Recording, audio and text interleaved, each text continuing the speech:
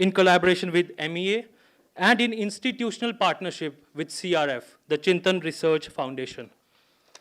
This year, we meet to discuss the theme, India and the World Order, preparing for 2047. In the course of deliberations, we ask a clear question: what kind of India will be a global power by 2047, and how should the world prepare for a redefined India? Our discussions will span global governance, economic growth, technology and innovation, migration and diaspora, India's civilizational ideas, and climate and energy. Today, we set the agenda with the curtain raiser and inaugural session. Tomorrow, we transition to working session, aiming to transform ideas into practical pathways. The Aravalli Summit is a part of platinum celebrations of SIS as we complete 70 years this year. Thank you all for joining us today and making it all the way more special for us. Let me welcome you now to the curtain raiser, which is dedicated to memory, legacy, and institutional reflection of SIS. Of all the schools of SIS, JNU, SIS lays claim to the longest history, going back to 1955. Join us as we take down a walk down the memory lane through this short film depicting the journey of SIS in 7 decades. Before we start this documentary, I request everyone to please keep your phones on silent.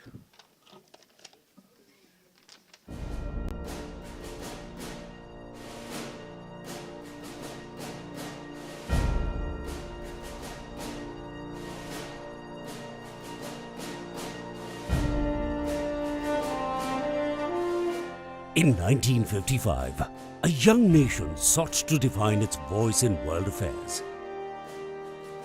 At Sapru House in Delhi, the Indian School of International Studies, today's School of International Studies at Jawaharlal Nehru University, was born.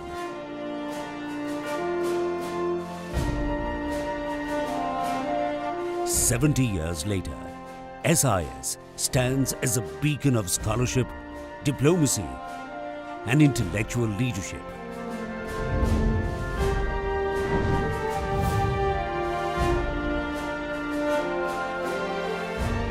SIS was conceived with a bold vision. India needed not just diplomats, but thinkers who could interpret world affairs through Indian eyes. The idea was to embrace a multidisciplinary structure and an intellectual commitment to understanding the complexities of the changing world. Visionaries like Hridaynath Kunzuru, A. Appadurai, and M.S. Rajan laid its foundations.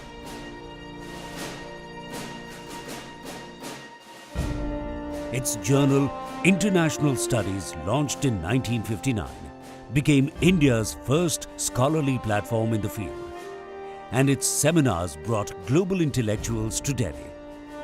The aim was clear: to produce knowledge rooted in Indian realities, not borrowed paradigms. I came to Delhi, an 18-year-old boy, exactly 60 years back, and I entered the portals of Sapru House, where Indian School of International Studies was located. That is the parent institution which spawned the School of International Studies in Jawaharlal Nehru University. And whatever I am, I owe it to the Indian School of International Studies and School of International Studies. Indian School of International Studies boasted of a student community which was truly international. Teachers were equally eminent. I remember Hans Marganto coming and teaching us his realist theory. In 1970, ISIS merged with the newly founded Jawaharlal Nehru University. It was a turning point. Now called the School of International Studies, SIS expanded into teaching, offering master's and MPhil programs.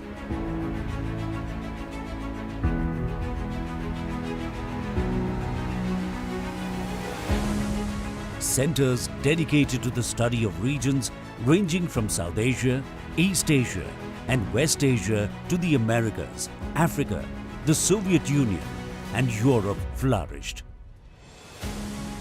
scholars like Urmila Fadnis, G.P. Deshpande, P.A.N. Murthy, R.P. Anand, Rahmatullah Khan, Bimal Prasad and others gave SIS its intellectual breadth. This was also the time when JNU's inclusive entrance exams opened the doors for students from every corner of India, enriching the school's diversity and democratic spirit. I followed my father, the late J.N. Dikshit's footsteps, who was among the first students at SIS when it was located at Sapru House. As we celebrate 70 years of the founding of the School of International Studies, we honor a legacy of critical thought, global engagement, and academic excellence. What made studying at SIS truly special for me was being part of an India rich in its diversity and vibrant in its spirit. The 1990s brought profound changes. With the Cold War's end, globalization and India's liberalization, SIS reimagined itself. A new generation of scholars joined, bringing fresh ideas by introducing critical and post-colonial IR theory and engaging with debates on multilateralism, globalization, environment and security, while deepening SIS's core strengths in area of studies and international law.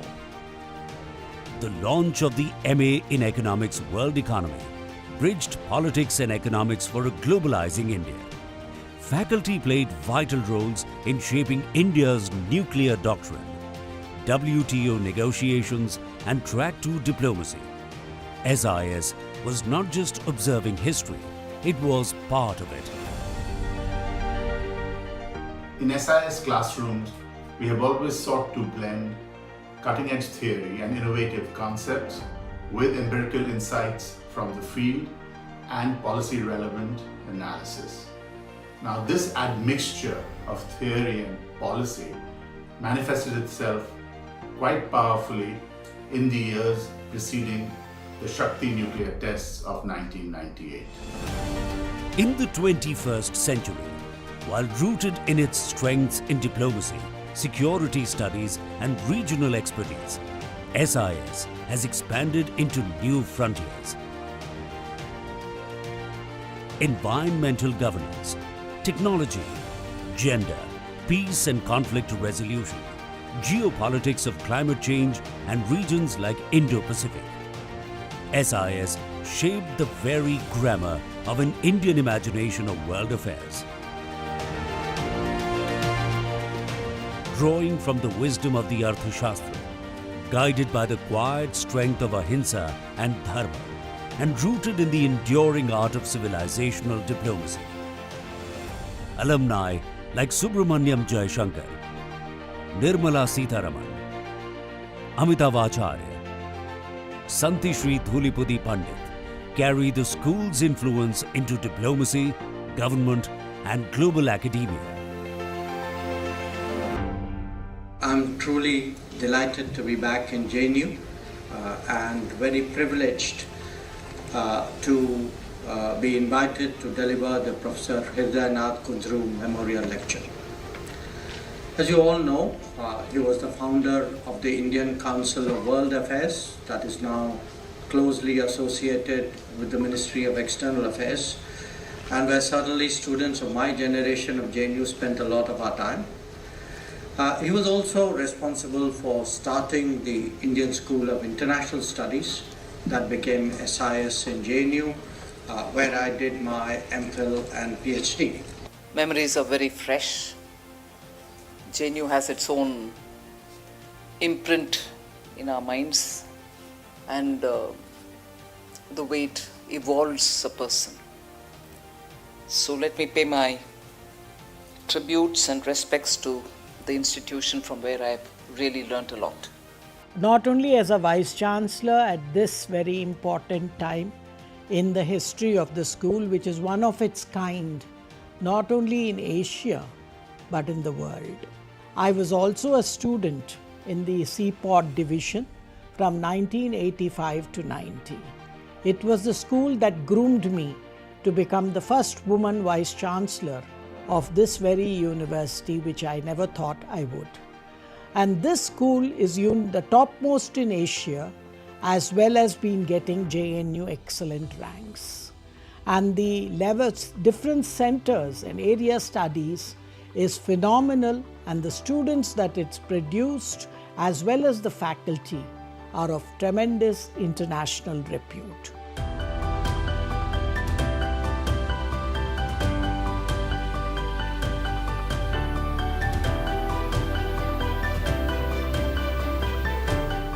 I think one of the most important job as an academic is to inculcate an ability to move beyond the narrow confines of our own surroundings and think and imagine things on global scale. SIS as an institution has given me that, and most importantly, it is a place that gives us people, the students from varied social backgrounds, a possibility of doing something and making a name for maybe ourselves. I always wanted to be at a place where I can get academic exposure and learn IR from the best faculty, and SIS has given me exactly that platform. Here we learn not just from academic classes, but various workshops and seminars which have been organized. For 70 years, SIS has indigenized the study of international relations.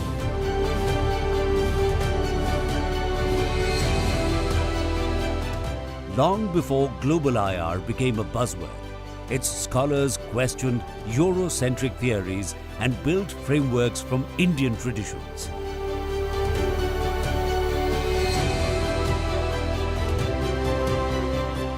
Its impact has been dual, nurturing policy-relevant scholarship while encouraging fearless intellectual inquiry. Students were taught not just to absorb knowledge, but to question it, to see dissent as dialogue and debate as discovery. That democratic spirit remains SIS's greatest strength.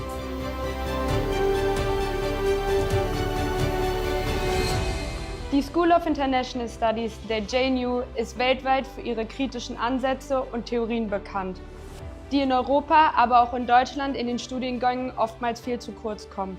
Und das ist auch der Grund, warum ich mich für die JNU entschieden habe. School of international studies विगत 70 वर्षदेखि अन्तर्राष्ट्रिय राजनीति, कूटनीति, सुरक्षा अनुसन्धान, क्षेत्रीय अनुसन्धान लगायत विभिन्न क्षेत्रमा उच्च स्तरीय शिक्षा प्रदान गर्दै आएको एउटा स्कुल हो. В факультете международных исследований мне посчастливилось познакомиться с очень интересными, глубоко знающими профессорами. Их подход уникальный, от моего понятия очень необычный. 私はインドから見た外交や国際情勢について学んでいます。この大学では日本をはじめ世界各国の教授や専門家から特別講義を受けることもできます。このような環境で勉強できることをとても嬉しく思っています。70 years ago, SIS began as an experiment. Today, it is among world's foremost schools of international studies, standing at the crossroads of scholarship and policy, India and the world. SIS is more than its buildings, faculty or programs. It is an idea, born in the fires of independence, tempered through 7 decades of change and revival. It carries a quiet conviction that knowledge of the world is power, and that power which must be forged, questioned and carried forward, generation after generation, like a torch passed through time. The School of International Studies at Jawaharlal Nehru University is not just one of the oldest schools anywhere in Asia, but also the most prestigious. The School of International Studies was born in 1955, and we are celebrating its 70th anniversary this year. It was born of a visionary impulse that India needed not just practitioners on foreign policy, but also scholars who could craft a distinct Indian point of view. Today, as we celebrate the 70th anniversary, it's a time for reflection. It's a time to look back, but also a chance to look ahead.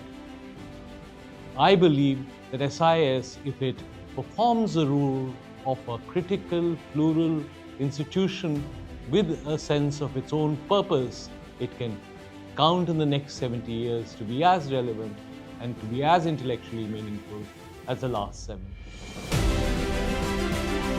As it steps into its 8th decade, SIS carries forward a promise to think independently, to speak fearlessly, and to contribute ideas for a more sustainable, humane, and just world. This is not just the story of an institution, but of India's journey to engage the world on its own terms. This is the story of SIS at 70.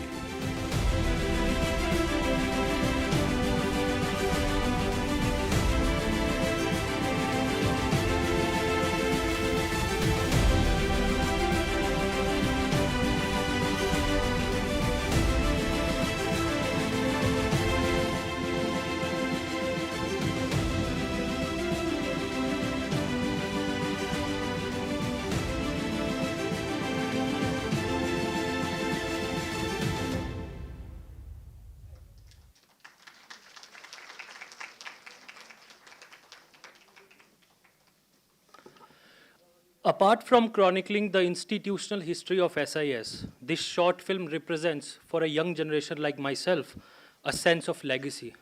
It establishes the need to carry forward rich traditions evolved in the 70 years of existence of SIS. We now move to the second segment of the curtain raiser, where we bring together professors emeriti, former professors, and distinguished alumni of SIS to present their reminiscence on the making of SIS. May I invite on stage our distinguished panelists now. First, I would like to invite Professor Pushpesh Pant. Professor Pant is a former dean of SIS JNU.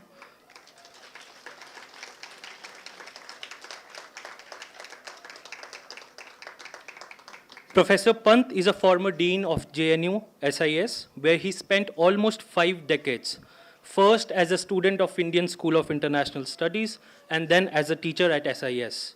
He is one of the most well-known faces of SIS, known for his varied interests and expertise ranging from international relations and diplomacy to culinary matters. Professor Pant will chair this session. We welcome you, sir.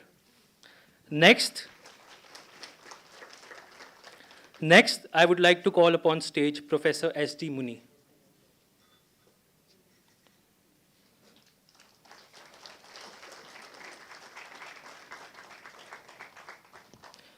Professor Muni has taught at SIS for nearly 40 years at the Center for South Asian Studies.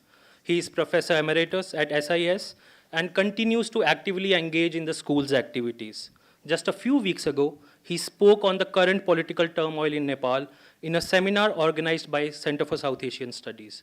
His expertise on the South Asian region draws also from his practical engagements and diplomacy through his assignments as India's Special Envoy and Ambassador. We welcome you, sir. Next, I'd like to call upon the stage Professor Ashok Guha.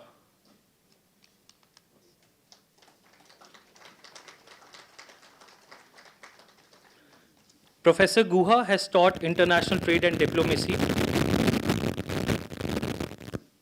for several decades at the Center for the Study of the World Economy. He is Professor Emeritus at SIS and is actively engaged in the school activities. He also recently delivered a lecture in the Dean's 70th Anniversary Lecture Series. Apart from JNU, Professor Guha has also taught at Yale, UCLA, UC Berkeley, and Georgetown. We welcome you, sir. Next, I'd like to call upon stage Professor K.P. Vijay Lakshmi.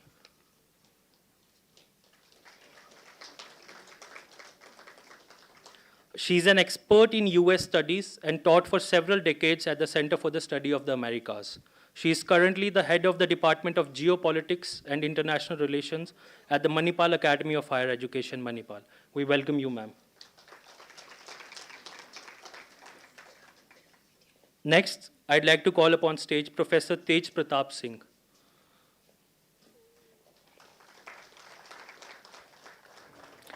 Professor Singh is a professor at the Department of Political Science at Banaras Hindu University. He is widely published and has several prestigious academic recognitions. He is an alumnus of SIS, having completed his PhD from the Center for American and West European Studies in '92. We welcome you, sir. Last but not the least, I would like to call upon stage Ms. Mugdha Sinha.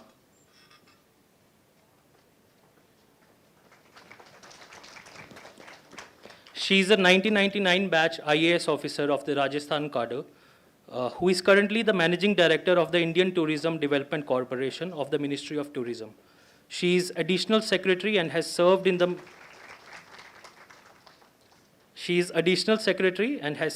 Ministries of Tourism, Culture, Commerce and Textiles in various capacities.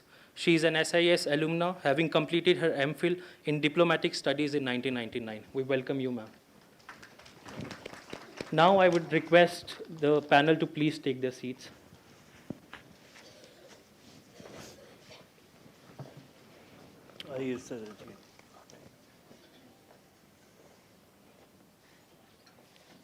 Our panelists for this discussion have one thing in common. They have all, at some point in their lives, been inside a SIS classroom, either in the role of a teacher or for some years, or in the role of a student for several years. Their reminiscences, based on their own experiences, will help us piece together a portrait of SIS. I now request the chair of the session, Professor Pushpesh Pant, to kindly take over the proceedings. Thank you, sir. I'm really very embarrassed. I'm sandwiched between two very distinguished people. Does it sound better? If it sounds better, this means the collar mic is, well, not worth it.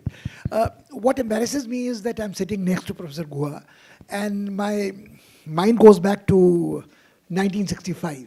I had joined the school, I was all of 18 years plus, and Professor Guha then was, I think, had not completed 27 years. And he had joined the school, one of the youngest professors. Even Amar Sen was not remembered as that. He had finished his PhD at 23 and 22 in 62 and joined the school in 63. So it was very interesting in the sense that Professor Guha was the youngest professor in the School of International Studies. And I think Asha called and I had a toss-up which one of us was the youngest student that year. My mind goes back for two other reasons. I'm very grateful to Professor Mattu to have invited me to be here and revive my memories. I'm the wrong person to do all these things. I'm very frivolous by temperament. I have no academic pretensions. I never published. I taught haphazardly. And I still remember that Professor Guha was an absolutely brilliant teacher who almost failed me. I got a B-, the only B- I ever did. But I remember him very, very vividly because I think Professor Guha had a brilliant way of teaching.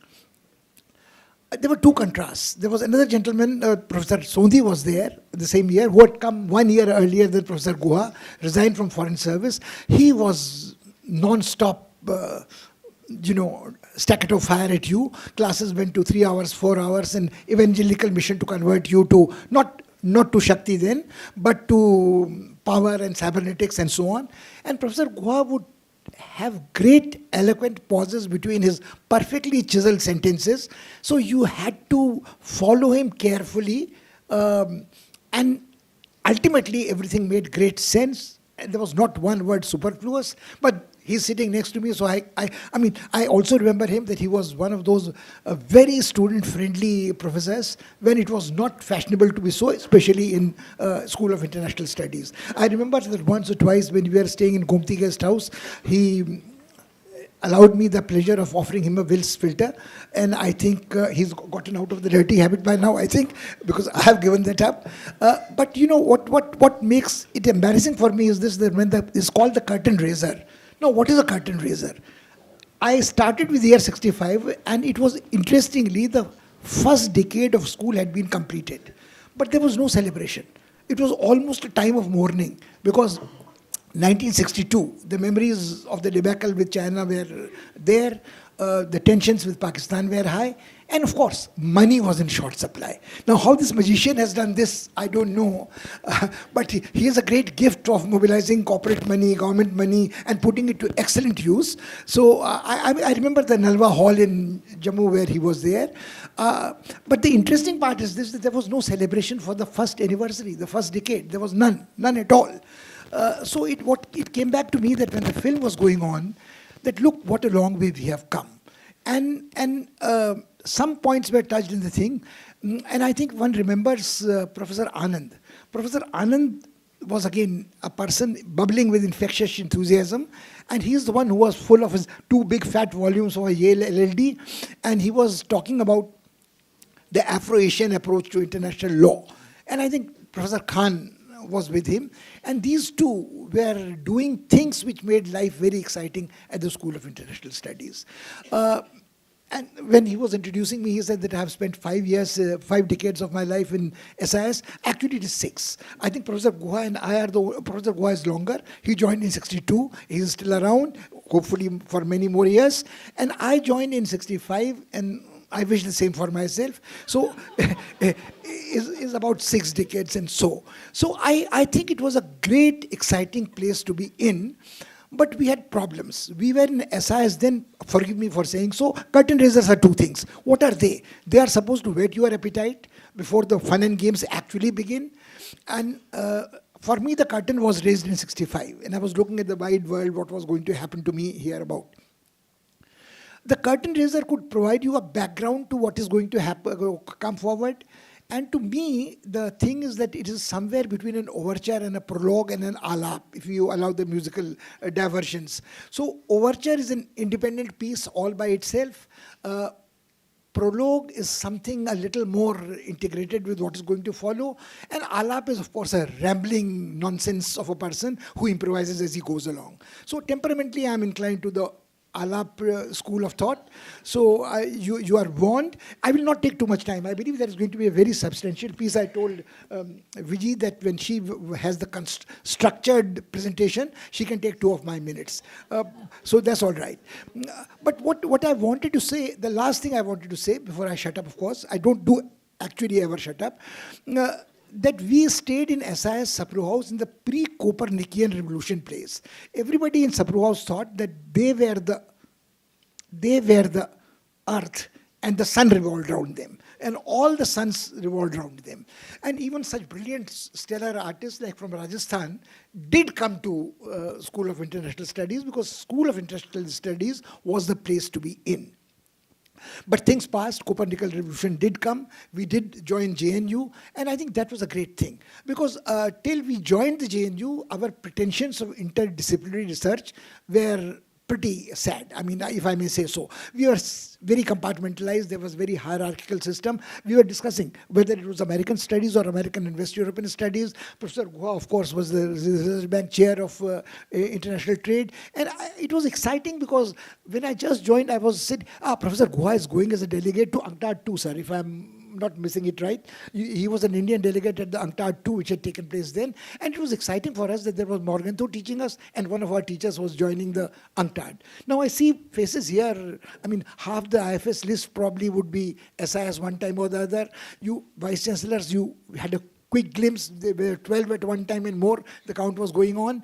But let's not get into that. I think what was most exciting was when we went to JNU, the school, the oldest school was put under pressure. There were other schools and we realized that what interdisciplinarity meant. The students came from other schools, joined our classes, like Dr. S. Jayashankar came from CPS to SIS. There were people like Venkat who were SIS originals. Amitabh Mattu, original SIS. Vijay, original SIS. CPS. Well, all right. We're nothing against CPS, nothing against CPS. They are after all us, you know, there are other planets which move around and we don't collide with them. But, you know, I am slightly curbed because of Dr. Muni sitting next to me. Because Dr. Muni is one of those people who has probably loved the school. And we have stayed together as hostel mates, we have stayed together as colleagues, we have stayed together as friends, and this has lasted more than six decades. So there are 2 people on my left and right who have shared this journey of this stupid person for 6 decades and put up with me and suffered me at times in silence. I barely escaped that B-. I did get a B-, but B- bottom would have been repeat of the course. So that's not the point. And I remember with very, very great affection people who joined SIS after we went into JNU. I wouldn't have been in JNU with a job unless Shishir Gupta had joined, Professor Shishir Gupta had joined. And Professor Shishir Gupta was there and Professor Bhavani Sen Gupta was there. And they were the only 2 people who were sort of what would today be called public intellectuals, writing in newspapers, talking about it. And right now what you see, there is hardly a day when you don't see the present dean speaking to power, speaking to opposition, and he's sitting here, it makes my task even more embarrassing. I think all I'm left to do is to send him that what a brilliant piece on Ladakh, what a brilliant piece on Kashmir. And he never spares anybody. And he uses language with such precision that he doesn't get into trouble. But the school doesn't get into trouble, the bulldozer doesn't come here, but the point is made. And I think I have greatly enjoyed being in SIS. I'll keep my mouth shut. And if I'm supposed to be a moderator, may I request Professor Guha to add to what I have said, sir? What about me? Sir, I will strictly follow my Guru-Shishya relationship. Okay. I'm quite embarrassed by Pushpesh's introduction. I'm also embarrassed because of the fact that first, I've been asked strictly to keep within time limits, and I'm a very slow speaker, so I have had to write out what I want to say, and will read it so as to keep somewhere within the time limits given to me. And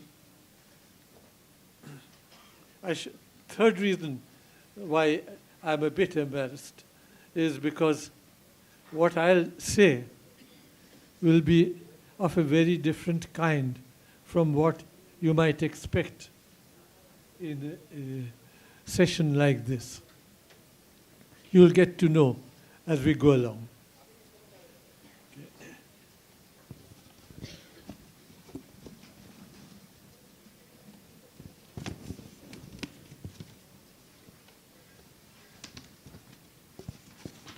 Reminiscences, recollections. But everyone gets bored with an old man's reminiscences unless they contain generous doses of two ingredients: scandal, one, and comedy.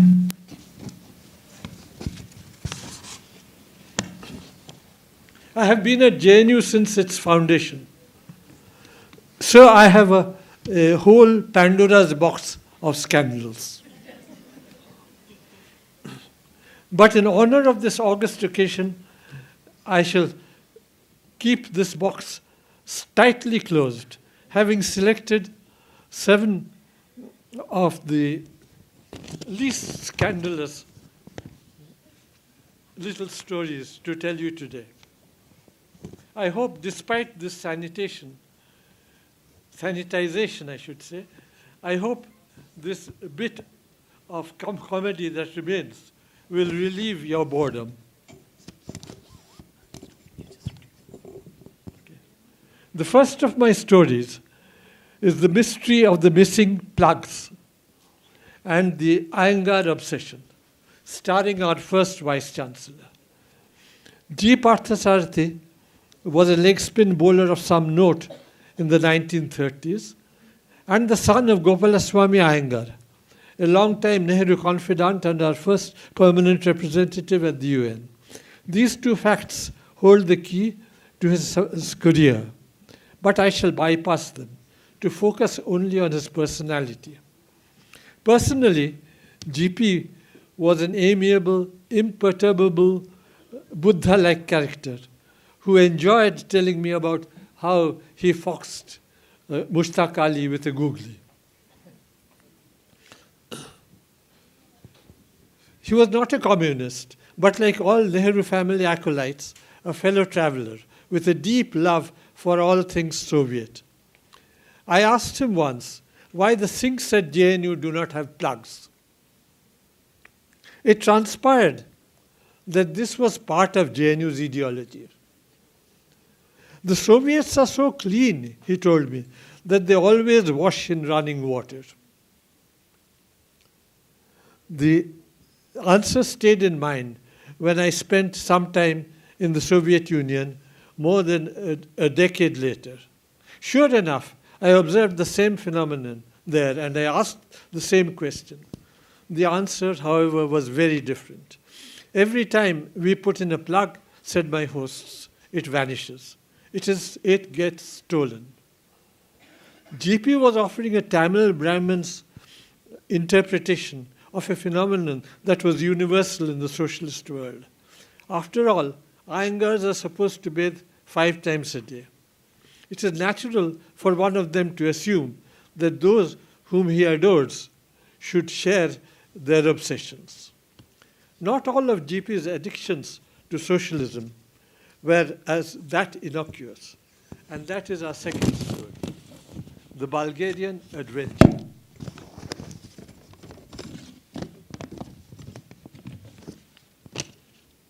JNU set up the first school of computer sciences in the country. Those were pre-PC days, a time when computers were massive in bulk and cost. It was therefore with much fanfare and many flowery speeches about our cooperation with the socialist world that GP installed or inaugurated our first computer, a gift from, would you believe it, Bulgaria. The Bulgarian computer worked, which was a miracle in itself, but only for 7 days. Then it gave up the ghost and stubbornly resisted all efforts of many expensive visiting teams of experts to rejuvenate it. The School of Computer Sciences functioned thereafter for many, many years without a computer, till the arrival of the PC. Meanwhile, I was approached by various Bulgarian visitors with bottles of misket and other goodies, and inquiries about how they could buy a PhD or at least an MA degree from JNU. Let's leave GP aside for our third story and focus on one of the many bizarre hats I had to wear at JNU. I was for a while a member of the sports committee. You may wonder what my credentials were for this job. Well, I owed my position to my wife. Professionally, she's a psychotherapist, and you may have thought that her hands would be full dealing with the permanent patient at home. However, Indrani is a woman of many parts. So apart from being a psychotherapist, she's also a judoka. Now, a judoka needs to practice, especially her throws. And you cannot practice throwing without somebody to be thrown. Drishti, my daughter, had not yet been born. So I was willy-nilly elected.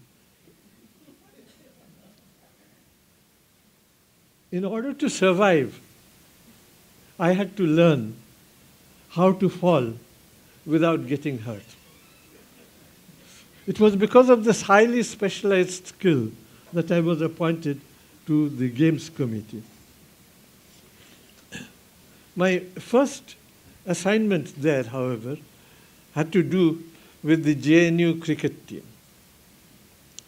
The cricket team had to negotiate many problems, including the wrath of the student union, which had declared cricket to be a capitalist colonialist conspiracy. This was in sharp contrast to the highly proletarian game, tennis, which coincidentally happened to be Comrade Sitaram Yechuri's favorite pastime.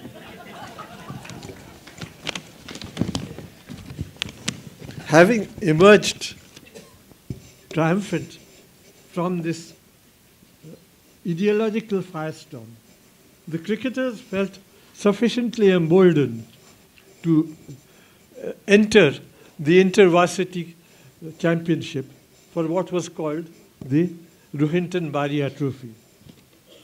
However, this was a battle of a very different order.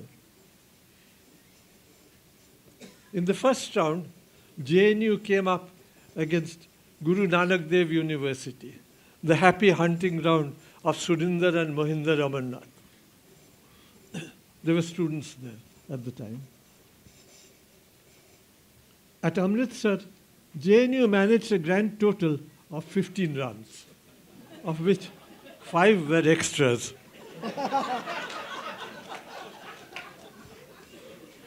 The top scorer to be elected captain for the next year had scored 2.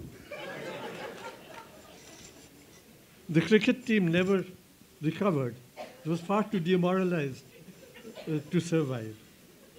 The capitalist colonialist conspiracy was foiled. Junusu and Comrade Yechuri had had the last laugh. Just as weird were my experiences as foreign student advisor, which I was for many years.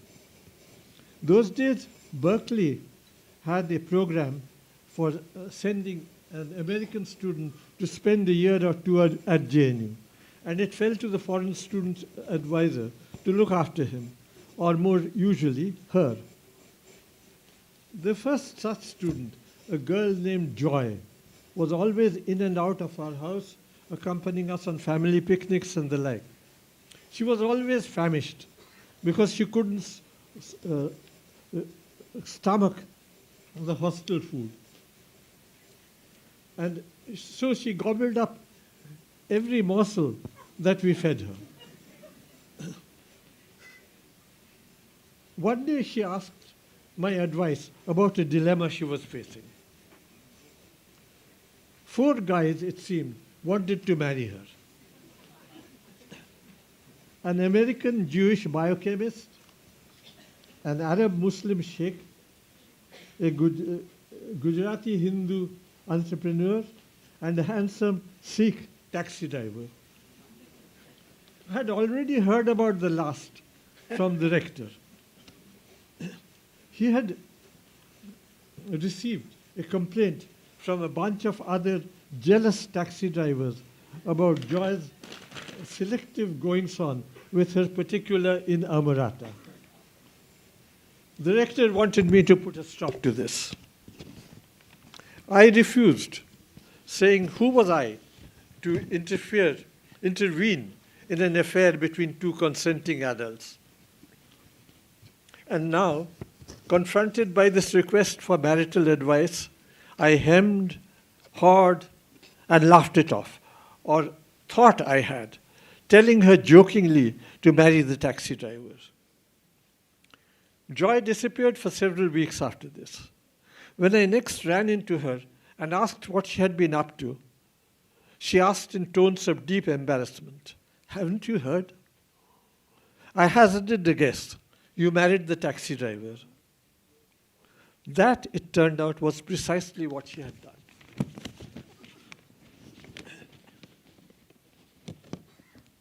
Soon after she left for California, taxi driver in tow, now legitimately married to a true blue American citizen. Some years later, I was teaching at Berkeley when she contacted me. Her husband, it seems, hadn't been comfortable in the environment of a highly intellectual American family. Fortunately for him, California was already chock full of communities from rural Punjab, complete with chapatis, charpais, and balle balle. In one of these, he had discovered a soulmate, a sympathetic listener to his tales of woe, and, you guessed right, absconded with her. Joy's love story came to an untimely end. Thereafter, she decided to devote the rest of her life to the Peace Corps. The next recipient of the Berkeley Fellowship was Sue, a dazzling beauty. At SIS, however, she encountered a guy who was even more beautiful. Together, they formed the handsomest couple I have ever seen. Unfortunately, despite despite his beautiful exterior, Sue's boyfriend was entirely solid upstairs. Not more so, however, than the supervisor he had managed to acquire. When Sue decided to take a hand in her boyfriend's education, she discovered that he had already submitted the first 2 chapters of his MPhil thesis to his supervisor, and that they had been verbatim copies of 2 articles he had read. Aghast, she asked, "Can't you at least change the words a bit?" When he confessed that he couldn't, Sue decided to write the 3rd chapter for him in her own words. The supervisor, confronted by a chapter that had not actually been plagiarized, was enraged. "Why couldn't you write nicely?" he stormed. "Just as you did in the first 2 chapters. Do it again." He did it again, keeping Sue as far away from the manuscript as he could, and so duly received his MPhil. Meanwhile, he and Sue were married and left for California, not happily ever after, though. The marriage lasted no longer than joys. JNU seems to have been a fertile field for matrimonial alliances for visa purposes and the like, but not for holy wedlock till death doth us part. I'll switch now to a role that would interest Amitabh, that of the dean. From the late 70s onward, I had refused the deanship several times.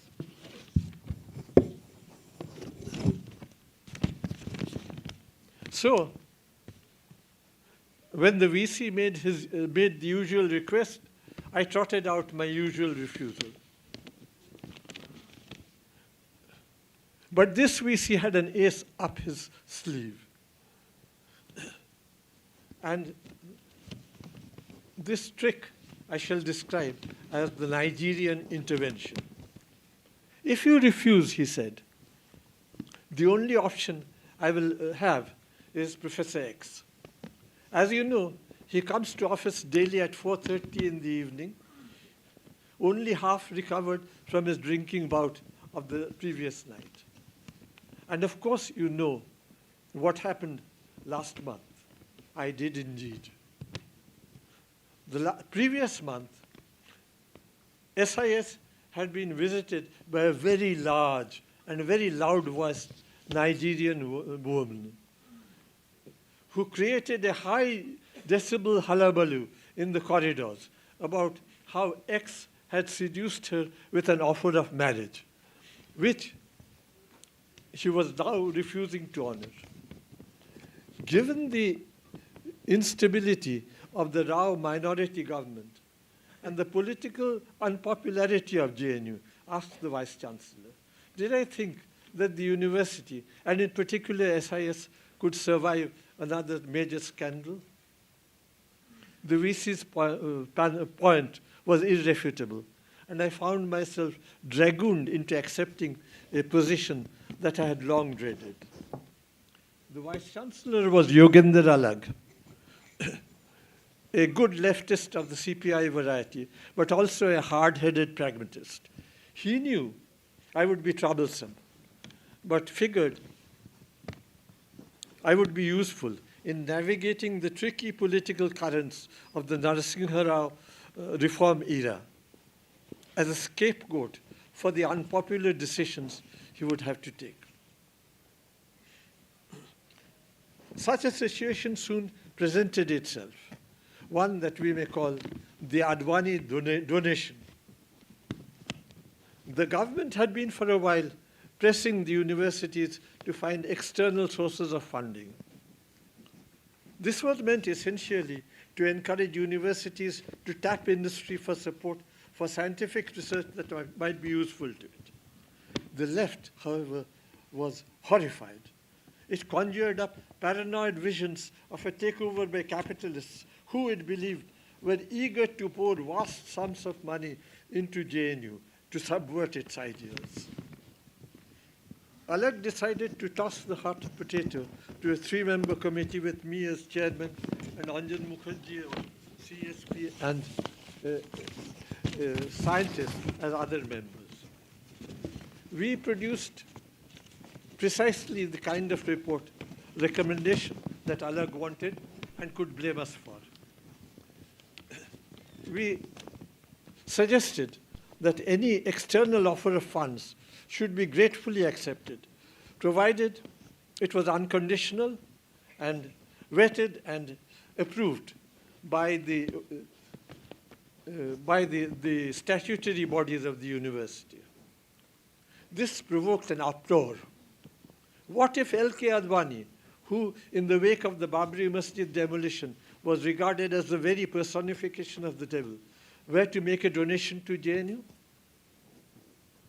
I argued that in this infinitely improbable event, we should accept it, subject to the 2 provisos in our report. The provisos would ensure that the donation benefited the university without in any way deflecting it from its general course. In fact, the left should be particularly eager to accept the donation, since it would leave Advani poorer and no closer to his supposed objectives. I argued further that those who had accepted scholarships established by that most brutal and violent of imperialists, Cecil Rhodes, could surely not object when money was given not to individuals like them, but to institutions. This was, of course, a low blow. Both the most vocal opponents of our report were Rhodes scholars.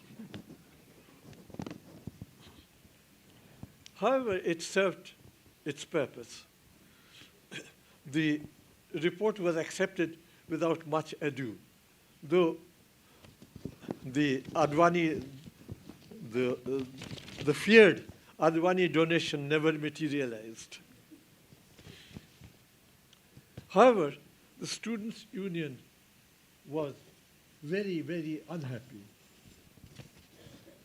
Their leaders went to the VC, whom they believed was sympathetic to them, and asked if nothing could be done with Professor Guha. Alag threw up his hands in helpless resignation. He understood their point of view, he said. But since I had tenure, they would simply have to accept me as a given. My relationship with Alag was complex and often bordered on the comic. We were bound together by a network of implicit mutual blackmail. He knew that I would do everything I could to avert major damage to SIS. I knew that he was desperate to ensure against adverse publicity that would besmirch his image as an able administrator. We exploited each other's vulnerabilities. One of my few minor triumphs in this game was what I shall describe as the affair of the broken toilet. One morning I learned that a toilet in one of the school's bathrooms had broken the previous night and was now lying in filthy pieces on the floor, making the bathroom and indeed the whole corridor unusable. I rang up the chief engineer, apprised him of the problem, and requested immediate replacement. I thought I had explained the urgency of the situation, but after 10 days without any action, I called the chief engineer again. He explained in words of one syllable. I had committed the cardinal sin, a violation of Standard Operating Procedure, SOP. I should have written to the assistant engineer. If the latter thought it worthwhile, my note would be sent upward through the engineering hierarchy, collecting the remarks of everybody in this ladder until it reached the table of the chief. If the chief considered such drastic action appropriate, he would then constitute a committee of representatives of engineering, finance, and the school. These representatives would be nominated by the respective departments and would have to accept the nomination in writing. If they did, a coordinator would be appointed from among them. The coordinator would then arrange an inspection, a joint inspection by the entire committee of the site, namely the broken toilet, and a subsequent meeting to decide on their conclusions. Was the toilet really broken? Could it be repaired? Was it really necessary anyway? The report would then go to the chief engineer, who would, if he saw fit, decide on replacement. Tenders would then be invited through public advertisement, applications received and scrutinized by yet another committee, and a decision eventually taken on which toilet to buy.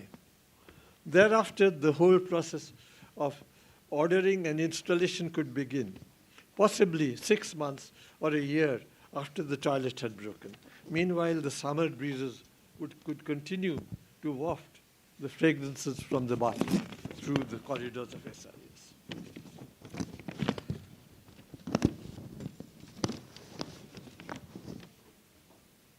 Alag had instituted a practice of regular meetings with all his deans to keep himself abreast of affairs. At the next dean's meeting, I related the saga of the broken toilet in painful detail. Was this the best we could do? I asked. After all, the chief engineer needed just one peep at the toilet to see that all the king's horses and all the king's men couldn't put Humpty together again. Why did we need a committee of wise men to establish this? The whole room burst into laughter, but not Alag. He persisted in defending his SOP. It was at this point that I decided to deploy my secret weapon. What do you think, I asked, would happen if the press got wind of this affair? Imagine the headlines. The stink at JNU is real. Our special correspondent sniffed it herself. The toilet was replaced the next day. We began with bathroom sinks and ended up with toilets. We have come full circle, and it is time for me to stop. Thank you, sir.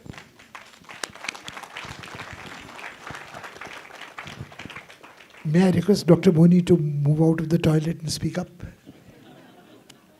Thank you. Am I audible on this map? No? Am I audible? Well, I could as well go there. To begin with, I'm really, really grateful to the organizers of this conference and particularly the Dean, Amitabh Mattu, for this invitation and asking me to be a part of this magnificent event, I must say that.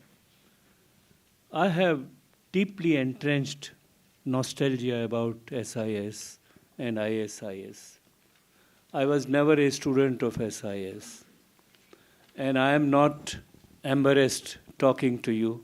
In fact, I am delighted to be in your midst. I've seen from close quarters, I've seen the evolution of ISIS into SIS, and I appreciate a sentence which Amitabh wrote in Hindu about SIS. I may differ with words if I read it out. SIS has been a furnace where ideas meet power, where scholarship shapes strategy, and where India's intellectual sovereignty is forced. I may change a word here or there, but I fully endorse the spirit. Before I come to that evolution, let me briefly tell you my engagement or association with ISIS and SIS without being its student. In 1966, Professor K.P. Karunakaran came to Jaipur, and I was his first PhD scholar there. He was my first supervisor. When he came back to School of International Studies, I got a telegram admitting me without my applying with a fellowship. But my professor in JNU would not let, in Jaipur, would not let me go, so I could not come and become a student. But I joined the Sapru House hostel with Pushpesh and many others. And I tell you, the Sapru House hostel almost shaped, designed, and made my life and my career. Sapru House hostel gave me my love. Sapru House hostel gave me my education. A science graduate who did his political science masters as a private candidate, I was never taught political science in any classroom. So when I came to Sapru House hostel, I was exposed to ICWA conferences and lectures and meetings, and ISIS conferences, lectures and meetings, and interacting with all these bright students who were all around, taught me what international relations was, and it gave me a perspective of international relations. That's how my schooling of international relations has been, not otherwise anywhere else. The hostel introduced me to metropolitan life, and the hostel also introduced me to the core of international politics. On one occasion, the British Prime Minister visited ICWA for a lecture. The JNU students decided to demonstrate against his racial policies. And as a hosteler, I joined them. And we were all put in the prison. But G. Parthasarthi and Professor Bimal Prasad, who was the hostel warden at that time, got us released with samosas and tea. So that was an experience of life, and I knew how international politics is affecting almost each one of us. I tried to enter SIS, applied. I was appointed a research assistant, which I thought I would not join. I did not join. My first attempt at becoming an assistant professor in diplomacy division failed. Second time I got in, and then I became a part of the SIS. The SIS entry was almost a surprise entry. And with all the love and affection, I should say that I was treated as an outsider. I was an outsider even in the hostel, where I paid more than regular students because I did not give my establishment charges. And I had to vacate the hostel room every year or whenever the warden so wanted. But it was a fantastic experience, as I tell you. So when I entered SIS, a part of the faculty looked at me as an outsider, and a good deal of students looked at me as an outsider, because one of their leaders was also the claimant of the same post, and somehow this is how it happened. 1974 to 2006, the SIS chiseled me, made me what I am. I wouldn't be without the SIS in one form or the other. It created a very congenial ecosystem for me to professionally grow, both in IR and area studies, and build my career and also my professional trajectory. Therefore, I am totally a part of the SIS evolution. Tremendous love and affection from the faculty colleagues, tremendous love and affection from the students, which I cherish these days. And that's why I still tend to come and be with all of you on any occasion which is possible. Now let me come to the spirit of the SIS. SIS has made a tremendous contribution to India's national life, which I think no other institution in my mind has ever made. It is a Vice Chancellor, one of the Vice Chancellors, K.R. Narayanan, who had his intellectual roots into SIS for being a former diplomat, became the president. He was also the vice president. He was also the Minister of State to begin with, after being the Vice Chancellor. We had Hamid Ansari as a Vice President, but he was also the visiting professor before that to the School of International Studies. We had several Ministers of State, not several, but K.R. Narayanan, Yogendra Alag, Digvijay Singh, who was an SIS student and fought against the left thrust amongst the students as a free thinker, but he made it up to that. Several vice chancellors, 2 of the Padam Shris we have amongst us, and members of parliament. I mean, this kind of a contribution. But in addition to that, the SIS has produced diplomats, which have, I think one of them is sitting with us, but many of them, Jaishankar is of course an example, he'll come and talk to us later on. We have produced diplomats of that type, both amongst the students and amongst the faculties. There were 5 of the faculty members who have served as ambassadors elsewhere. There are 2 or 3 of the faculty members who served as advisors to the foreign government, Professor M.S. Agwani, V.S. Mani, and M.S. Rajan. So you have this spectrum in which the national life cannot be really recalled and connected without reference to the SIS. Then you have, through continuous interaction with the MEA, writing reports for them, and all kind of meetings where they were called as experts and giving their views on critical policy issues, which I don't think any other institution has really done that. Now, this is where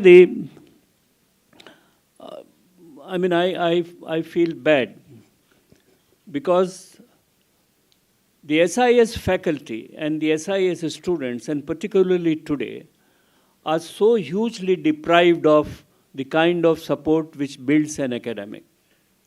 In terms of fieldwork, in terms of library facilities, sometimes me, Satish Kumar, we even got some of the Ford Foundation money for doing this, but not through the MEA. And there was one small grant which was given by the MEA to SIS that was for holding the National Convention on International Affairs led by the SIS, and that unfortunately was withdrawn in 2014. And I was personally very upset about it. In fact, Pinak Chakravarti, who was the then secretary, I said, what is this? Why has it happened? You had made the grant and you are withdrawing it. Therefore, I compliment Amitabh that he has brought the MEA back to where it should be. The MEA has been funding India Foundation, MEA has been funding Gateway House, MEA has been funding ORF, and why not SIS, why not JNU, one of the oldest and best established institution which has been there. So I think this kind of a national contribution, and the message must go to the Minister of External Affairs, that this grant should not be a one-time grant. It should be diversified, and certainly the faculty and the students need what you call the fieldwork support. If you really expect the quality content in the research and the work of this school, which it has done under several odds. In fact, Shishir Gupta once told me that if 30 to 35% of the faculty is working well and sincerely, the institution would shine. This is what his idea was, and I'll come to Shishir's in a short while.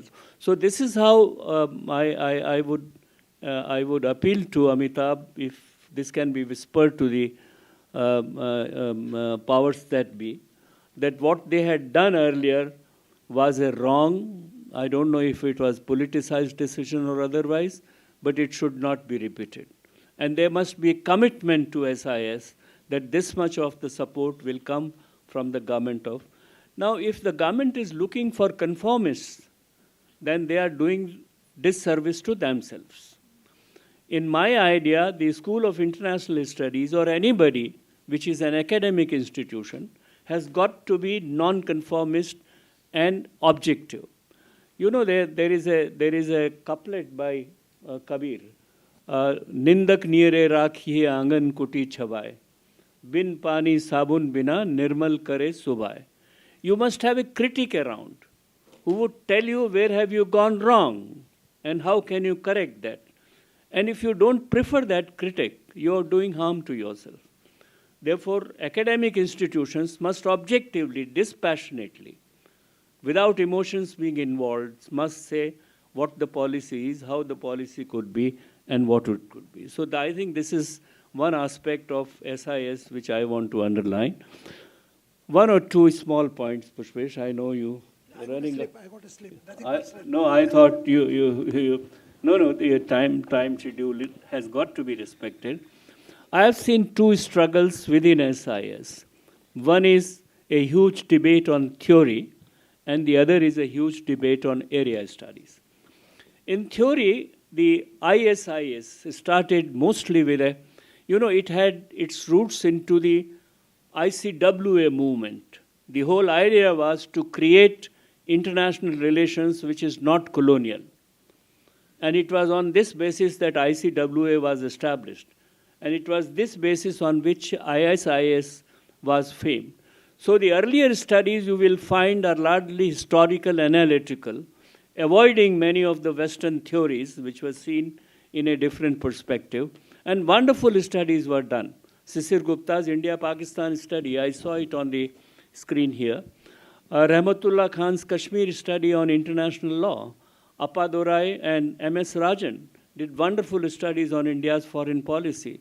K.P. Karunakaran, much before Maxwell wrote India's China War, he had a paper criticizing Nehru's forward policy which could create trouble in the 62 context.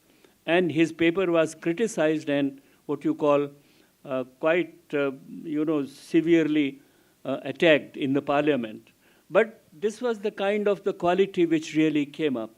Later on, young and more sophisticated colleagues joined, and there was a debate on how much theory should be brought in over here in these studies.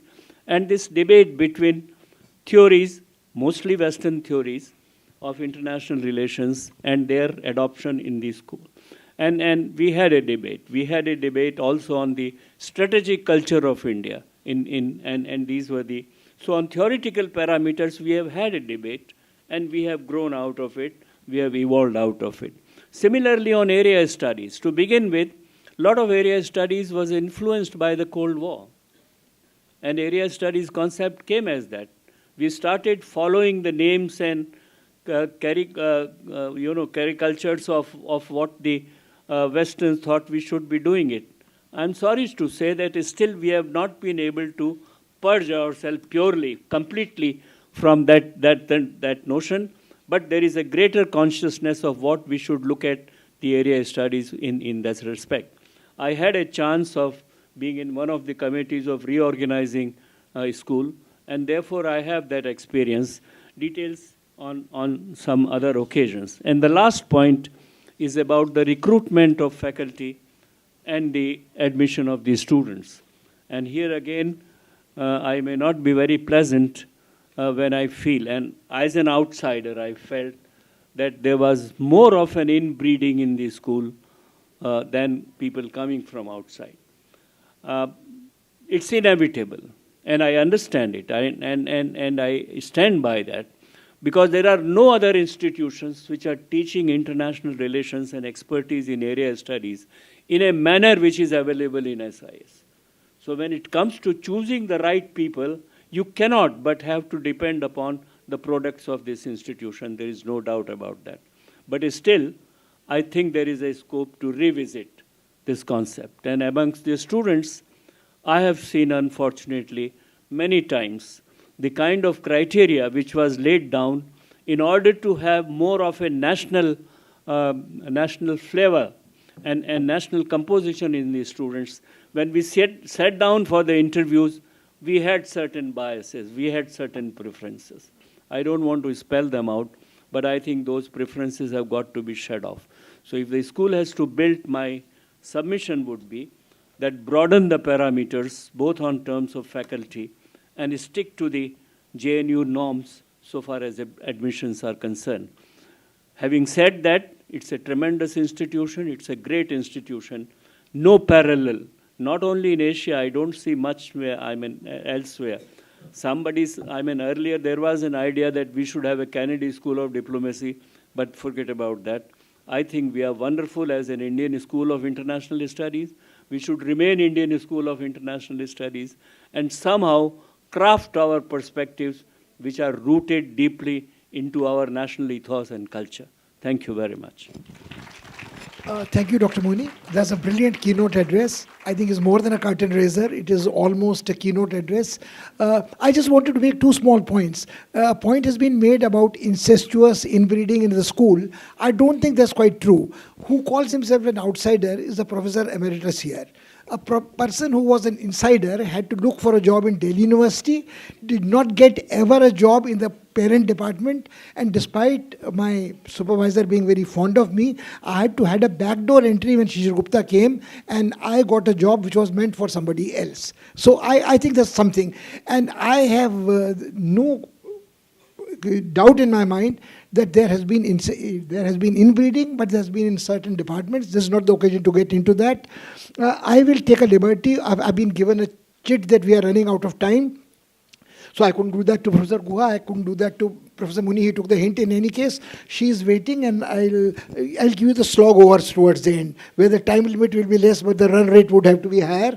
Can I request Mugdha to keep that in mind? And Can I speak from this? Please do, please do.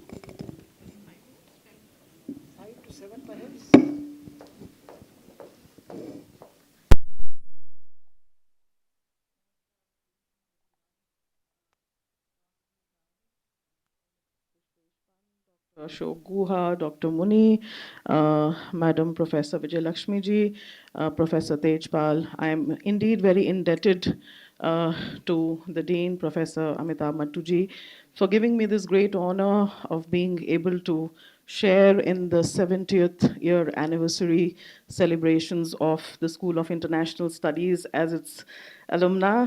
So thank you very much, sir. And to be able to share the stage with my esteemed professors, at least 3 of them have taught me, and I've worked with one.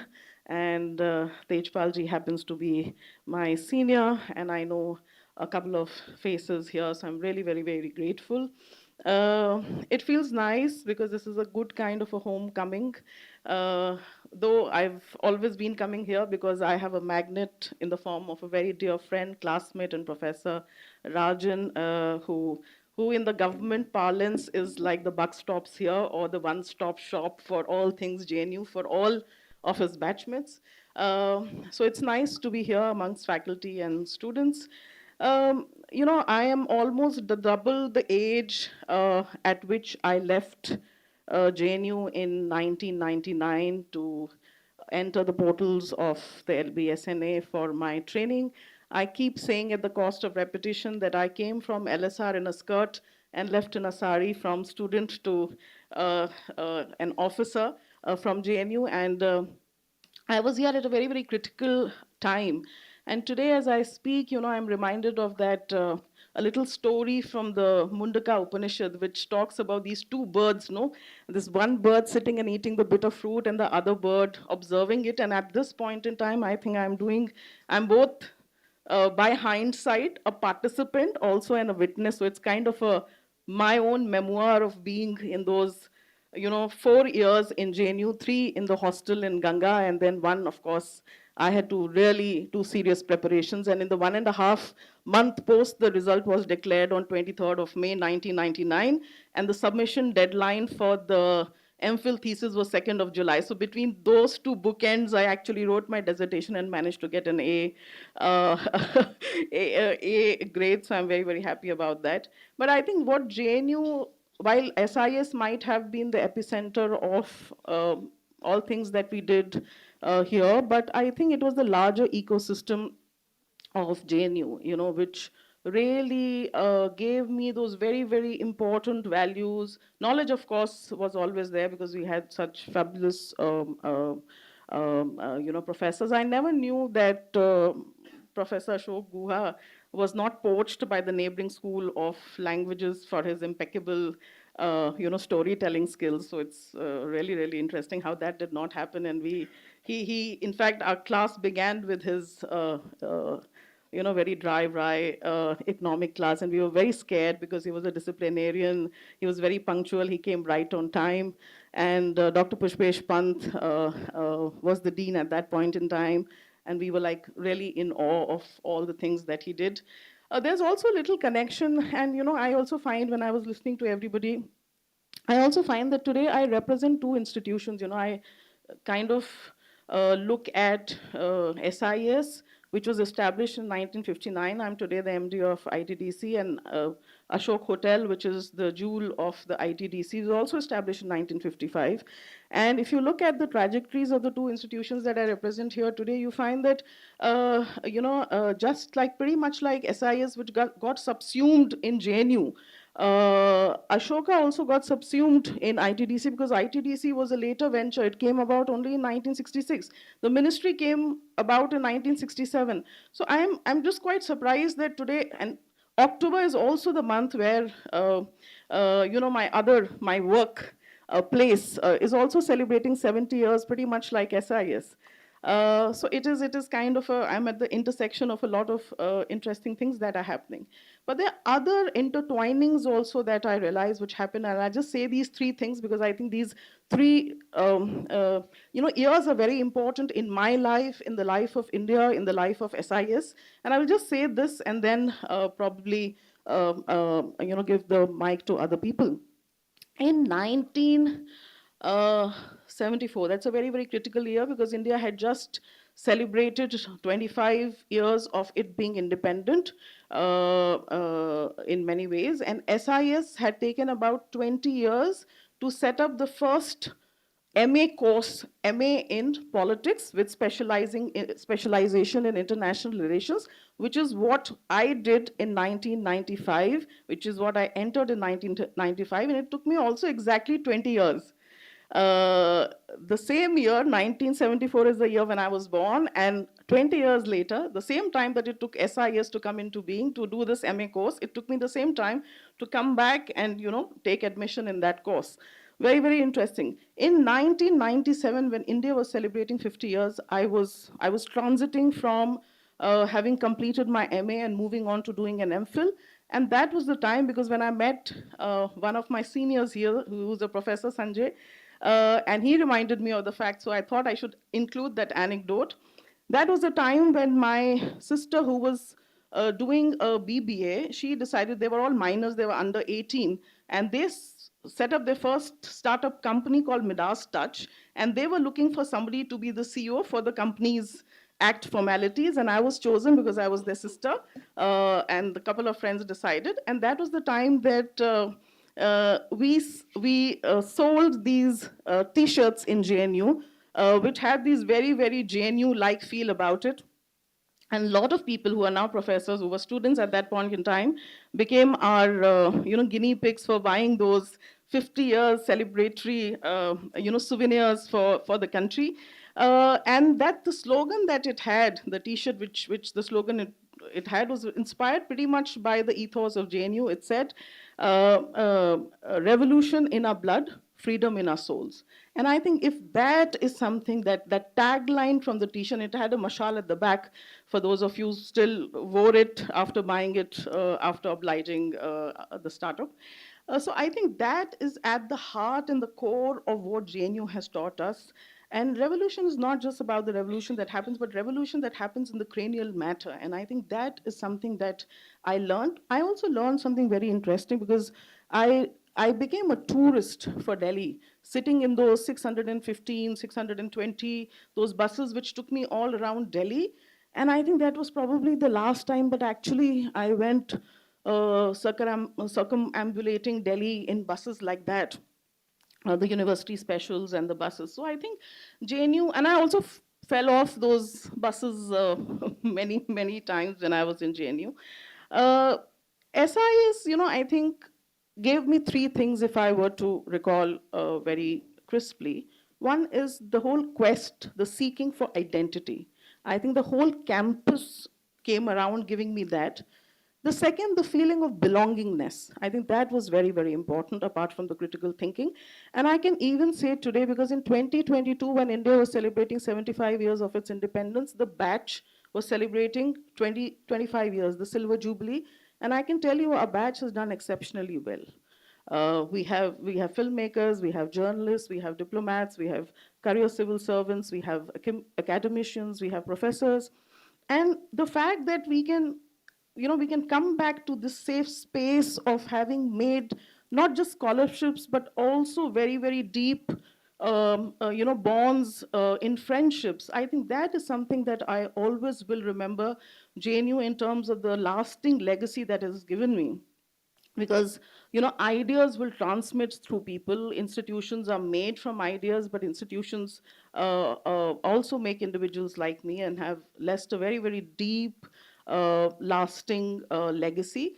One thing that, when we went to Labasna, there were a couple of us from JNU who entered the service in the same batch, and we had an auditorium like this where we had lectures and where we could ask questions. And the moment, first time we realized that all of us from JNU had raised their hands. And it kept repeating. And then everywhere we went, they said, ye JNU se hain. Yes. ये JNU से है, ये बहुत questions पूछते हैं, और questions ही नहीं पूछते, they ask very long drawn questions. So that is something that the critical thinking, the ability to be able to dissect stuff and the ability to be able to ask questions, I think that autonomy, the freedom of expression, I think this is all part of the SIS core values, if I can say, that I have had the great honor to receive from my mentors, and some of the mentors continue to mentor me even now. So I'm very, very grateful that I get this opportunity today. My articulation, in fact, is an ode for all the things that I have received in bountiful measure from all the fabulous people. Thank you very much for having me here. Thank you. That was wonderful. I will just take 30 seconds because she was full of coincidences. Dr. Karan Singh was missed out. Dr. Karan Singh gave his land, gifted it to Ashoka Hotel to be built, and he was the first chairman of the ITDC and the Minister of Tourism, and he was also the Chancellor of the JNU. And Amitabh, there is a strong J&K connection both at the Ashoka Hotel and this place and several other places. Can I request Dr. Singh to please, and you'll forgive me, Vijay is going to kill me, but I think if you could be short. No, you don't have to give up. All the time after that is yours. you will be delivering the valedictory. No, the minister is not at the door. The wolf is at the door. Respected Chair, Professor Pushpesh Panji, Professor S.D. Moniji, Professor Ashok Guhaji, Professor, we are habit of saying Professor Mugdha Sinha ji, and Professor Vijay Lakshmi ji, Professor Amitabh Mattu sir and Venkat sir. I was surprised by the choice of Professor Amitabh Mattu keeping me in this panel, because probably he wanted to make it a very inclusive panel, and he wanted to be very accommodative, and he wanted to have all kind of people represented, because JNU has been very inclusive, have been very accommodative, and in fact the JNU has always given importance to the people who are coming from different background. I came from University of Allahabad.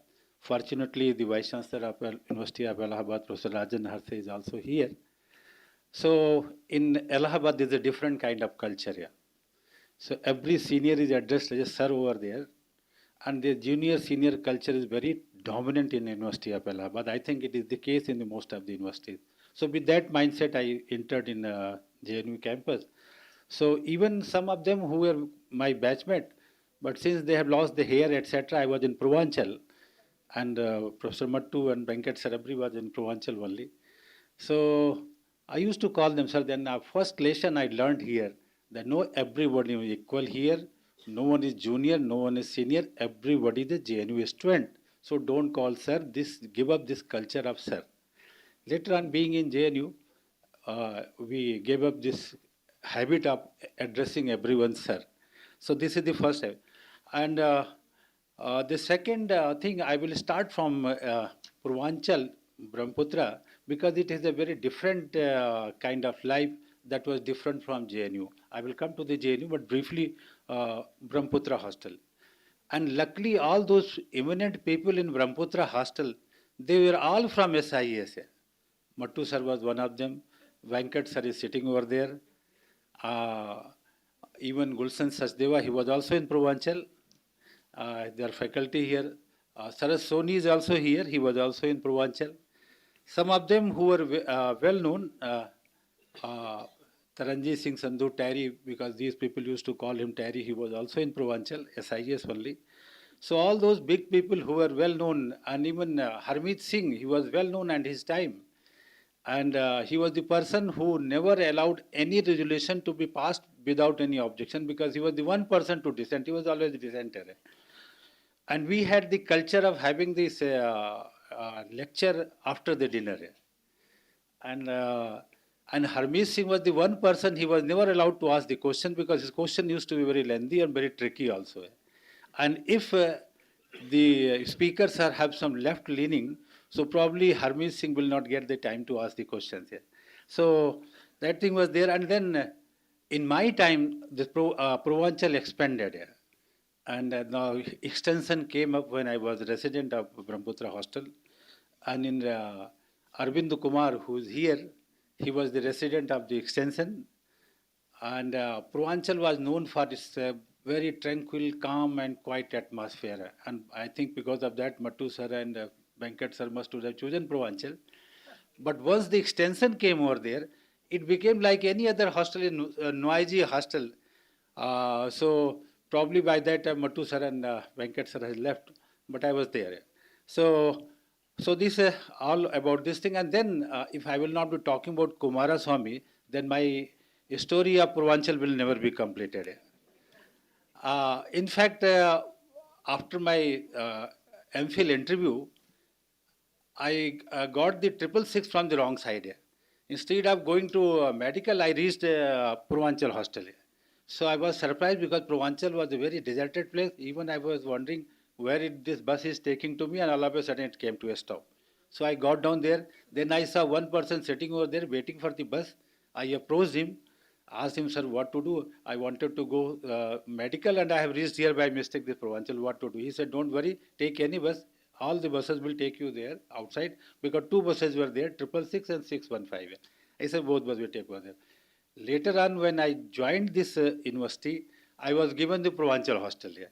So I remember Kumaraswamy only because he was the person whom I met here. So later when I met him, I remembered him and I asked that, sir, what is your name, sir? He said, why? I said, sir, you are the person who told me how to get out of this place here. So my association with Kumaraswamy goes that.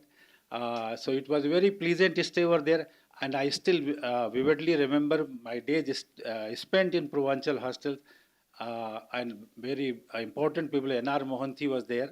He was well known in the campus. Dhananjay Naik and other friends were there. So we have a very strong memory. Coming to the this SIS here. In my time, when I took admission here in 1986 to 1992, I was here. When I took the admission, SIS was the downstairs. So it was the down campus. In my time, SIS shifted from down campus to the up campus. The new building, its earth-breaking ceremony happened when I was here. The building was completed, and the whole SIS was shifted from a down campus to the up campus here. So Purvanchal hostel expanded, one more extension, and then this thing here. So a lot of activity happened. Many hostel also came up in when I was a student here. Narmada hostel came up, Sabarmati came up in my time here. Yeah. Coming back to finally my own center, I was in the Center for European Studies. It was known at that time Center for American and West European Studies. Madam Vijay Lakshmi was also there. In fact, when I was a student, she had joined as a young faculty. Yeah. So Professor Chopra, yeah. Professor S.S. Chopra was my supervisor, and about whom everybody used to say that if the world has to be, the world history has to be divided into three parts. So one is pre-de Gaulle, one is de Gaulle, and post-de Gaulle. That's all about the world history. So that was famous about Professor Chopra, sir. He was my supervisor. Others I'm not talking about because Vijay Lakshmi will be talking about this. And finally, this BHU. The BHU JNU has very strong connection, and one of them is Professor S.D. Mani himself. Very briefly, very few people know. Very briefly, he joined BHU. He was there in BHU for a couple of years, but probably his affection and his close association with SIS did not allow him to continue there in BHU, and he returned to SIS. Many BHU students have now joined this university. When I go out of this room anywhere, I found everywhere now this university is full of BHU. And probably now in my faculty there are 4 JNU who have studied here in the SIS JNU. If I am including CPS also, the number will go to the 7, 8. So 4 SIS students are there as a faculty because of, I think, our presence over there. Large number of students are coming here. Finally, I will conclude with this thing that Professor Muni has raised very good point, that why this when the Indian perspective of international relations will come. Whenever the Indian perspective of international relations will come up, JNU has to play the leading role. JNU, in fact, many work has been done, but still probably it is not sufficient. But I am surprised when, because in 1919 international relations started. I think first chair was established there in United Kingdom. And in the same year, Binay Kumar Sarkar writes a Hindu theory of international relations. And it was published in the American Political Science Review that was brought out by the American Political Science Association. It was prestigious journal at that time. It is still prestigious journal. But in the more than 100 years, we have not made much progress in developing Indian perspective of international relations. I am pretty sure under the leadership of Amitabh Mattu sir and many other, Indian perspective of international relations will be developed. Finally, I am concluding with this, that when with the MEA money, ORF is organizing Raisina Hills Dialogue, and India Foundation is organizing Indian Ocean Conference, and RIS organized the University Connect program. So why not Jawaharlal Nehru University should organize this Aravalli Hills Conclave every year? It should be an annual affair, and I am pretty sure under the leadership of Amitabh Mattu, definitely Aravalli Summit will become an annual summit funded by the MEA, and it will be more popular than the Raisina Hills, than the Indian Ocean Conference under the dynamic creative leadership of Mattu sir. Thank you so much, sir. Thank you so much. Thank you. Vijay, at long last, the stage is all yours. You have 20 minutes to begin with. No, I'm having a look at the watch. We have till 5:45, and the lighting of the lamp is at about another 15 minutes after that. So you can keep one eye focused there to see if Dr. Jaishankar is walking in, his security is walking in, and all yours.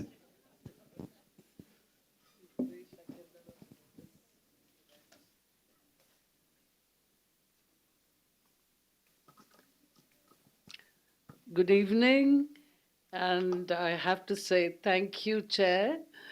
As I expected, it was unexpected. He is known for the known unknown.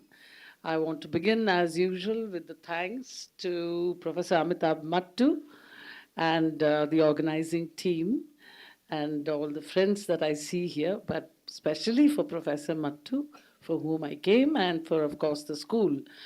You know, there are many things that have been already said. I have a prepared speech, but I'm not going to go through fully.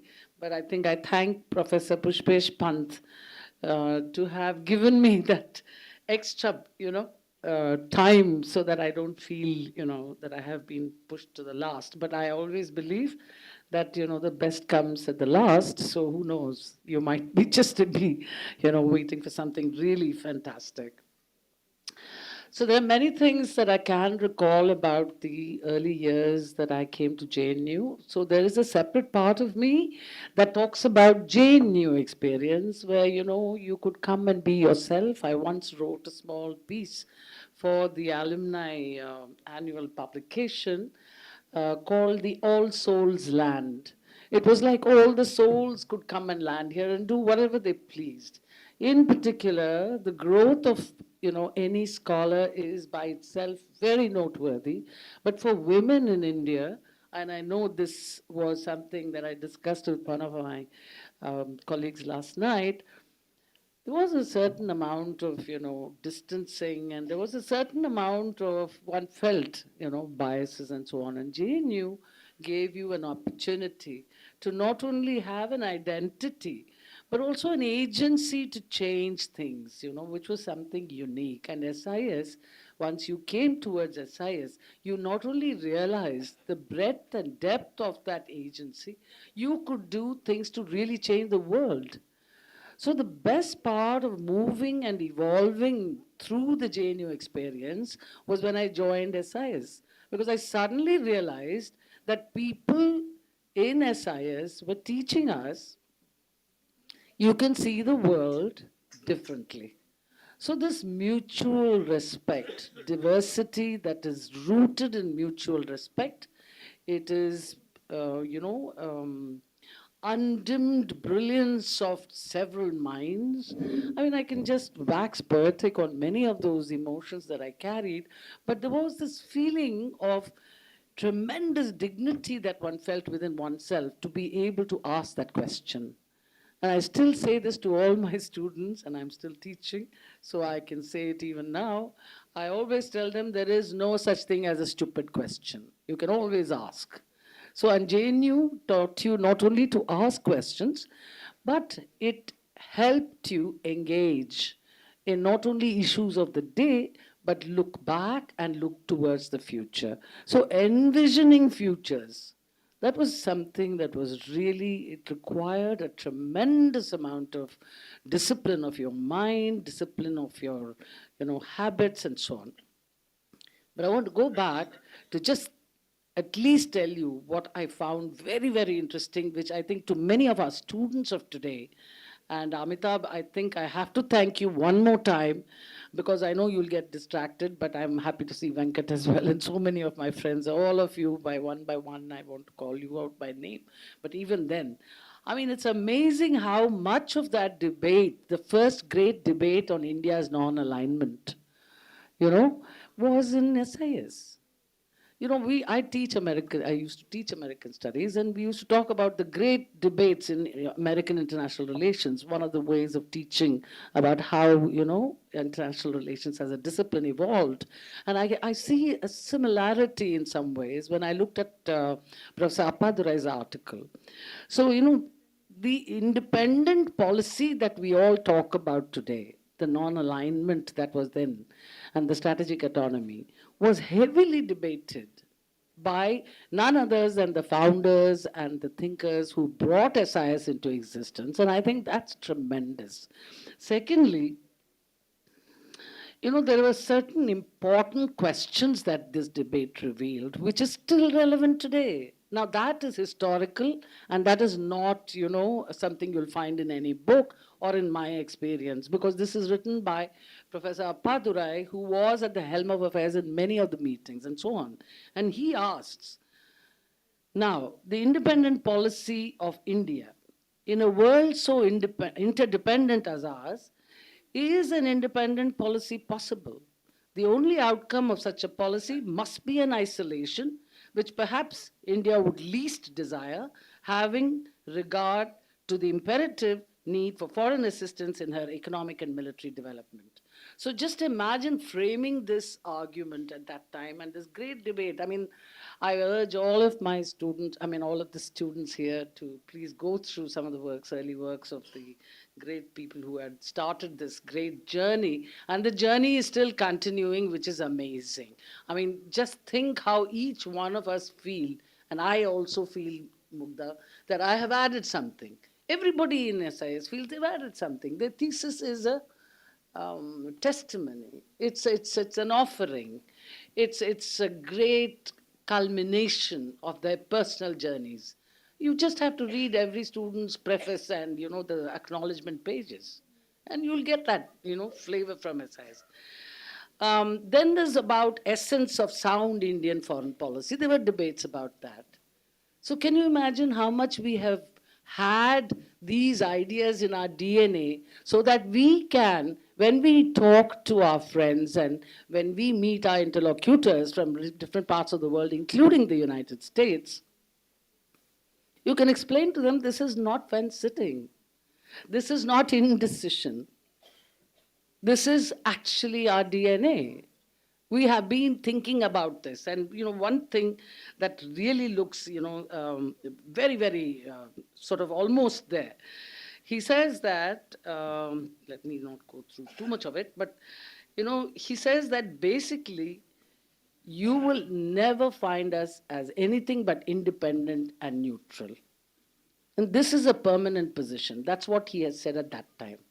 And it seems to me that we skirt around and we talk about natural partnerships. We talk about multi-alignments. We talk about plurilateral arrangements. We talk about engagements. But look at our DNA.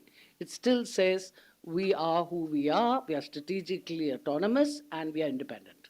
And I think this level of a generational compact that the thinkers who brought about SIS have done, I think that's something I can never stop ceasing to be grateful.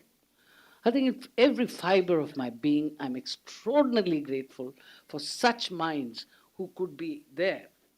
And there was also very interesting debates between the foreign minister of that time, and since our minister is just going to be coming, and these thinkers, because one section actually said, we should be going with the West.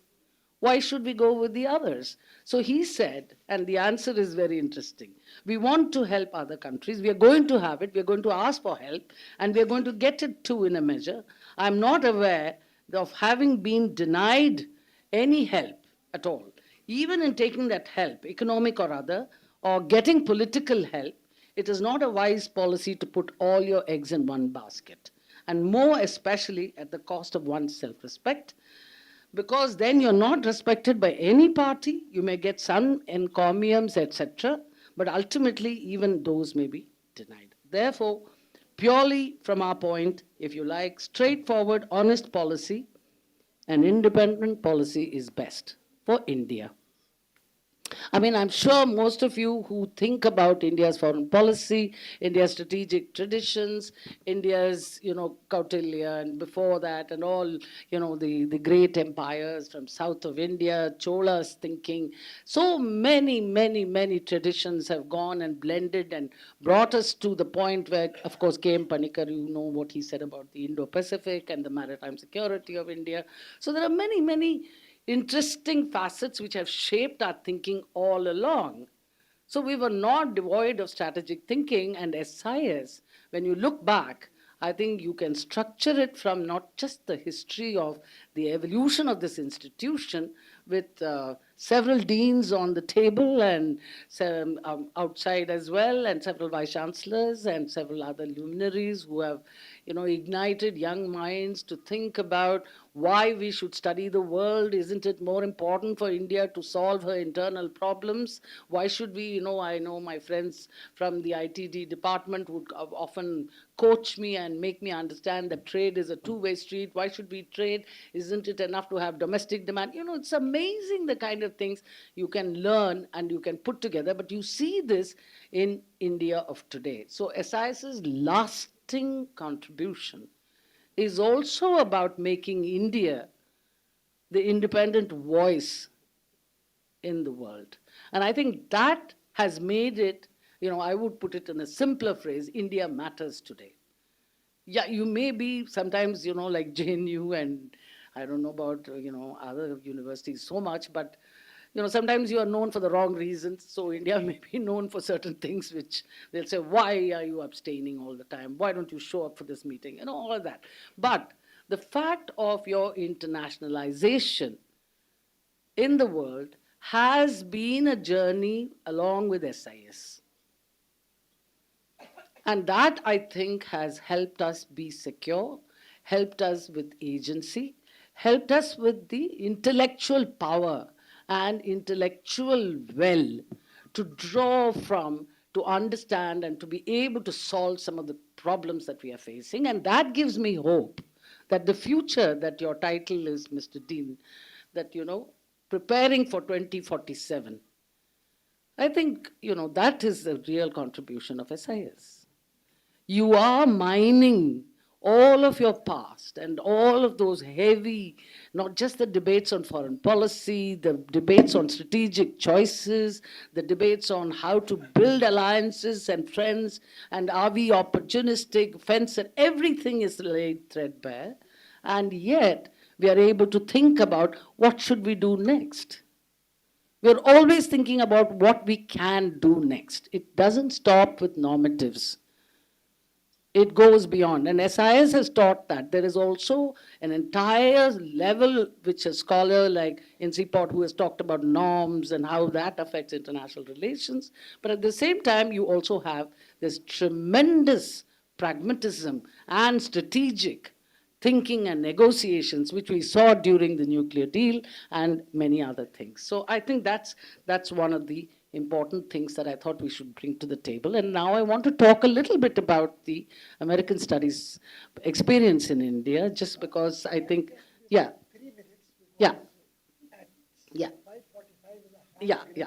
We'll stop. I'm just talking only about the importance of area studies was mentioned. But, the person who really, and this I'm becoming a bit personal, and I know many of my colleagues of that time would also be echoing some of my, ideas on this. But Professor Venkatramani, who was the first dean, I would like you all to take a moment to give him a clap. GP and MSV, there was something, I tell you. And of course, they were both not Iyengars, so that I must make clear.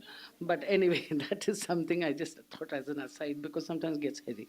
So the point is, American Studies had a very interesting journey.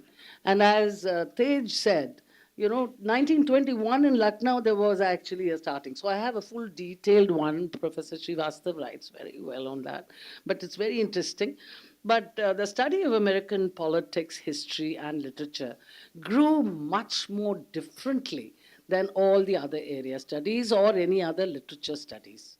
Okay, a lot of Indian elite were used to British journals and British and English, related things. But with Professor Venkatramani, and he's written many books, some books were mentioned, America's role in Pakistan. Please take a moment, ladies and gentlemen, to look at it and read it. You will have such it's unbridled pleasure to read that English and to absorb the arguments and reflect on what you think you can, how could India have done anything differently in that difficult circumstances. So what I'm trying to say is, as an area studies, he not only shaped minds of several faculties with whom he actually gave he was their guide for PhD, but he also was able to develop a critical understanding and nuanced understanding of American interests and policies.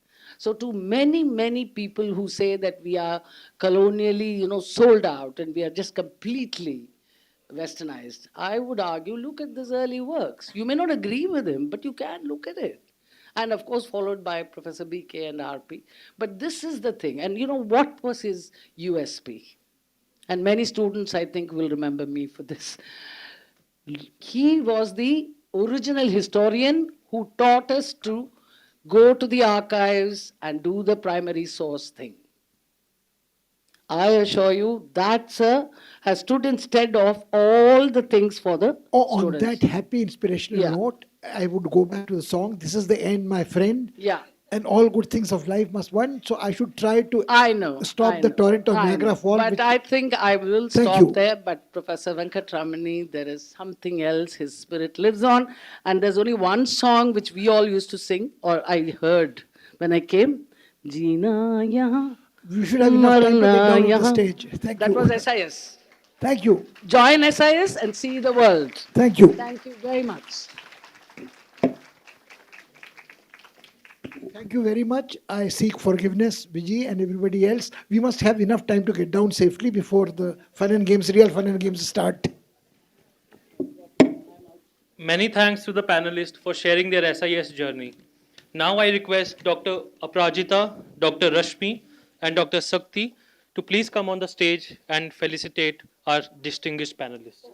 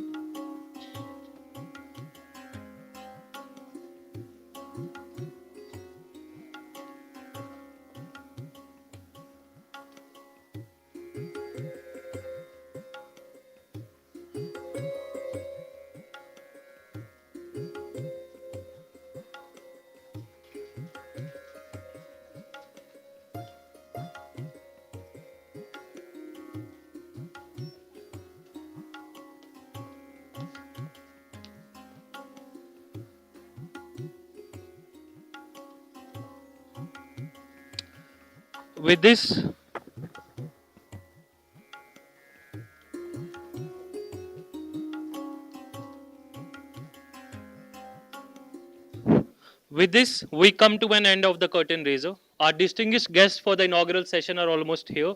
I request everyone present to kindly remain seated as we move to the inaugural session in a few minutes. Please ensure that your cell phones are in a silent mode. We are about to start. Thanks.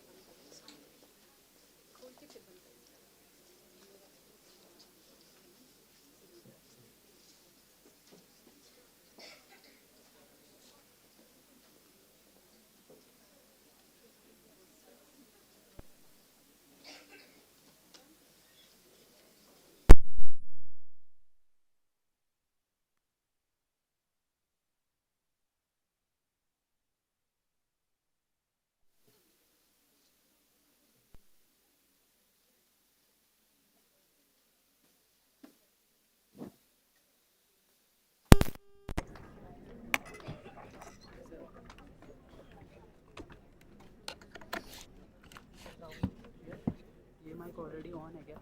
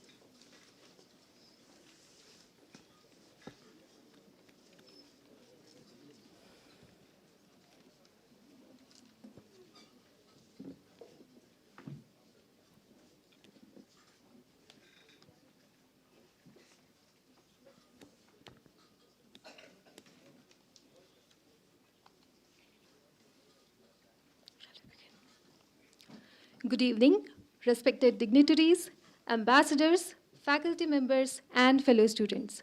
I am Madhulika, a PhD scholar at Center for International Politics, Organization and Disarmament, SIS.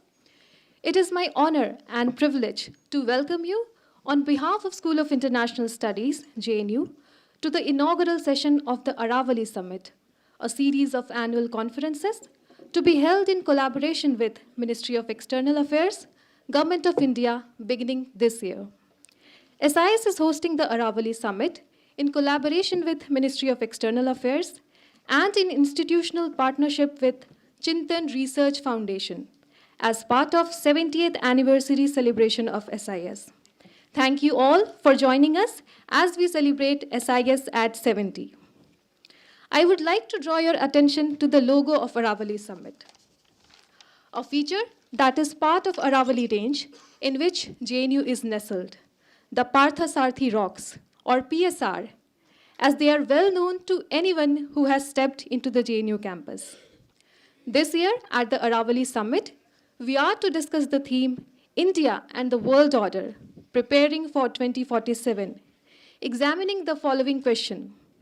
What kind of global power should India be by 2047? And how should the world prepare for a redefined India? We are privileged to have with us an esteemed panel to grace this inaugural session with their presence. Honorable Dr. S. Jaishankar, India's External Affairs Minister and alumnus of SIS, will deliver the inaugural address. We are also honored to have with us Ambassador Kanwal Sibal, Chancellor of JNU. We are delighted to have with us our Vice Chancellor, Professor Shantishri Dhulipudi Pandit, who is also an alumna of SIS. Professor Amitabh Mattu, Dean, Professor and alumnus of SIS, and Mr. Shishir Priyadarshi, President of Chintan Research Foundation. I now invite Professor Meeta Mehra, co-convener of the Aravalli Summit, to welcome our dignitaries with flowers and mementos to commemorate this occasion.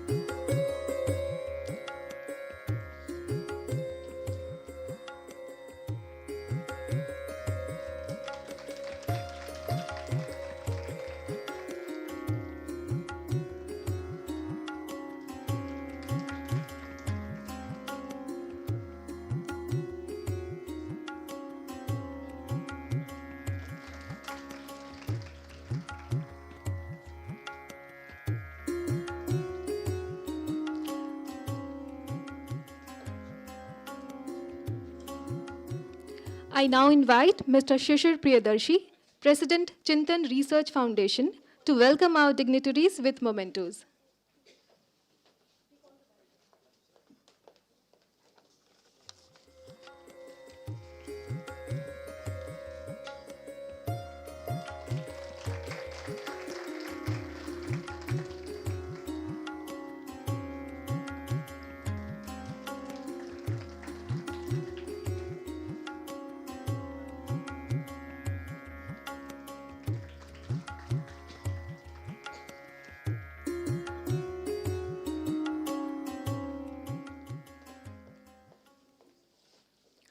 To mark the auspicious beginning of this summit, may I request our dignitaries to proceed for the lighting of the ceremonial lamp.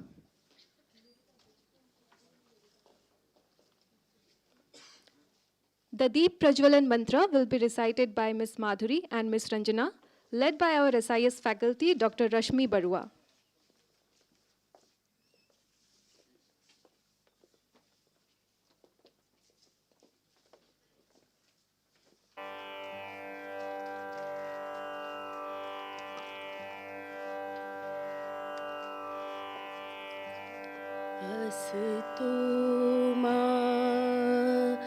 सत्गमया तमसोमा ज्योतिर्गमया मृत्योर्मा अमृतं गमया ॐ शान्ति शान्ति शान्ति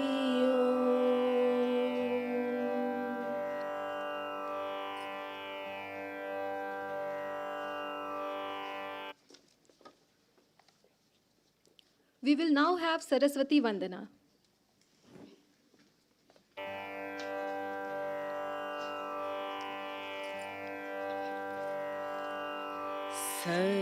Saraswati महात्म्यं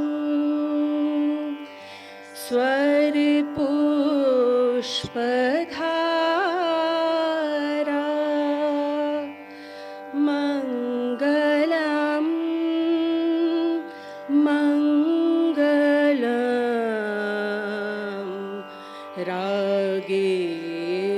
Rageshwari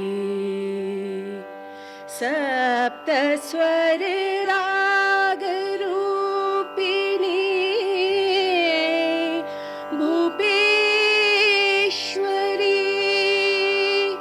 Bhupeshwari Bhupeshwari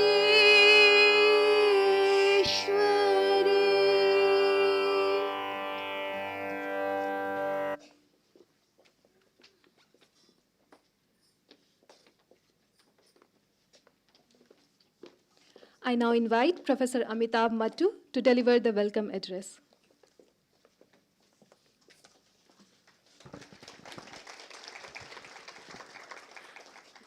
The Honorable Dr. Subramaniam Jaishankar, Ambassador Kaval Sibal, Professor Santi Shri Dulupudi Pandit, Shri Shishir Priyadarshi, Excellencies, distinguished guests, colleagues, alumni, above all students, ladies and gentlemen.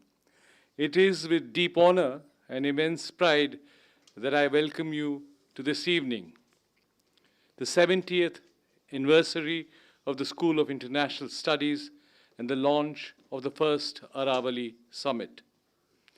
The School of International Studies, ladies and gentlemen, was not an accident of history. It was a necessity of destiny.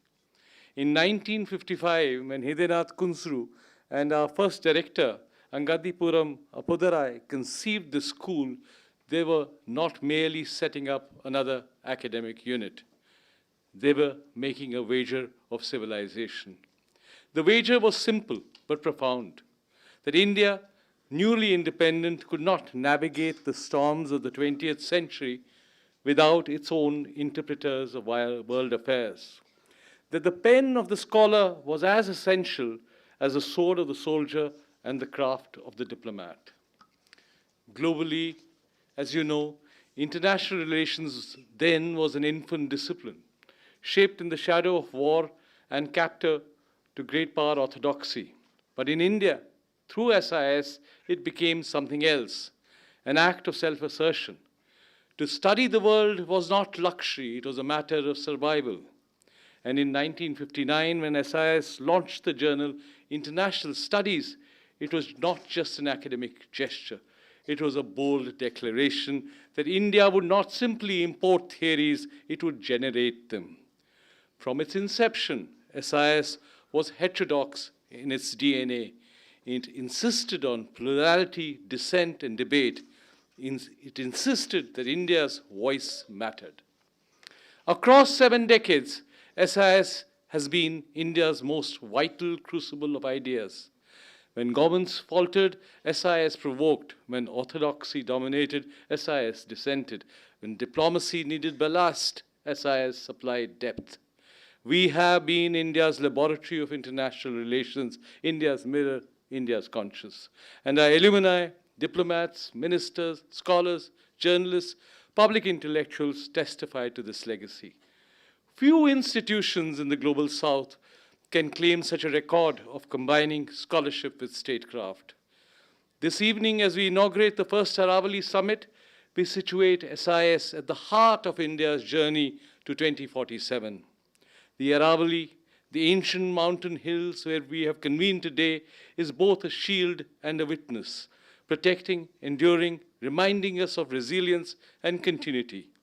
In that spirit, the Aravalli Summit will be an annual convening of scholars, statesmen, and citizens, an arena where ideas are tested against history and imagination and the future. The summit's theme this year, India and the World Order Preparing for 2047, forces us to confront a double challenge. How must India prepare to be a developed civilizational power by its centenary? And how must the world be prepared for India? It's fitting that tonight we are joined by leaders who embody the dialogue between scholarship and policy. Dr. Subramaniam Jaishankar, our External Affairs Minister, and above all, our most distinguished alumnus, a scholar, diplomat whose clarity of thought and firmness of purpose have given India a new stature in the world. Honorable Minister, your presence affirms the inseparable bond between ideas and power. Ambassador Kamal Sibal, our Chancellor, one of India's most distinguished diplomats, Sir, SIS is honored by your leadership of this university. Professor Shantishri Dulupadi Pandit, our Vice Chancellor and a proud alumna of JNU and SIS, her vision has invigorated this university and renewed the vitality of the school, linking heritage with innovation. Madam, thank you very much for your inspirational leadership. The president of our partner institution, the Chintan Research Foundation, Mr. Shishir Priyadarshi, our deeply valued partner whose solidarity we cherish. But friends, anniversaries are not only for nostalgia, they are for rededication. The first 70 years were about foundations. The next 25 until 2047 must be about leadership, intellectual leadership, policy leadership, moral leadership. If India is to shape the world of the centenary, SIS must shape the ideas of that world. If India is to be counted among the great, SIS must ensure it is also respected. This conference, therefore, is not only a commemoration, it's a call to arms of the mind, of the spirit, of the imagination. Let me finally end with the voice of Gurudev Rabindranath Tagore, who in Gitanjali prayed, where the mind is without fear and the head is held high, where knowledge is free, where the world has not been broken up into fragments by narrow domestic walls. That vision is as urgent in 2025 as it was in 1912. And as the Mahabharata reminds us, Dharmo Rakshite Rakshata, those who protect Dharma are themselves protected by it.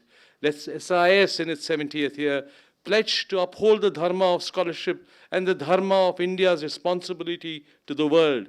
On behalf of the School of International Studies, I welcome you all to SIS at 70 and the first Aravalli Summit. May the ideas born here today echo into the centenary of our Republic and shape the conscience of the world. Thank you very much.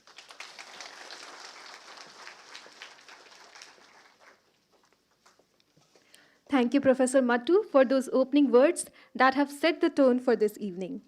We now invite Mr. Shishir Priyadarshi to deliver his remarks.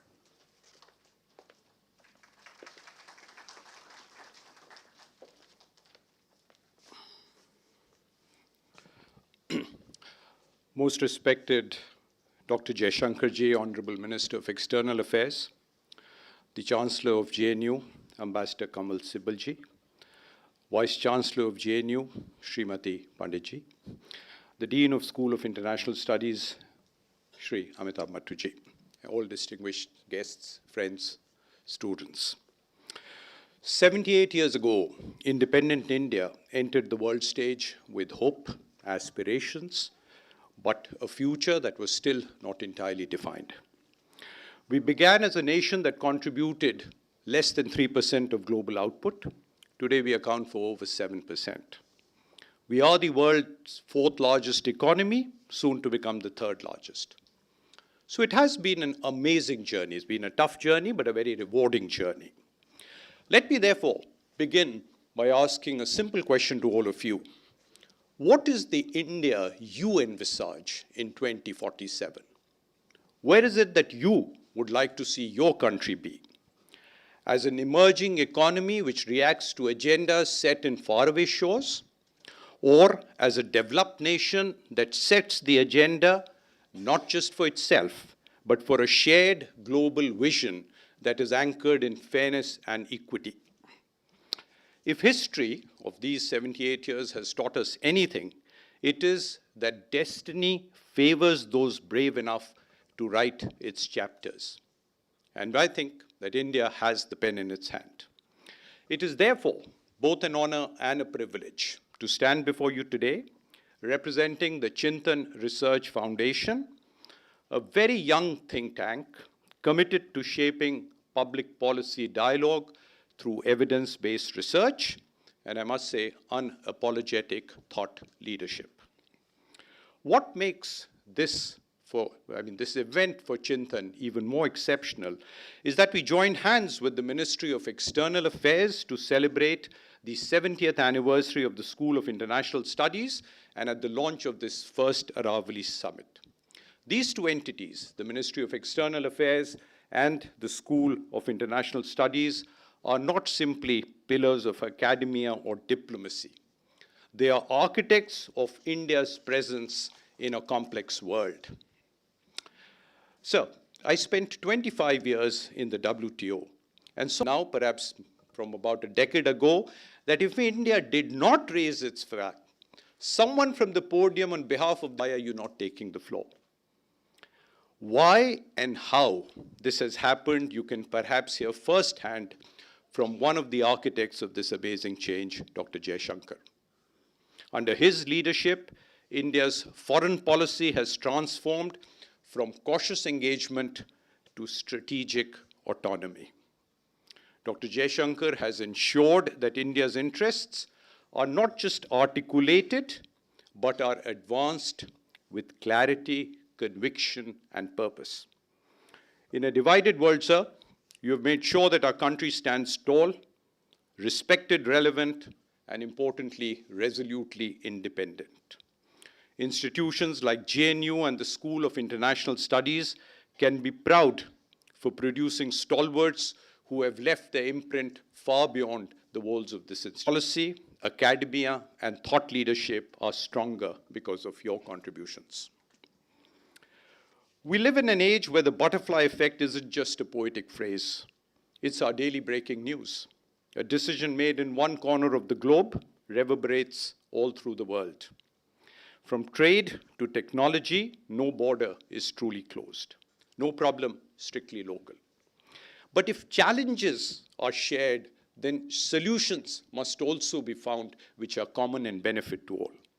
In such a scenario, partnerships and collaboration are the new imperative.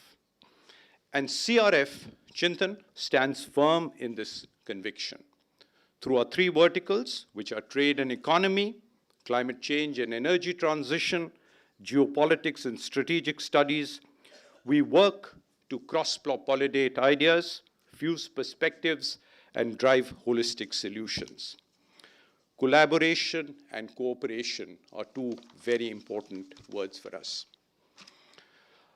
Ladies and gentlemen, excellencies, the world stands at the cusp of three epic transformations: an eastward shift in economic gravity, ruthless technological disruption, and a climate era defined by extreme unpredictability. The question is, should we simply prepare to deal with this evolving and to a large extent unpredictable times, or should we dare to lead with vision and courage? And I think that is what we will do under, sir, leadership like yours. Before concluding, sir, in 2047, I think India doesn't want a seat at the table just as a spectator. It wants to sit on the table as a decisive participant, shaping conversations. Because if prosperity is a global party, then equity must sit at the head of that table. And that is why India's voice must speak not only for itself, but for all those who've been excluded from this conversation for years.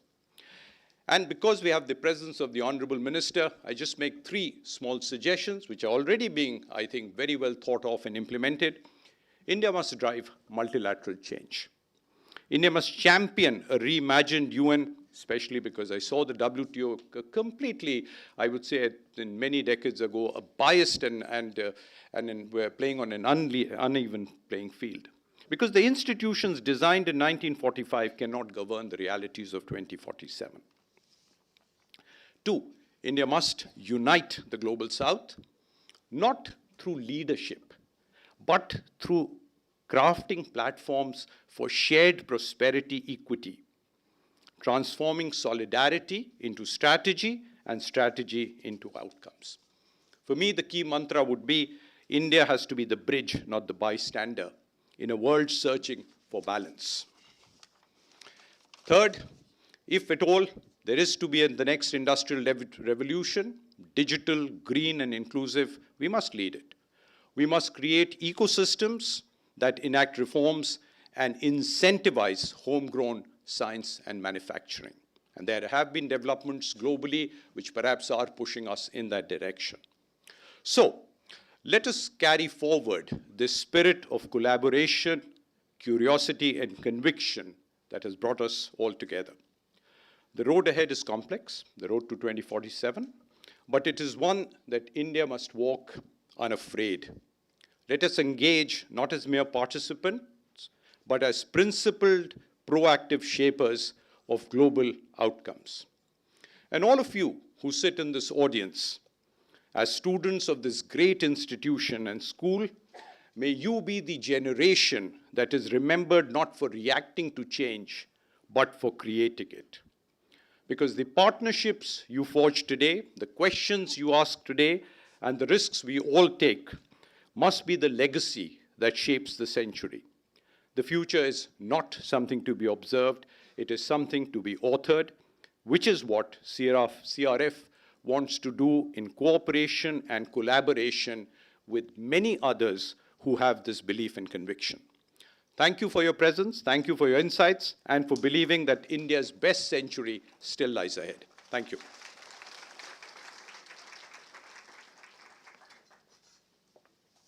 Thank you, Mr. Priyadarshi, for your valuable reflections. It is my honor now to invite Professor Shanti Shri Dhulipuri Pandit, Vice Chancellor JNU, to deliver the chair's address.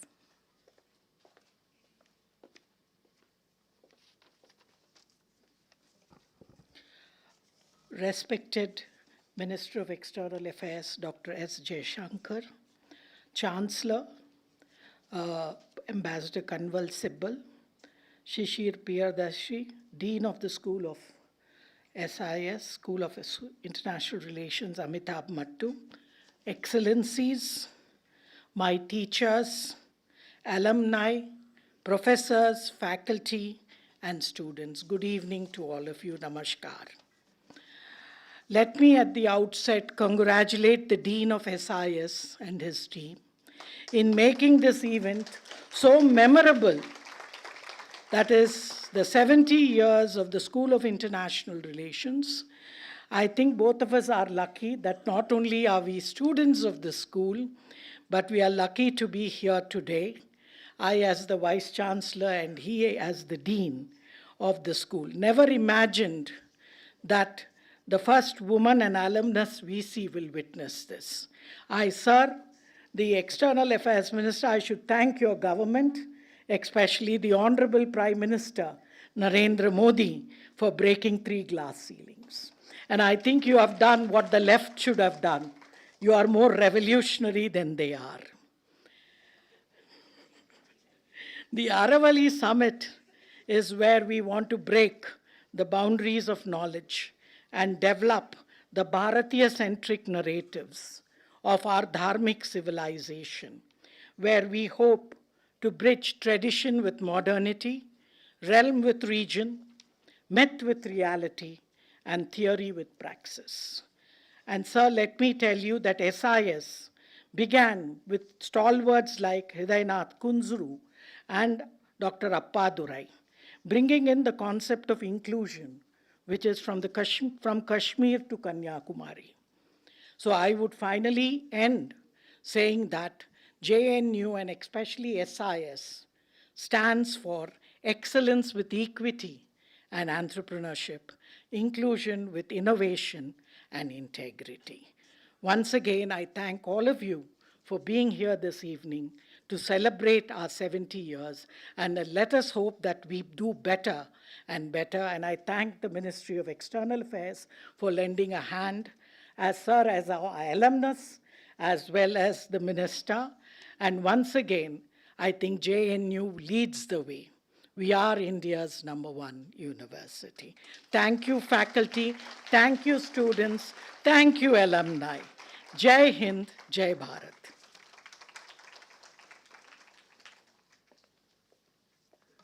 Thank you, ma'am, for your inspiring words.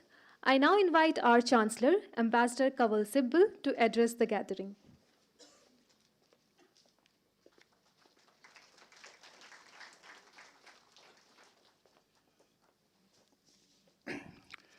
Well, we are deeply honored that we have as chief guest the External Affairs Minister, who's also an alumnus of this university, the most appropriate person to be invited for this first Aravalli summit, for which I congratulate the Vice Chancellor and the Dean of the School of International Studies for having taken this initiative and crafted a very interesting program, elaborate program of discussion on various topics of contemporary interest.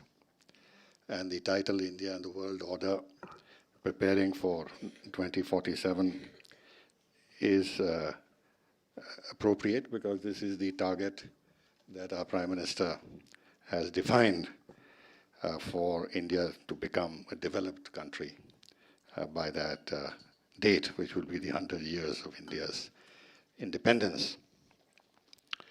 I think we have the most qualified person to address this topic. He has spoken widely in India and abroad.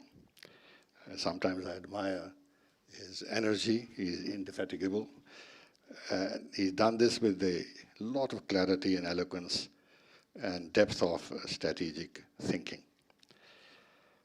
The subject India and the World Order Preparing for 2047.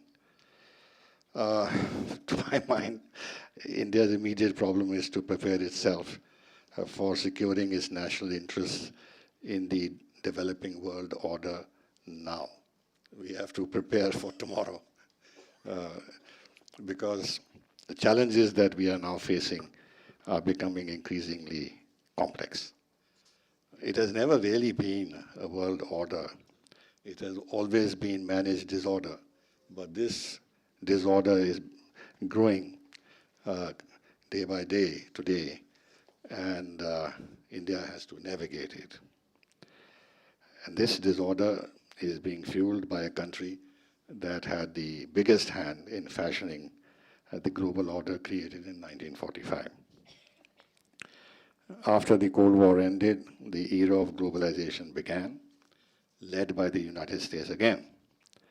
The world has benefited from it, although there have been downsides to globalization in terms of rising inequalities amongst and within nations. Globalization created tremendous global connectivities in various domains, promoting supply chains, investments, technology transfers, mobility of all sorts, tourism, migration, etc.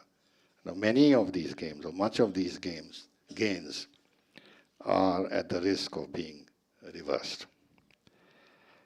And all this has happened in a highly competitive world. Even if international cooperation has been a fact of international life in recent years, it has not meant that hegemonist tendencies have not continued to mark the international landscape. Globalization has also led to power shifts, with the economic and political power shifting eastwards. China has emerged as the second most powerful country in the world.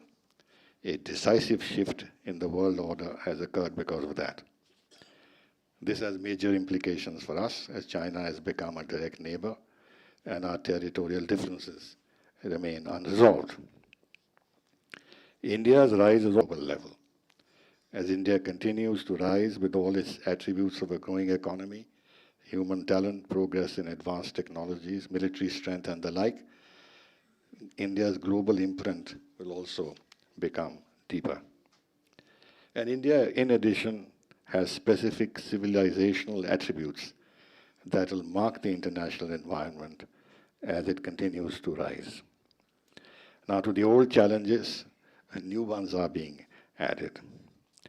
Reforms in the global political and financial institutions have not been realized. Multilateralism is in a crisis. Major conflicts like that in Ukraine and West Asia are putting the global polity under great stress. Europe, unfortunately, is in disarray, in part because of the conflicts and rivalries in the European space, but also because of social unrest in these countries. The US has upended the global trading order by imposing tariffs on all countries in gross violation of WTO principles. India has been victimized in particular.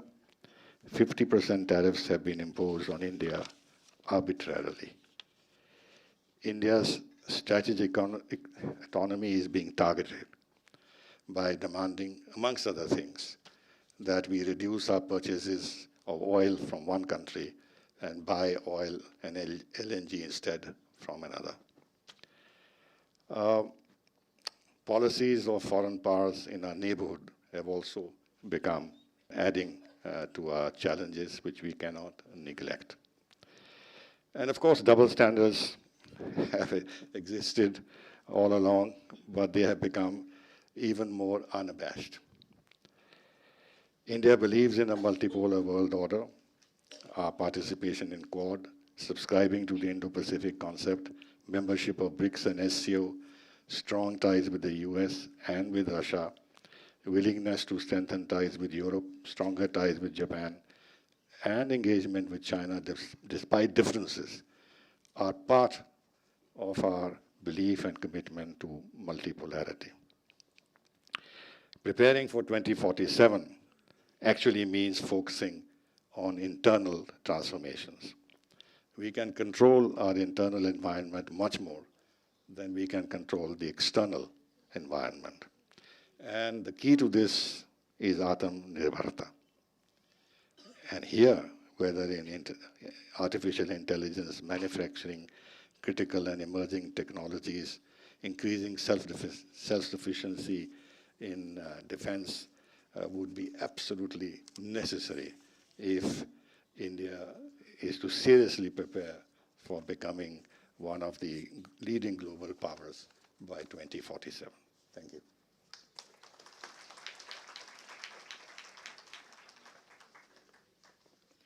Thank you, sir, for your insightful address. To mark the occasion of SIS at 70, International Studies, the Journal of SIS, has put together a special issue, chronicling the institutional history of SIS and its constituent centers, and the discipline of international relations and area studies at large. International Studies is a peer-reviewed journal established in 1959 and currently published by SAGE. We are proud to announce the release of this special issue on this occasion in the presence of the dignitaries on the stage and this august audience. I invite on stage the managing editors of the SIS journal, Professor Sanjay Pandey, Professor Shrobni Roy Chaudhary, and Professor Archana Negi. This historic issue would not have been made possible without those who have contributed to it. I also call upon the contributors to please join on the stage. The two opening contributors to this special issue are on stage with us, Professor Shanti Shri Dilipudi Pandit and Professor Mattu.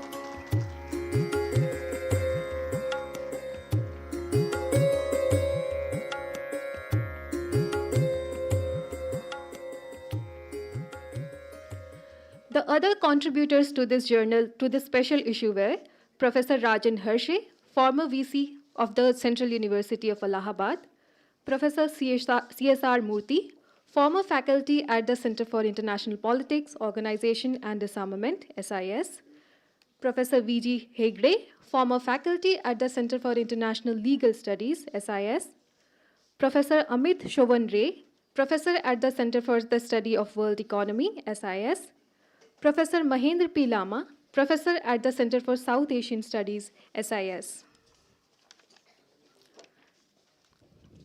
Thank you, the editors and contributors, for making this special issue possible. It is my privilege now to invite Honorable Dr. S. Jaishankar to deliver the inaugural address.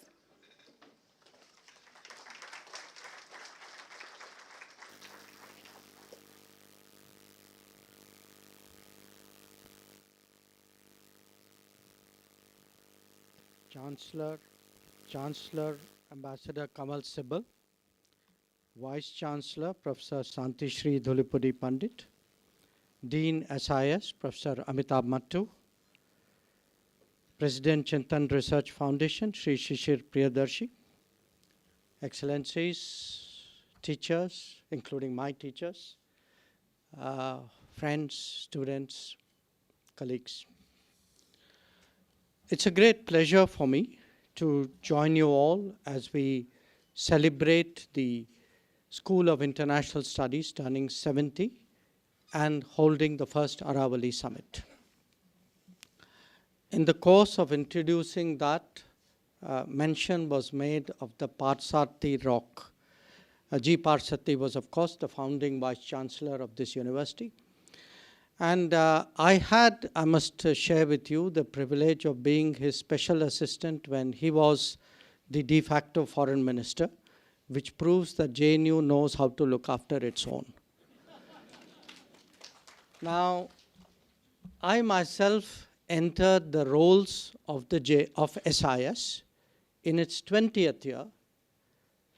And so for me, this is a personal milestone of 50 years of association.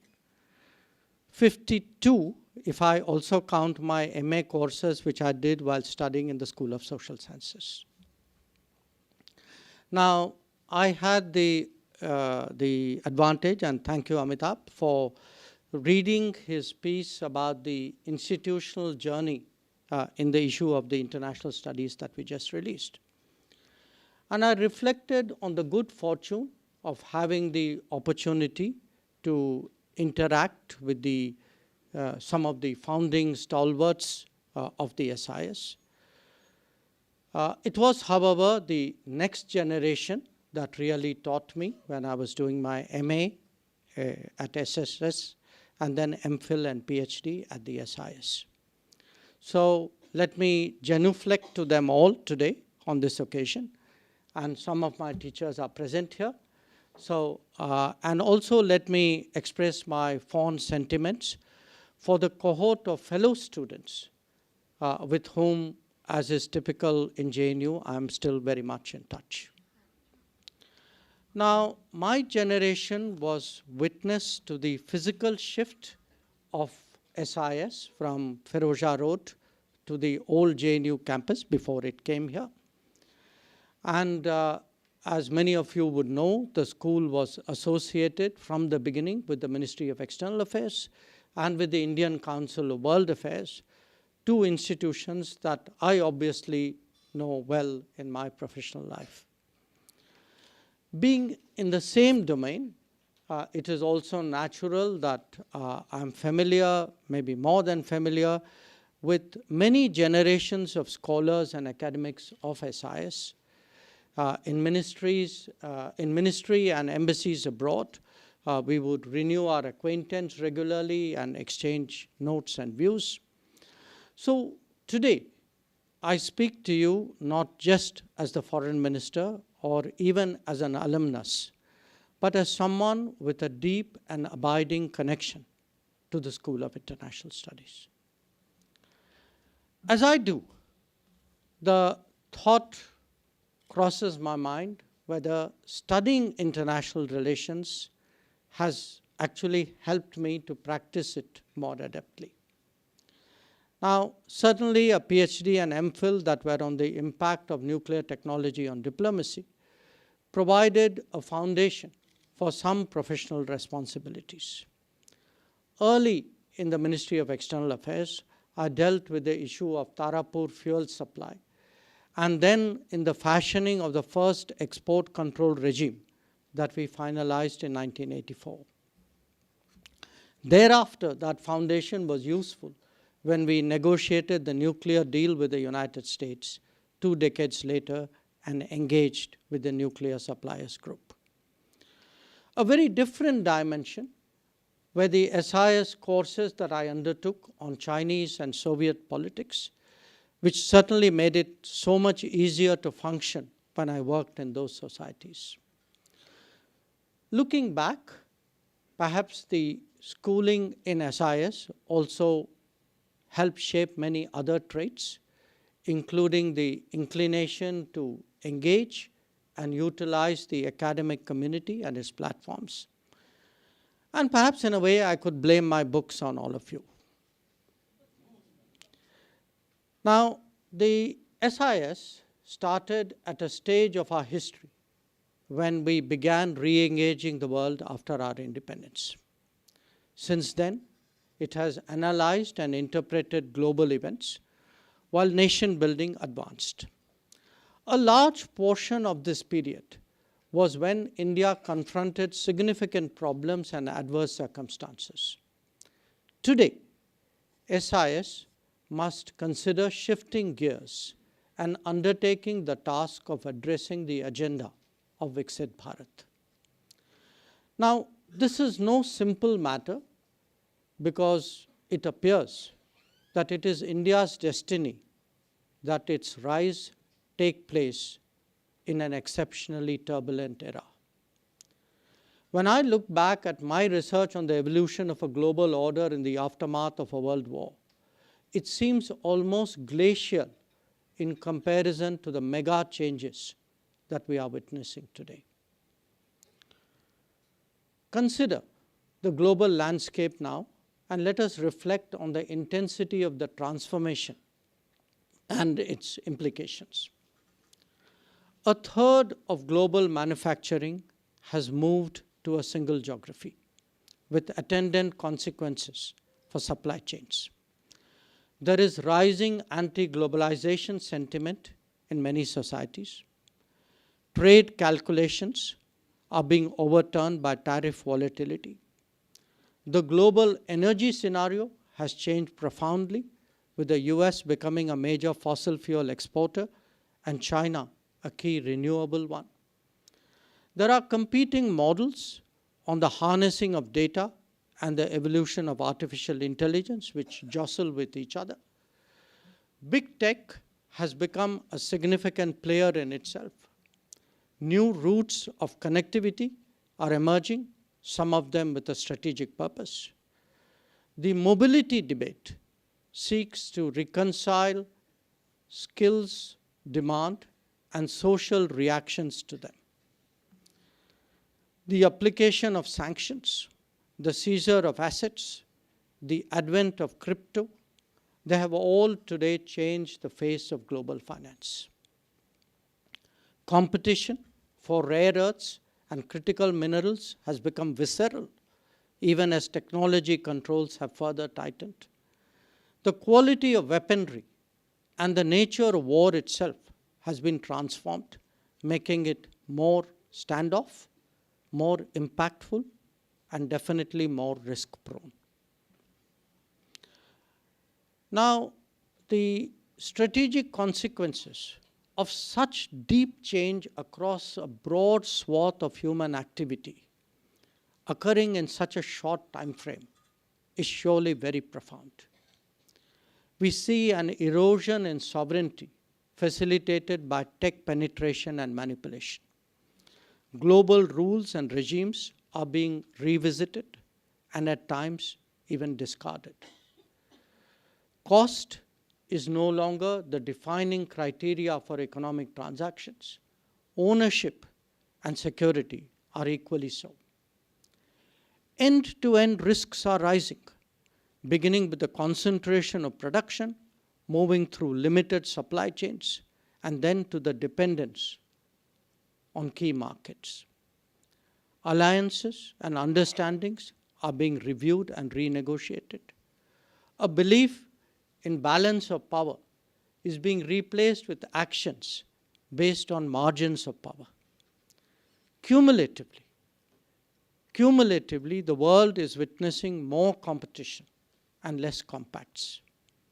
The needle has shifted towards an intersection of interests and away from the promise of cooperation. It is driven by the weaponization of everything with less inhibition to use available tools. Now, all nations face these predicaments, but while a majority of them are struggling to cope or busy defending their interests, India has to strategize, and India has to continue rising amid such volatility. Friends, the challenge for analysts and practitioners alike is to accurately read this complex and evolving landscape. Only then can we figure out how best India can calculate and respond. Now, this is by no means a defensive stance. We have to safeguard our interests and yet continuously advance up the global hierarchy. We have to de-risk our exposures and engagements and yet take risks when necessary. We have to appreciate that interdependence is both a stabilizer and at the same time a vulnerability. And the world is all about being on the positive side of that ledger. From India's perspective, three driving forces of demand, of demographics, and of data will propel its rise. While this is naturally a domestic agenda, the foreign policy implications are to weigh the pros and cons of our choices. Not just that, indeed to maximize the freedom of choice itself.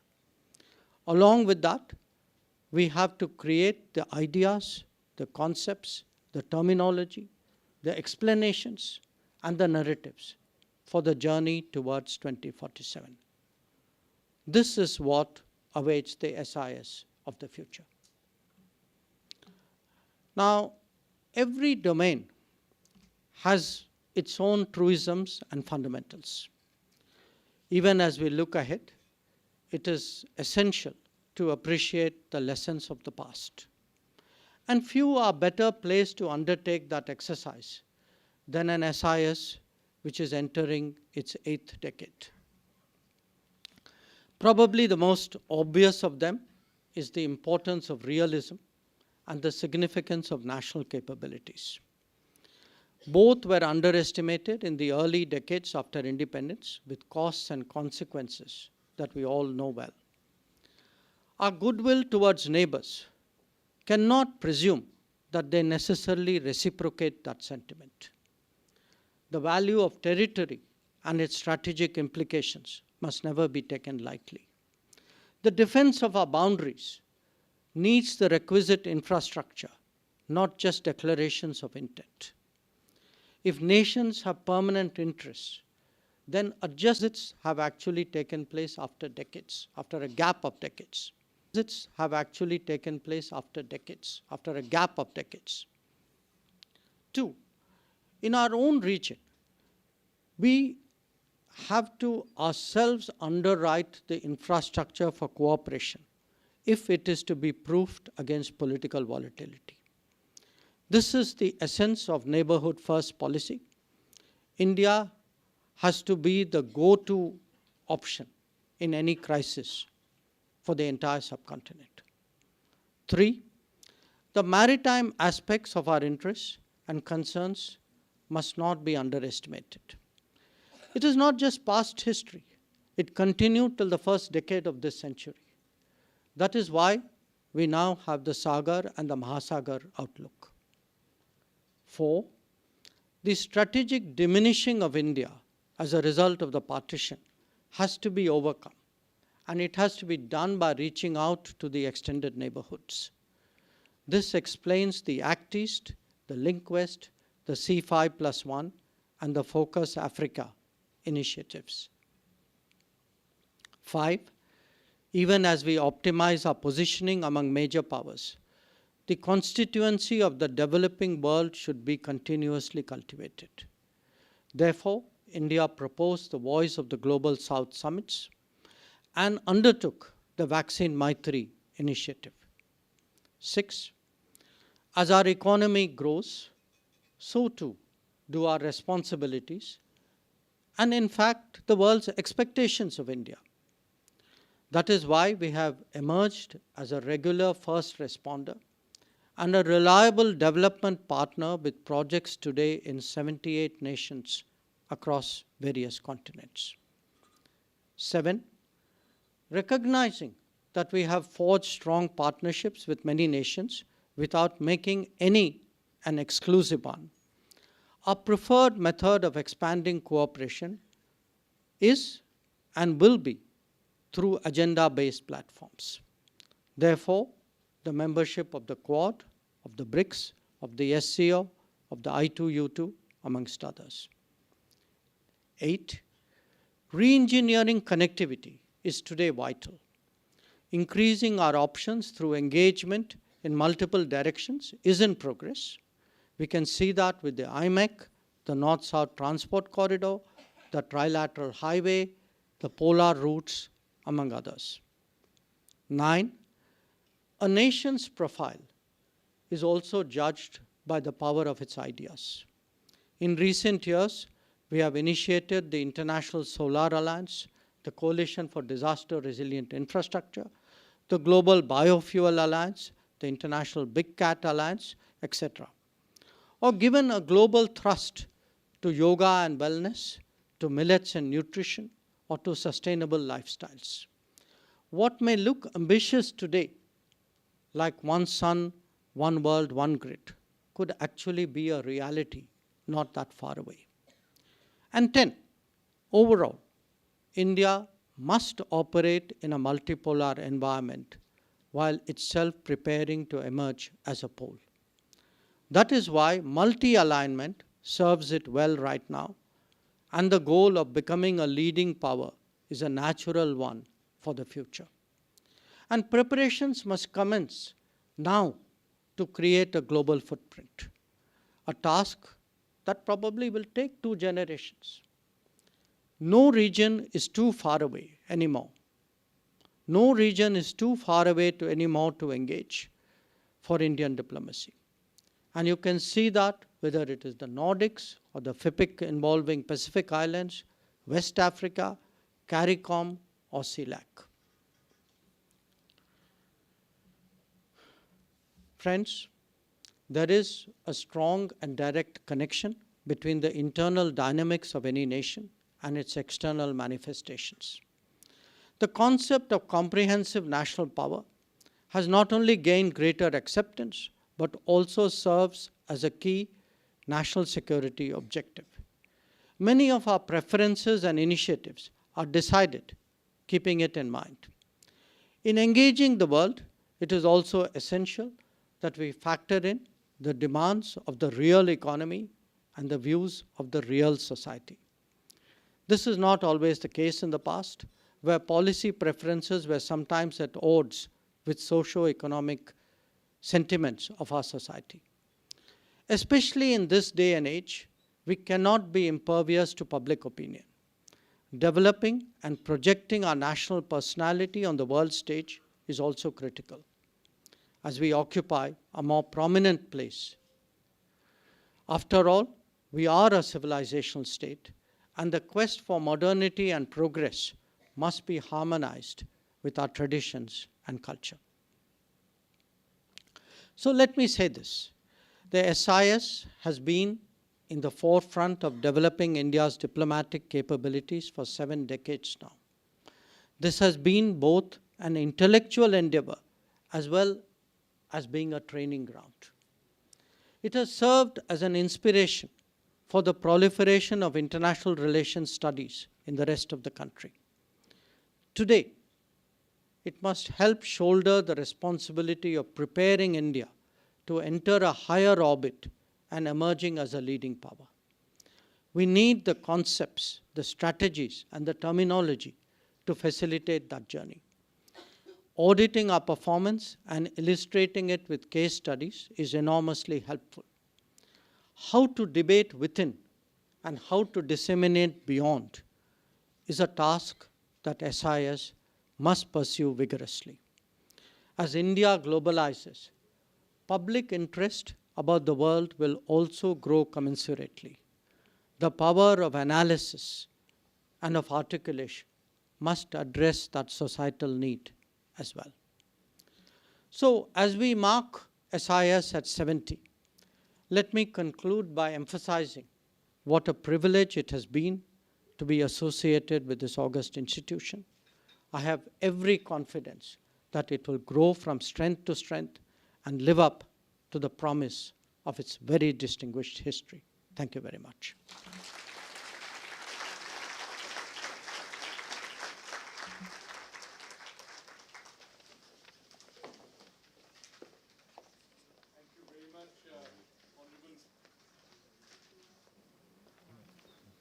Thank you very much, Honorable Minister, for that brilliant, Thank you very much, Honorable Minister, for that brilliant, inspirational speech. The Honorable Minister has agreed to take a few questions, and I would encourage students, sir, with your permission, to ask the first questions. Chetan in the back row.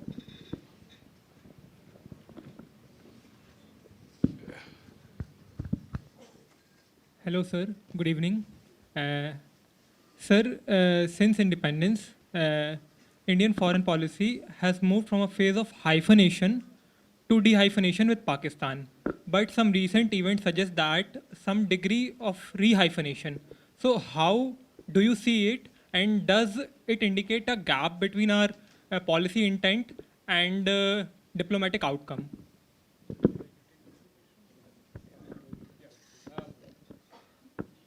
Yeah, Chetan, you were going to ask a question. Some other Chetan intervened. Thank you, Professor Mattu.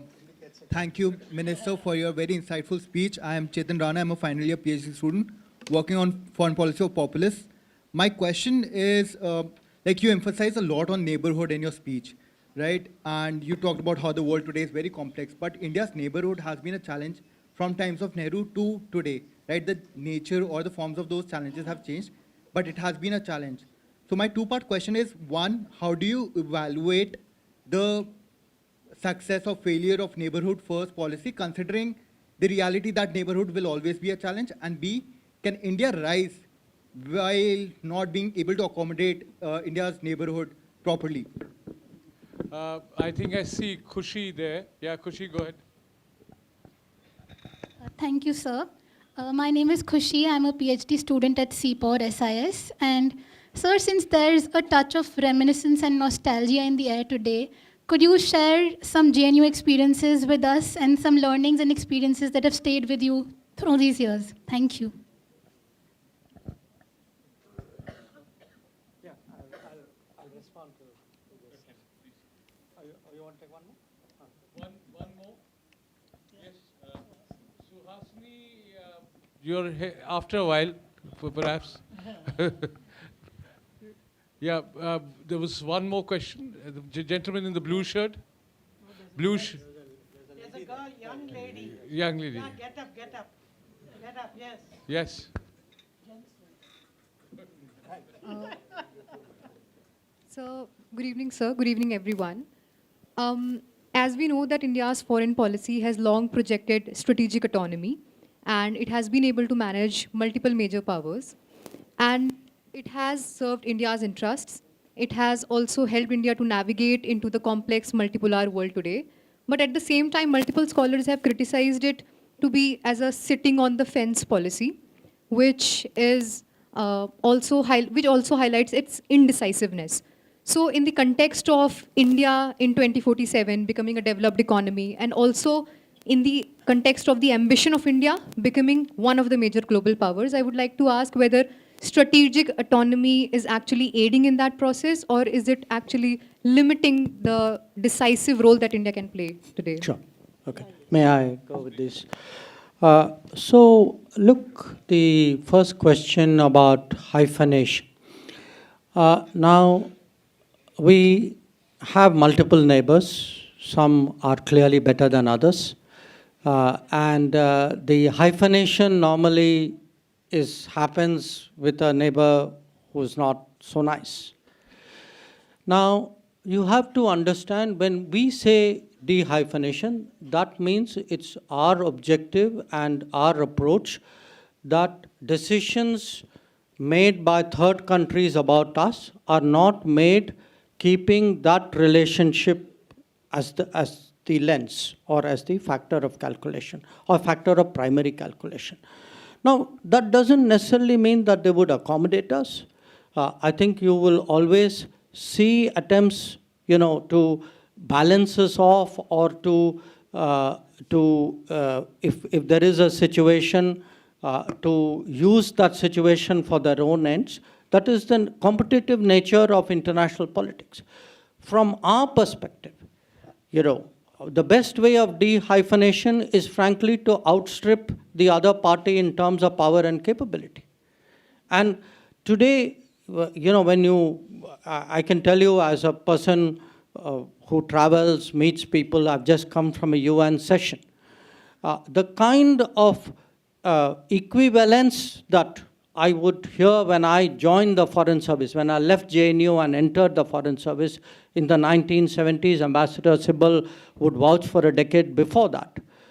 Nobody talks like that anymore, I cannot wish away a difficult neighbor. That is a reality, however unpleasant it may be. But what I have to do is to make myself impactful enough and in a way attractive enough that the relationship is primarily one which is based on my own capabilities and my virtues and my contributions. And I think that is broadly happening. So the neighboring case will keep trying, in a way to intrude into that conversation and try to carve out a place for themselves. In a way, extrapolating on that for the neighborhood first. Look, neighborhood first, first of all, let me say one thing. If you ask any country in the world, including any big country, neighbors are always challenging because they are neighbors.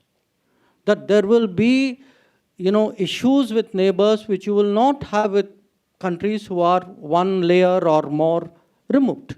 So it's not as though India has problematic neighbors.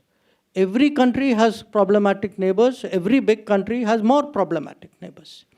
Now, when you have a policy, the purpose of a policy is not to solve a problem. The purpose of a policy is to manage relationships to your national advantage. Now, the whole idea of neighborhood first was one, to give our neighbors a certain primacy, a certain priority of attention. Number two, by attention here means giving resources, giving a kind of a political energy, which was not there before neighborhood first came into being. If you look today with any of our neighbors, barring one, if you look today at the projects, look at the energy grids, you look at the roads, the rail, the movement of people, it is actually the last decade has been transformational. Now, the thinking behind neighborhood first is if you create enough of a basis for cooperation in which both parties have an interest, that then serves as a stabilizing factor. So even when you have change, even when you have a great disruption, there are countervailing stabilizing factors which address that. And I would argue that in many cases, the changes that we have seen in the last few years, the consequences would have been much sharper had actually this cooperative basis and the infrastructure mostly underwritten by India, had not been there. And your point about accommodating neighbors, yes, we do try to accommodate neighbors. In fact, we do more than accommodate neighbors. If you look at the kind of support we extended to Sri Lanka during its economic crisis, or the kind of support we give even today to the Maldives, or what we did during COVID, or the kind of fuel and fertilizer supplies that we gave after the Ukraine conflict started. So we have gone, as my remarks I said, we need to become the go-to country, because we are the largest, we are the common neighbor to the entire region. But that doesn't prove, it against other, interests that they may have, positions they may take. So we can accommodate them to the extent our national interest allows them to do so. Where our national interest requires otherwise, we have to deal with that as well. I'll come to the nostalgia bit later. On the strategic autonomy. Look, to rise, let me transpose that question. Imagine if you were not today adopting strategic autonomy. Please tell me which country in the world would you like to join up with and put your future in their hands? I can't think of anybody. If you can, I'd like to hear that. To me, my interest is best secured by actually maximizing my options, maintaining my freedom of choices, handling change by continuously, see, the pace of change that I tried to describe to all of you means you have to keep revising, keep refreshing, keep adjusting, keep recalculating. And you can't do that if you're tied to somebody else. You can do that when you are fundamentally a master of your own destiny. So I would argue that the more volatile the world is, the more turbulent it is, the more unpredictable it is as the global order, the old global order unravels, the case for multi-alignment or strategic autonomy, which is part of multi-alignment, actually becomes stronger, not weaker. And this idea that sitting on the fence, the very use of that phrase, talks as though the land doesn't belong to you, that you get off the fence, you're sitting on somebody else's land. So at some stage, we've got to carve out territory or space for ourselves and then say, okay, I've taken a stand. Maybe a time will come when others will wonder whether they should be aligning with us or not. So my point is, a lot of these arguments that, freedom of choice is equated with indecision, which is a clever subtext for saying align with me. I think we should call it out. We should say that, look, that's not the way I consider. When we were much weaker, we didn't do it. There is today no case to do it. In fact, when I look at the current trends in global international politics, I would argue that the behavior of states, some of which Ambassador Sibal also referred to, has actually made a stronger case for maintaining strategic autonomy and promoting multi-alignment. The question about nostalgia, look, nostalgia takes many forms. I remember friends, some of whom are here, some of whom are not here, some of whom are not anymore with us. For me, in fact, this was not just a university I studied. I got married to a fellow JNU student. So I remember my teachers, some of whom are sitting here. I'm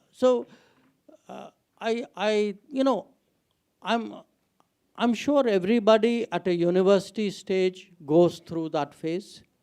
I'd just like to believe JNU was more intense and somehow more special.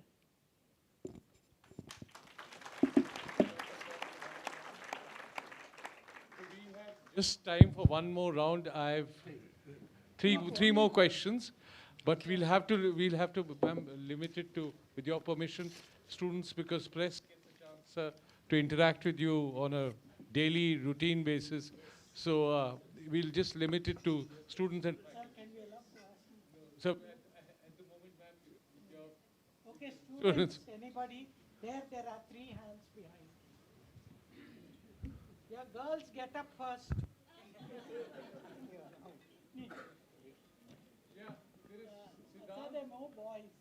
yeah, please go ahead. Hello, sir. I'm a PhD scholar at the Center for African Studies. Question is that India's engagement is extending beyond its traditional setup. Like we are also going to engaging with West Africa. So in this scenario, my question is, though India has been engaging, and the Honorable Prime Minister has also been engaging with a lot of African countries, but there's been a lot of individualistic engagement rather than seeing a very holistic engagement. And also, somewhere the last India-Africa Forum Summit also happened in 2015. So in these lines, and keeping in mind the title and of the conference, how do you see the engagement moving forward? Thank you, sir. The 2 boys. Yes. The boys will have the last word. Hello, sir. My question is on strategic technologies.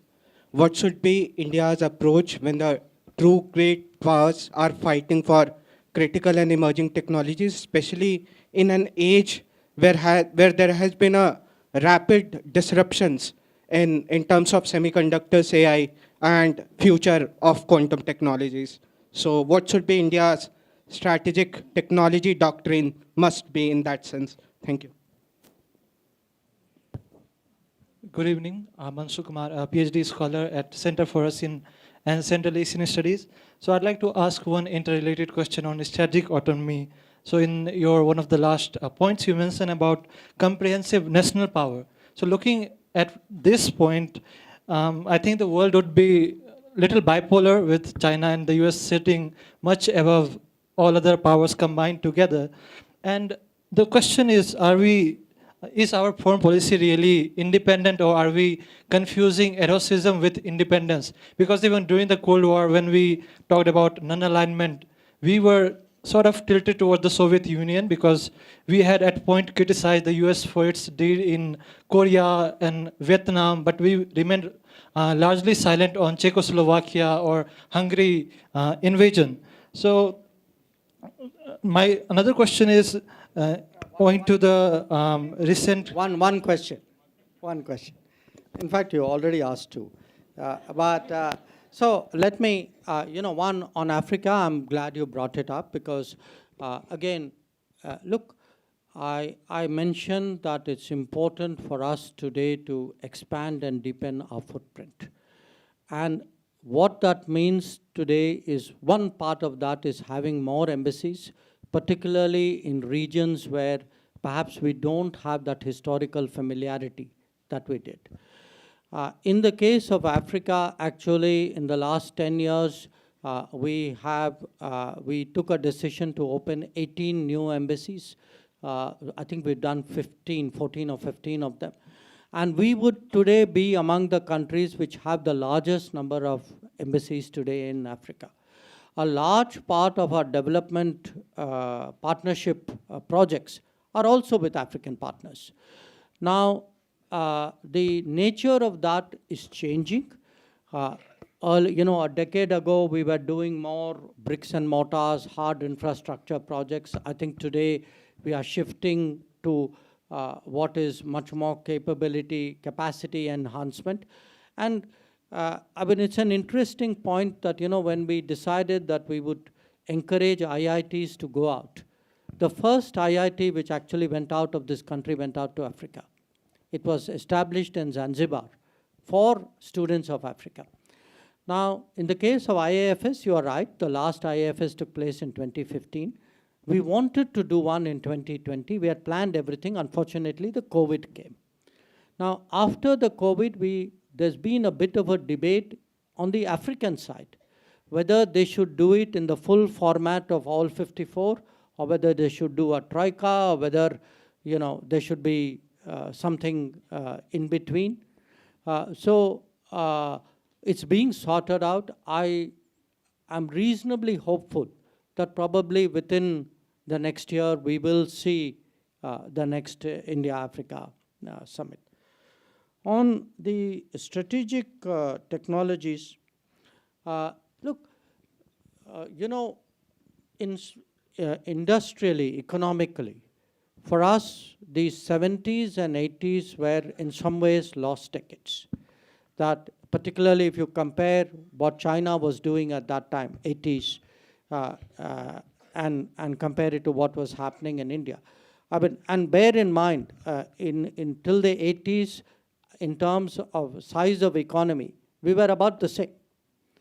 So we today have two challenges. One is to play catch up on industry and manufacturing to compensate for what we could not do in the past, which we will, some of it is possible, some of it may not be that easy to do.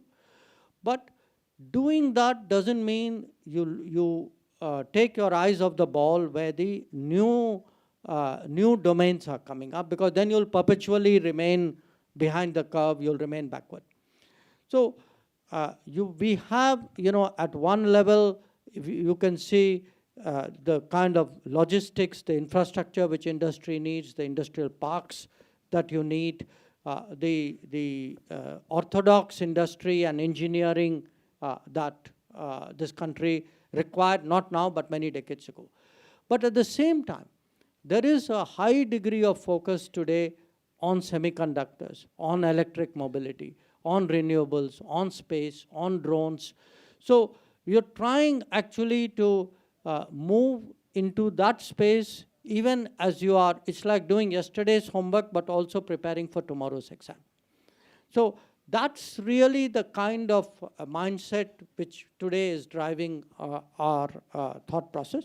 And one point here is we do think that the kind of technologies which will now make a difference at the end of the day are going to require, it's interesting, we speak about AI, but actually the reliance on the need for talent and the need for skills are actually going to be more.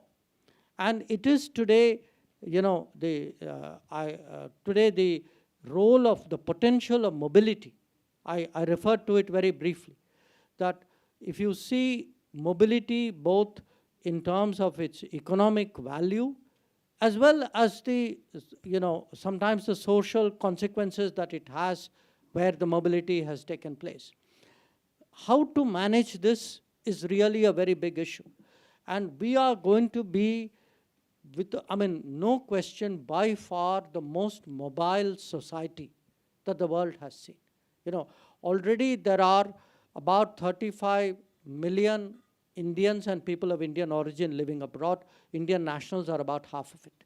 But when I look at the conversations today we have with countries, a very large part of that is actually the movement of skilled Indians, technically qualified Indians, sometimes semi-skilled Indians, for the economic demands of those countries.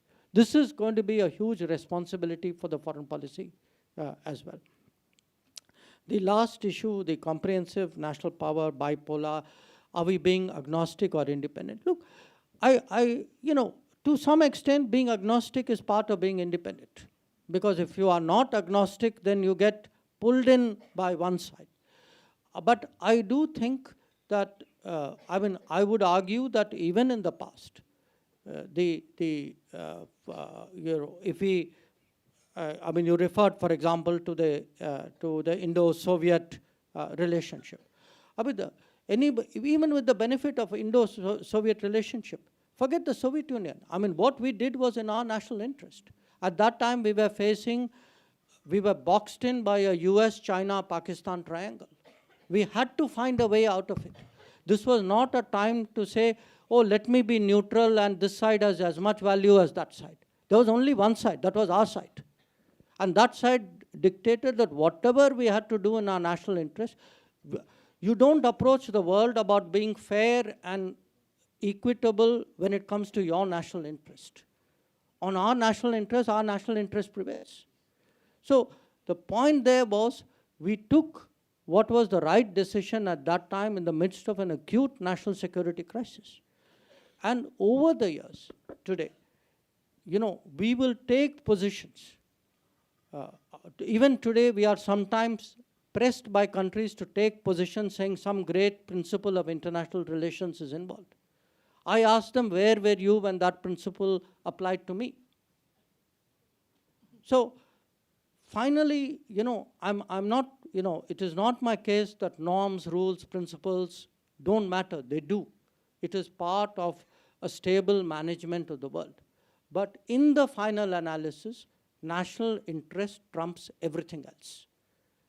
And to my mind, that should be the final test of foreign policy making. It has to be obviously explained and projected to different audiences in the best possible manner. But, again, because you mentioned it's a bipolar world, I would urge you to look at projections. The theme of this Aravalli conference is preparing for 2047.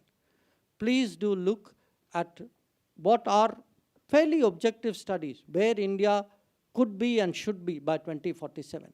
It doesn't look very bipolar to me. Thank you.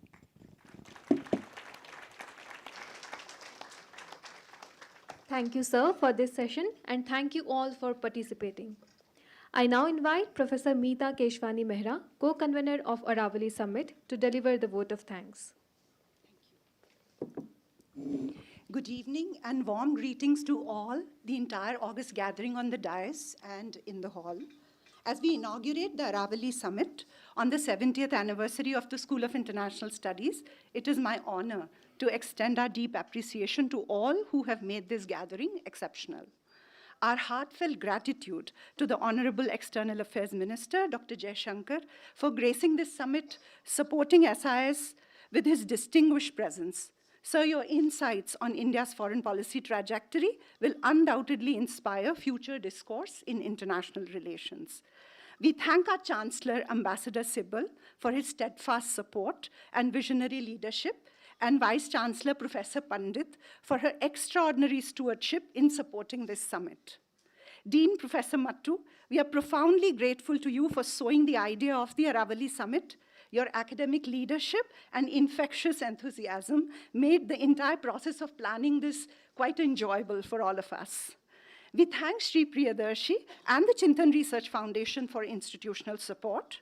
Thanks also go to all distinguished guests, senior officials at the Ministry of External Affairs, esteemed faculty colleagues, colleagues in the JNU administration, and student volunteers whose collective efforts and participation have made this occasion truly exceptional.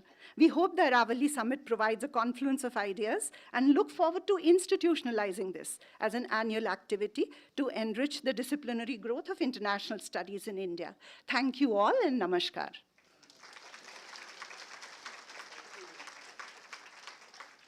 Thank you, Professor Mehra, and thank you all our dignitaries, speakers, and participants.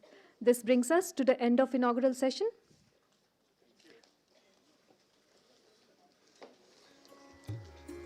Audience is requested to kindly remain seated for the next session, which is a special address.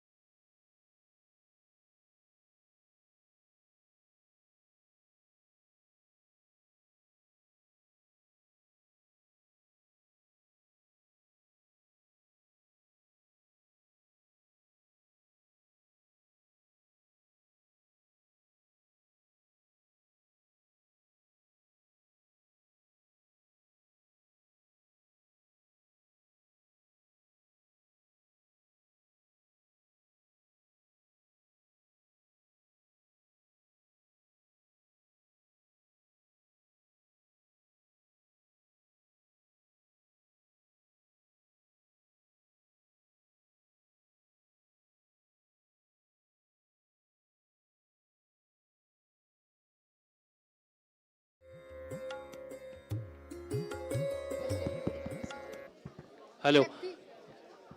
Can we have the house in order? We are about to start the next session.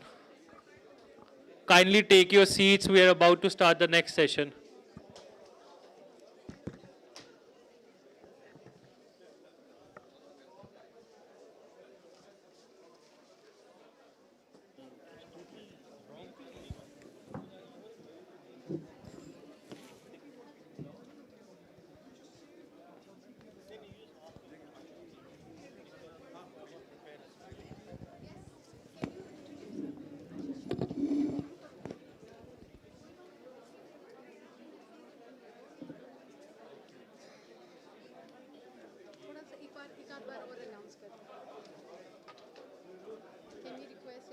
Can we request everybody to take their seats? We are about to start the next session. Please take your seats, everyone.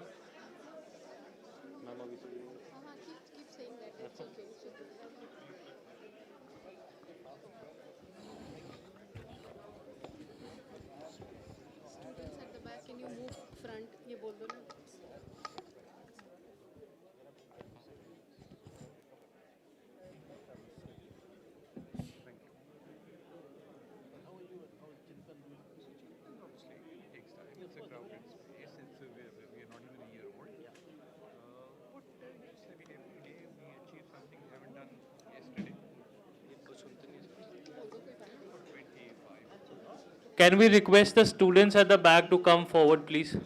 Students at the back, please come forward.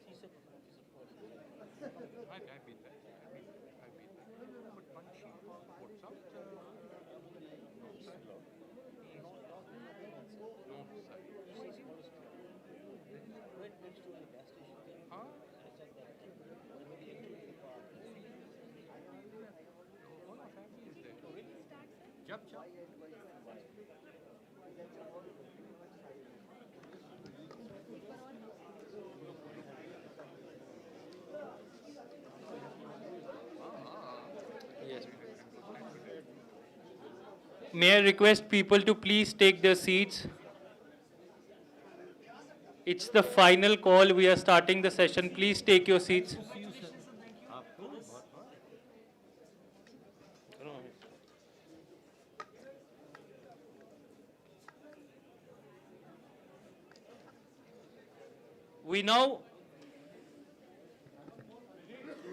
We now move to a special session that focuses on a theme of immense contemporary relevance, escaping the middle income trap, the imperative of state capacity enhancement.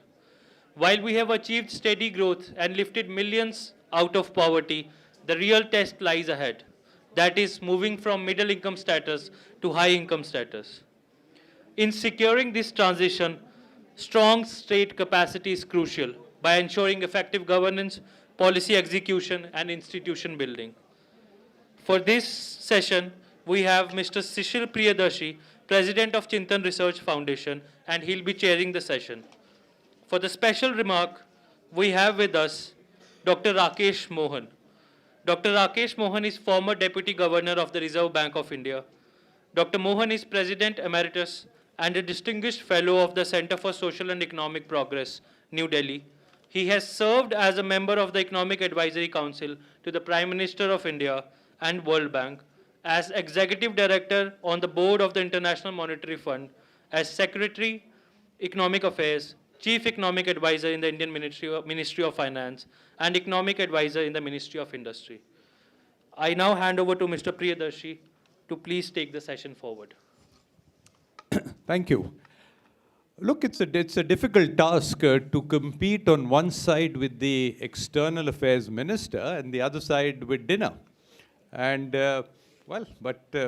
We have this, you can't miss the opportunity of not listening to and not interacting with a person as huge and varied experience as Dr. Rakesh. Your credentials have already been spoken, so I won't mention them again. But two things to the extent of repetition, I must say.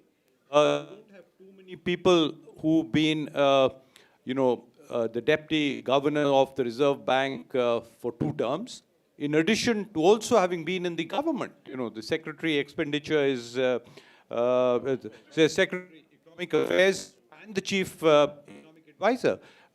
These are genuinely different assignments. This is somehow not working.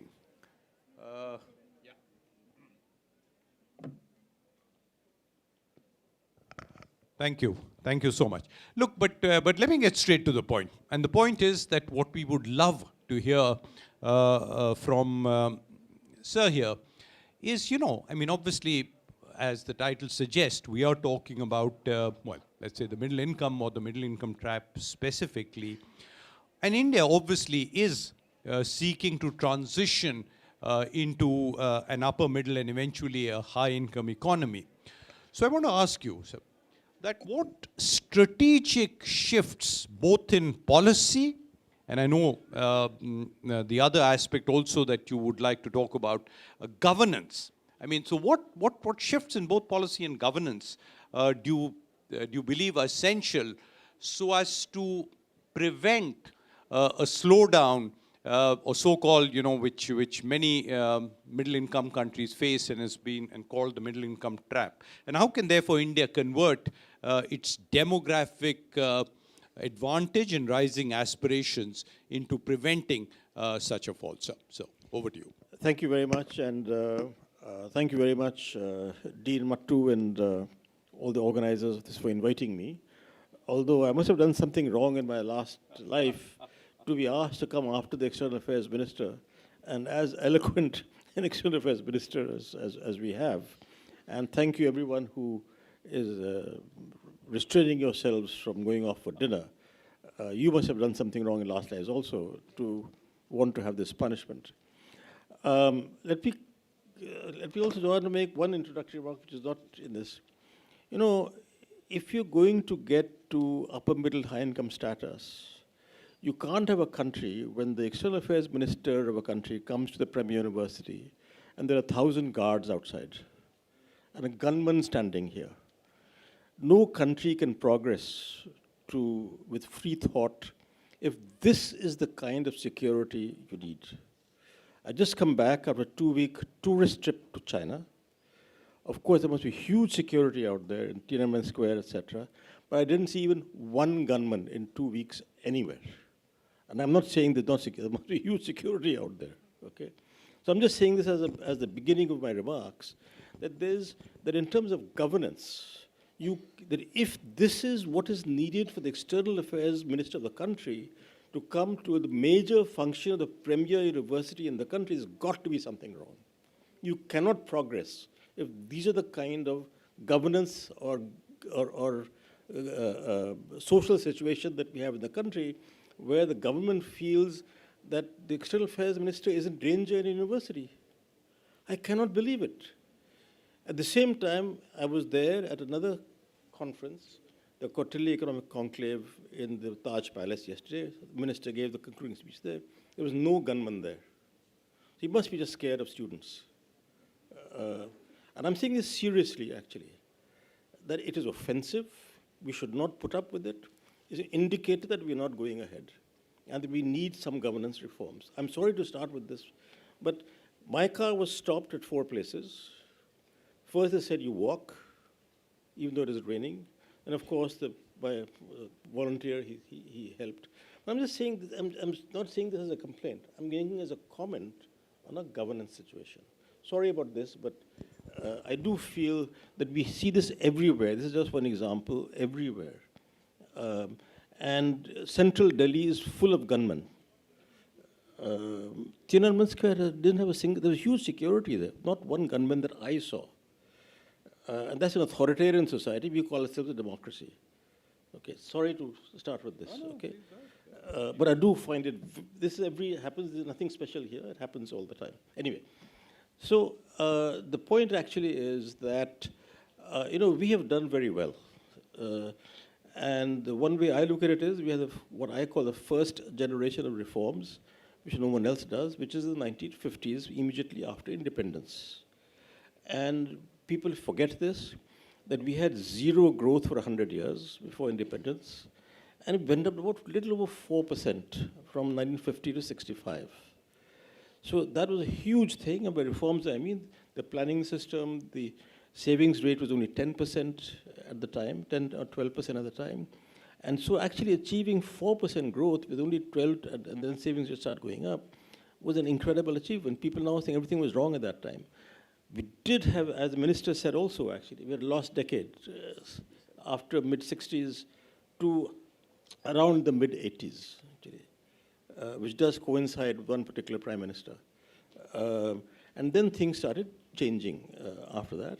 And of course, what I call the second generation reforms came in the 1990s, where we freed the country of a huge set of unnecessary controls and regulations.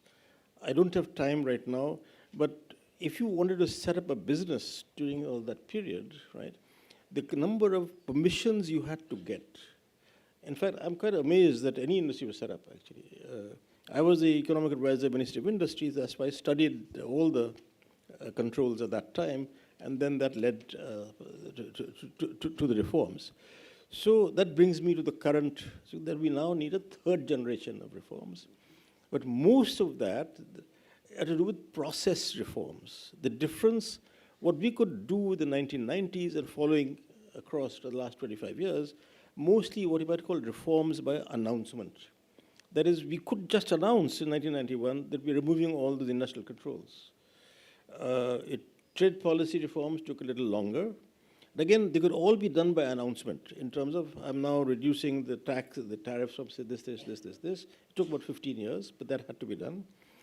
Similarly, you could just announce that you can remove import controls and so on. The difficulty now is you need much more process reforms, okay? And what I mean by enhancing state capacity is that, one of the odd things is that everyone emphasizes the huge Indian bureaucracy. Actually, Indian bureaucracy is very small as a proportion of population compared to most countries, compared certainly to the United States, okay, which is the most capitalist country in the world. And I don't mean that you should keep hiring people for doing nothing, obviously. The point is that we have continued the colonial system of administration, where the way I put it is you have a viceroy in every district. District magistrate, collector, deputy commissioner, the different designations. And we now have, say, about 50 government programs or more. Could be education, could be welfare. There are so many, and there's so many things the government is doing for the last so many years, right? Not just this government, I'm talking about last government 50 years. Now, there is no domain capacity to administer all those programs, and it is the collector or the district magistrate, whatever his designation may be, who's the chair of every program. And he or she gets transferred every 6 months, 1 year, 2 years, whatever. I think the situation improved somewhat in the last number of years. But the point is that I don't think there's any other country that I have been able to see, maybe there must be actually, where there isn't the kind of local government that you should have. Because these are birds of passage. They're all very good people. I'm not knocking the IAS or the IPS. They're all very smart fellows because of the way they're selected. But the point is that they're birds of passage. They have zero interest in where they are. They're then looking at the next posting.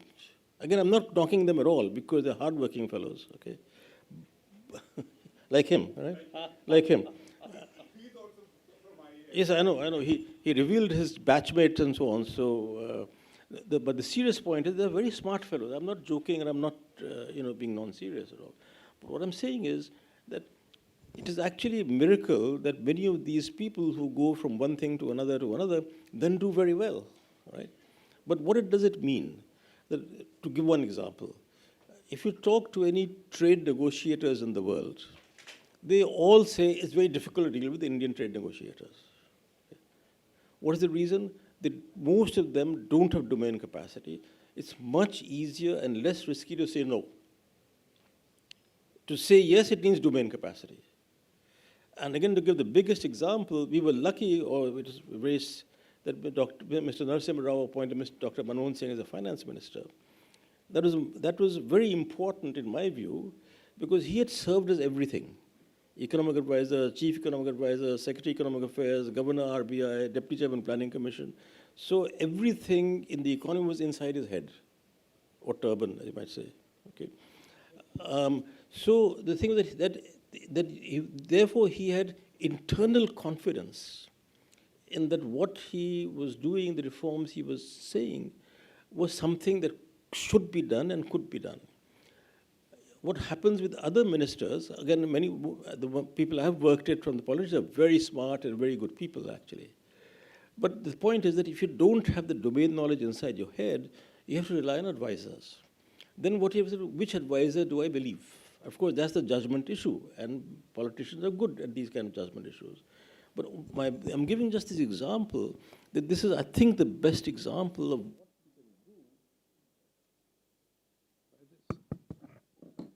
it obviously silences people after a few minutes. So, you're talking too much. No, so what I'm saying, so the point I'm making is that I'm giving the best example of the impact of domain knowledge. I'll give you another example. I was given the task of chairing the National Transport Development Policy Committee, and it took 3.5 years over that, from 2010 to 2014.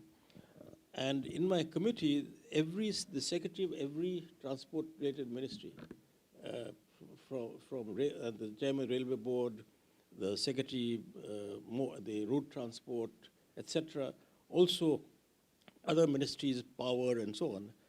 The amazing thing is that in those 3.5 to 4 years, there were 4 secretaries or chairman railway board in every ministry. Therefore, I put the members on the first page just to show people this is how we govern. And again, my point there is that if you have generalists, okay, who do not have domain knowledge, they work very hard, they don't have backup enough also, you can't go to the next level. Because now also, as the minister was saying, you need much more expertise. If you want to go to higher levels of economic development, you need people who have expertise. Okay. Another level of governance. I'm sorry, you asked me one question, and I'm giving you. Okay. So, another level of governance.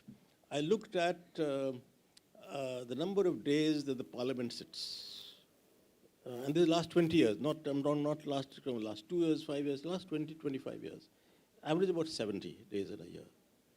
The British Parliament and the US Congress, each surprisingly with similar number of days, 170 days a year. Okay.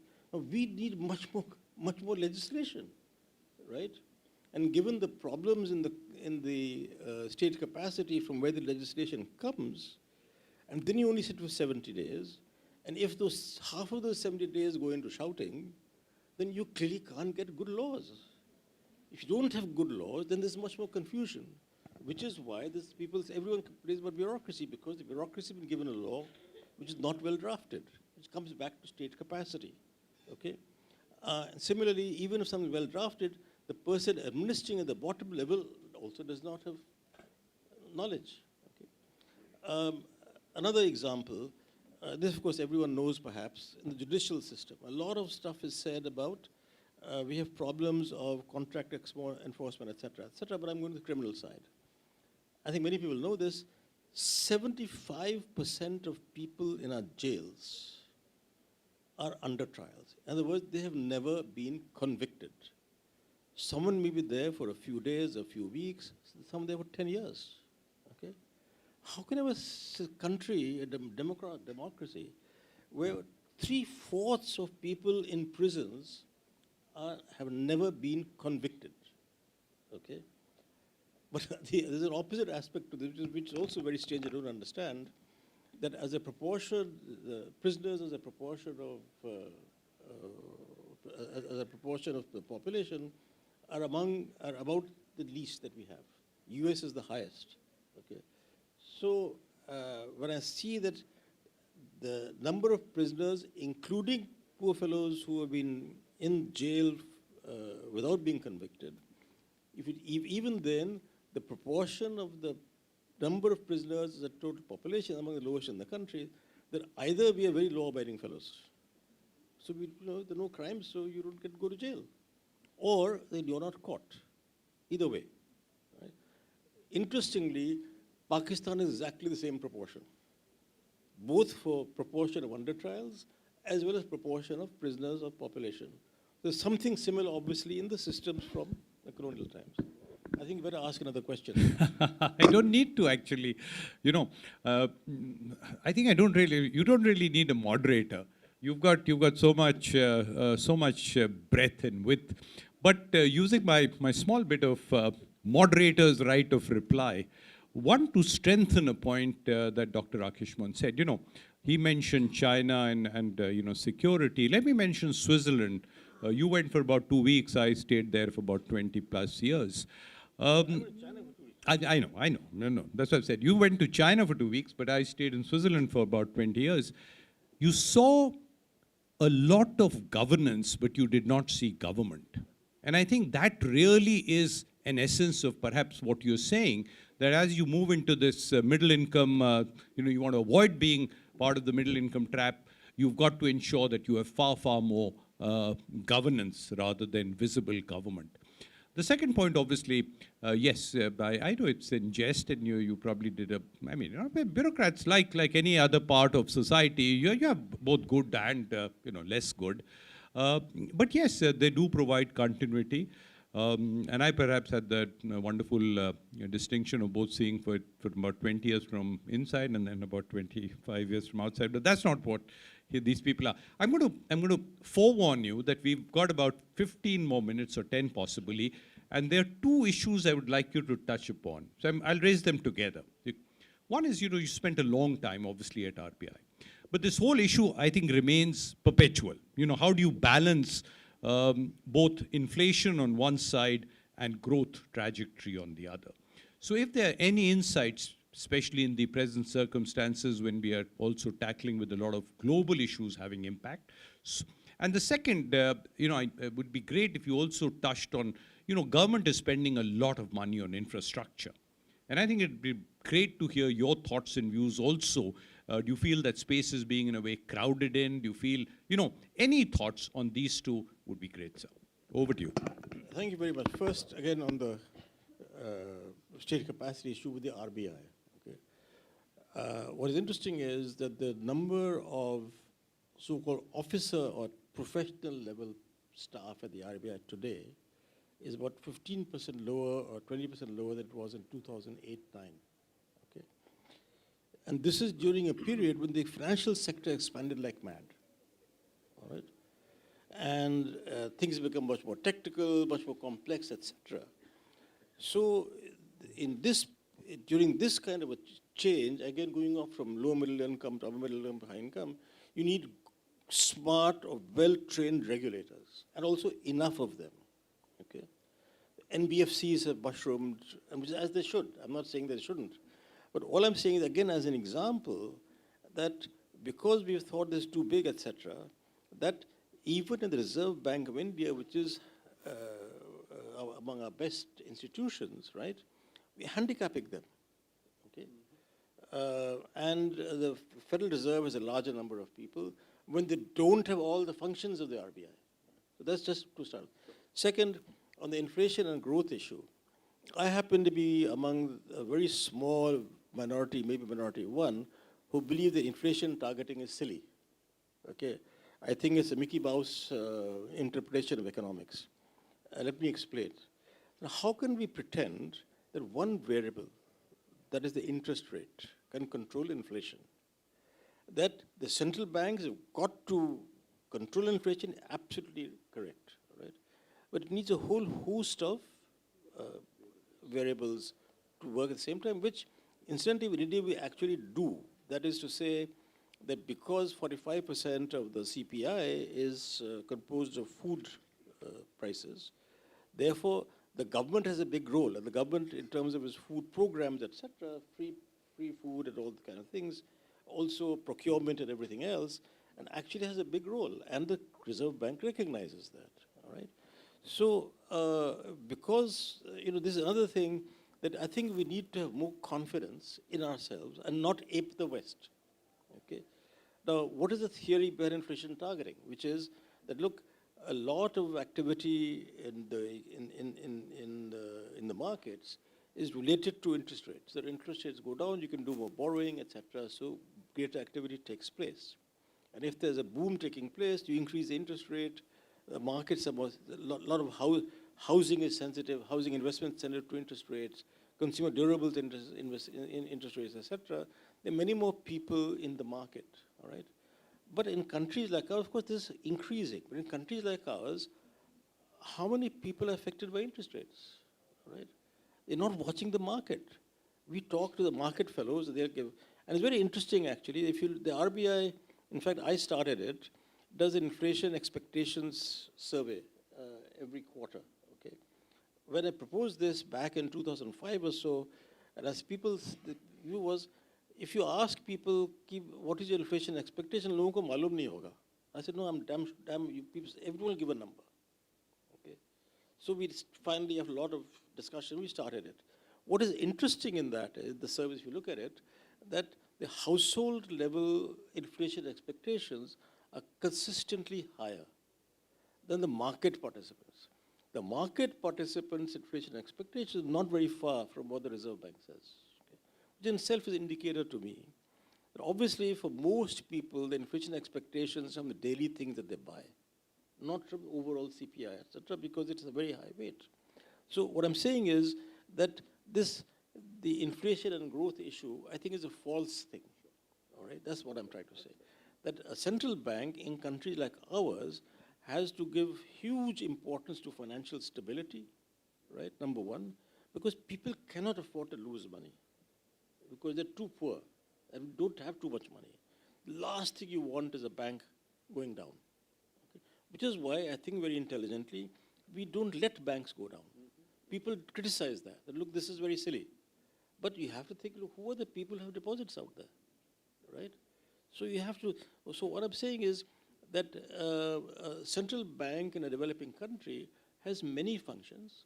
Yes, inflation has to be topped because once again, people can't afford to cope with high prices, right? They need financial stability. They need confidence in the banks. It's very difficult, for example, even to, people say, but we have competition. It's not easy to change from one bank to another. Once you've got into one bank, you're there. It's very difficult to change. So what I'm saying is many of these market issues don't work, right, in terms of these kind of, which is why banks have to be regulated. So again, a big function of central banks is to regulate the banks and of course other financial institutions. Now, again, because in late 1990s, in the UK, because of various reasons, they separated the banking regulation out to the Financial Services Authority. And that became a fashion. So we have an unending number of committees saying take banking regulation out of the Reserve Bank, which again just aping what those fellows do. What happened after the financial crisis 2008-9, the government of the United Kingdom brought back financial regulation into the Bank of England. They shut down the FSA. They brought it back in the Bank of England. So all I'm saying is that I think that to get ahead, to come back to the theme of middle income trap, we have to have much more confidence in ourselves. That we know what to do, we can think what we do. We don't have to ape what those fellows are doing, right? And now in that context, I'll say one other thing before you shut me up, because everyone has to have dinner also, we still look excessively to the West. You take any conference, right, that we have in India, whether it's business conferences, economist conferences, etc., we get all people from Europe, UK, and the US, among professors, I'm talking about economists, actually, and very little from the East. Second, we are going after FTAs with the UK. We've just done it. It's a very good FTA. The EU and the US. But we withdrew from RCEP. We've not even applied to CPTPP, which the UK is, that is Comprehensive Pacific, I keep forgetting, Trade Partnership, I forget the full, Trans-Pacific Partnership. UK is nowhere near the Pacific, right? But they've applied to be a member of CPTPP. We are in the region, but we're looking to the Atlantic, you know? So this is another aspect of going further ahead, that the fact of the matter is that if you look at any projections, 2/3 of incremental growth in the global economy in the next 20 years will come from Asia, including South Asia, okay? But we are going after fellows who are going down. That is, Europe's growth is going to be 0 or negative for the next 20 years, okay? Because the demographics are going down. They're resisting immigration. US has been doing well for the last 30 years, always actually, because immigration. Now they're shutting down immigrations, they're going to have a bad time also. So what I'm saying is that part of this growing up, going on in middle income trap is you have to think differently. I want to just, one major point on this, talking about governance, et cetera, that it's sort of, you are setting up a research institution, okay? I headed CSEP, which was Brookings India earlier, and I can see this from my experience. Give me an example, then I'll expand it to the country. That when you start, you are the Karta Dharta, right? You're HR, right? You're finance, right? You're to fundraise. Okay, maybe in your case, you don't have to fundraise because you have a... That's what everyone thinks. He doesn't have this problem, right? He's funding, huh? So, but what I'm saying is that you have to recruit, you have to find funding, I mean, you have to do everything, right? So once you grow to say 100 people, you have to completely change the system. That is, you have to systematize. You'll have an HR fellow, you'll have an accounts department, you know, you'll have 6 different streams in terms of the subjects that you're doing and so on. And so you'll become, they'll become more systematized. And so, which is what happens when an enterprise goes from small scale to medium scale to large scale, it becomes systematized, okay? So this is the same thing, that when a country starts growing, you can do certain things in what you've been doing for 25 years and do well. Look, we've got, for 35 years, we've got 6.5 to 7% growth, which is fantastic for as country large as India. Yes, China did 10%, but 6.5, 7% is fantastic. But you can't go to the next step unless you rejig your systems, whether it's regulation, whether it's function of parliament, whether it's the criminal law, the civil law, the working of the judicial system, all that has to be rejigged. Now, the local, people say local government, they're too corrupt. Are you telling me local government is more corrupt than the top? No way. It's just that, you know, it's more hidden. So now, the other thing I say now is that one of the big things that happened via Speaking University is a huge expansion of education last 25 years, finally. We're now producing about 10 million graduates a year, of course, with very degree of huge variance in the quality of these graduates. But the point is that given all these educated people coming out now, you can populate, say, local governments, panchayats, municipal corporations, etc. Right? And there's so much problem unemployment of graduates. If you look at unemployment data, the more qualified you are, the more unemployed you are. Okay? So I'm saying that many of these kind of systemic changes, otherwise you can't go ahead. I want to thank Amitabhji. It is such a pleasure, not just listening to him, but sitting by his side. You know, he's gentle. He holds my arm each time he's going to say something which, you know, might get me excited. No, but no, really. Look, I do have a few thoughts to obviously happily kind of try and conclude or sum up this. But would be great if anyone, yeah, sure, please, sir, one here, and then we'll take if there are any 2 or 3 together, and then wind it up.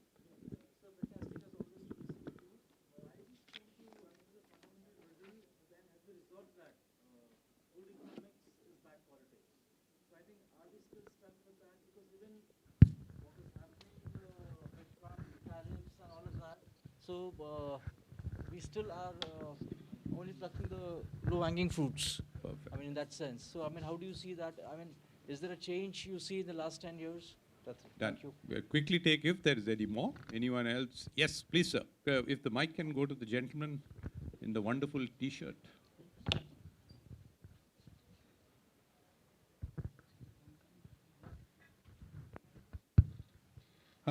Thank you, sir.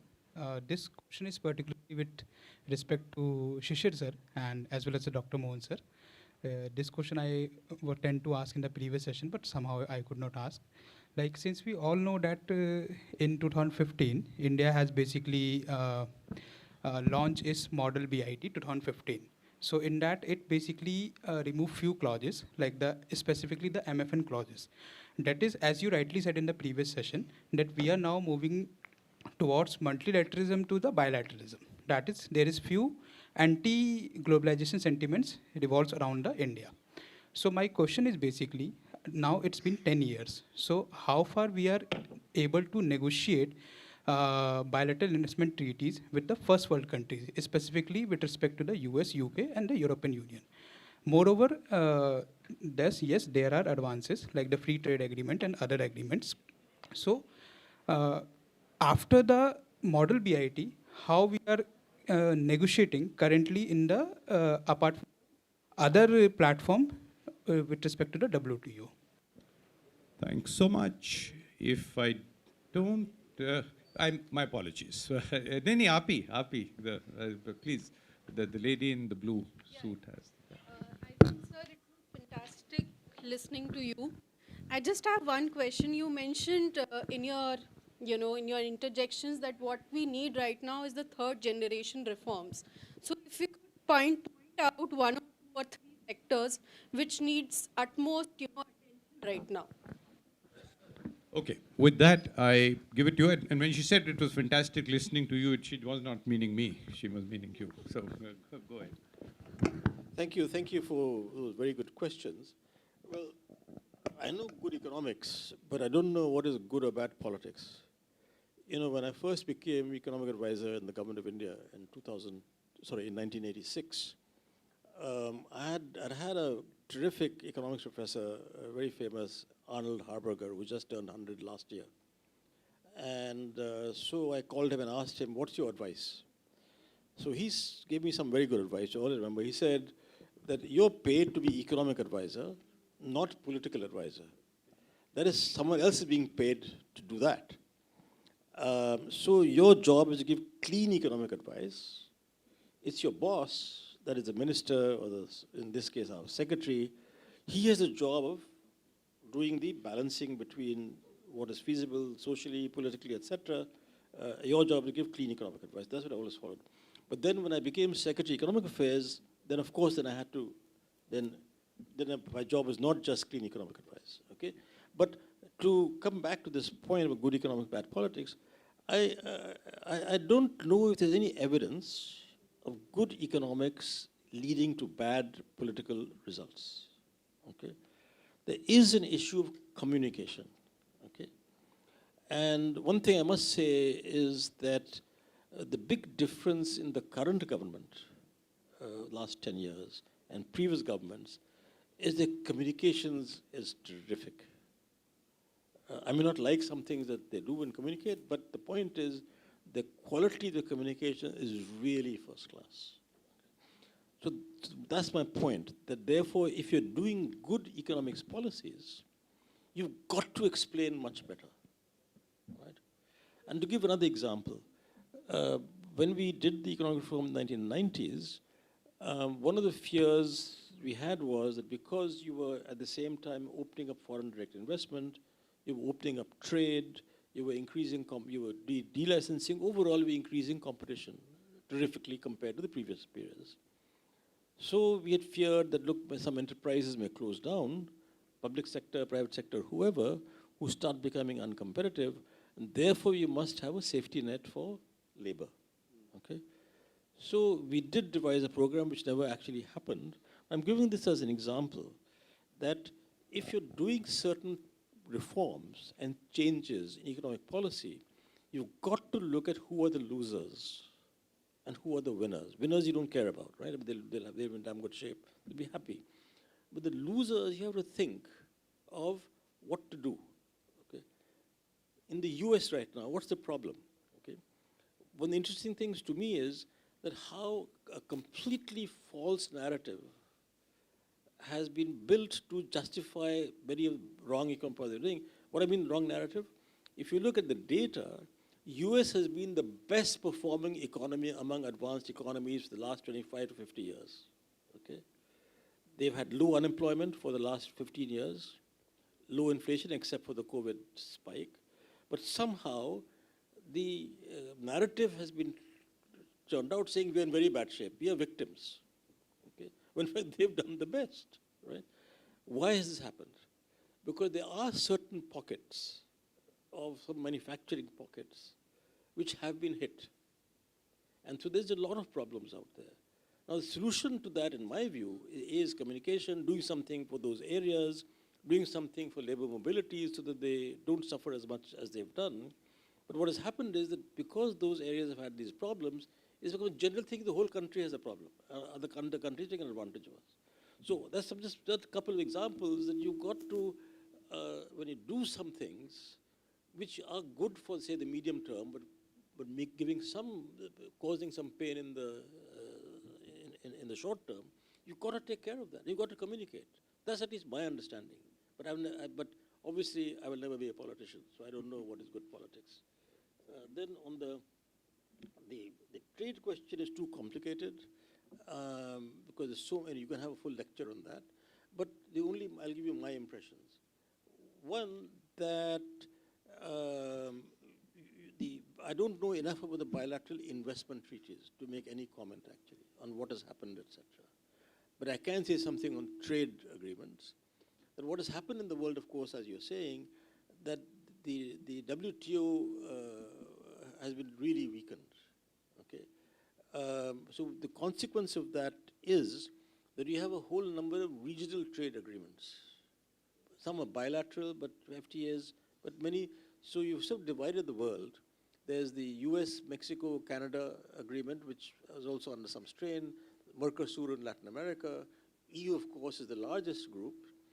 RCEP in Asia, plus the CPTPP I'm talking about. From our point of view, this is a big problem. That is, we are not member of any of these. And if the future doesn't bring back something like the WTO, then you're not in any grouping. So it's difficult to have efficient supply chains if you're not in any grouping. So, for example, suppose you joined the RCEP and you became much better part of the Asian supply chain. Your export to the US will also increase because you're part of the supply chain.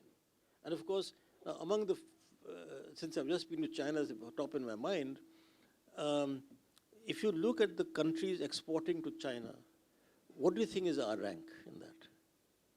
It's number 31.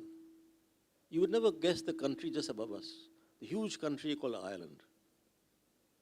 Okay? And this is what I'm saying, again, part of this middle income trap. You're not trading with the second largest country you're importing everything from them. You say, I'm not doing RCEP because I'm scared of these characters. Why should India be scared of anyone I don't know? I'm not. But the point is, without joining the RCEP, you're importing everything from them, but not exporting to them. So what are we afraid of? In any case, all the imports are coming. You have a huge, massive trade deficit with China. So this comes back to state capacity and self-confidence. But the future, as far as I can see, for the next 10 years, is the regional trade agreements. And so you have to find ways and means. Now, Vietnam is part of, I think, 3 regional trade agreements, for example. There's nothing, I think it's terrific we have an EU trade agreement. Terrific if we have UK, etc. But why are we looking east? That's where the economy is, that's where the demand is going to be. 4 billion people between ASEAN plus China plus Japan plus Korea plus South Asia, 4 billion people.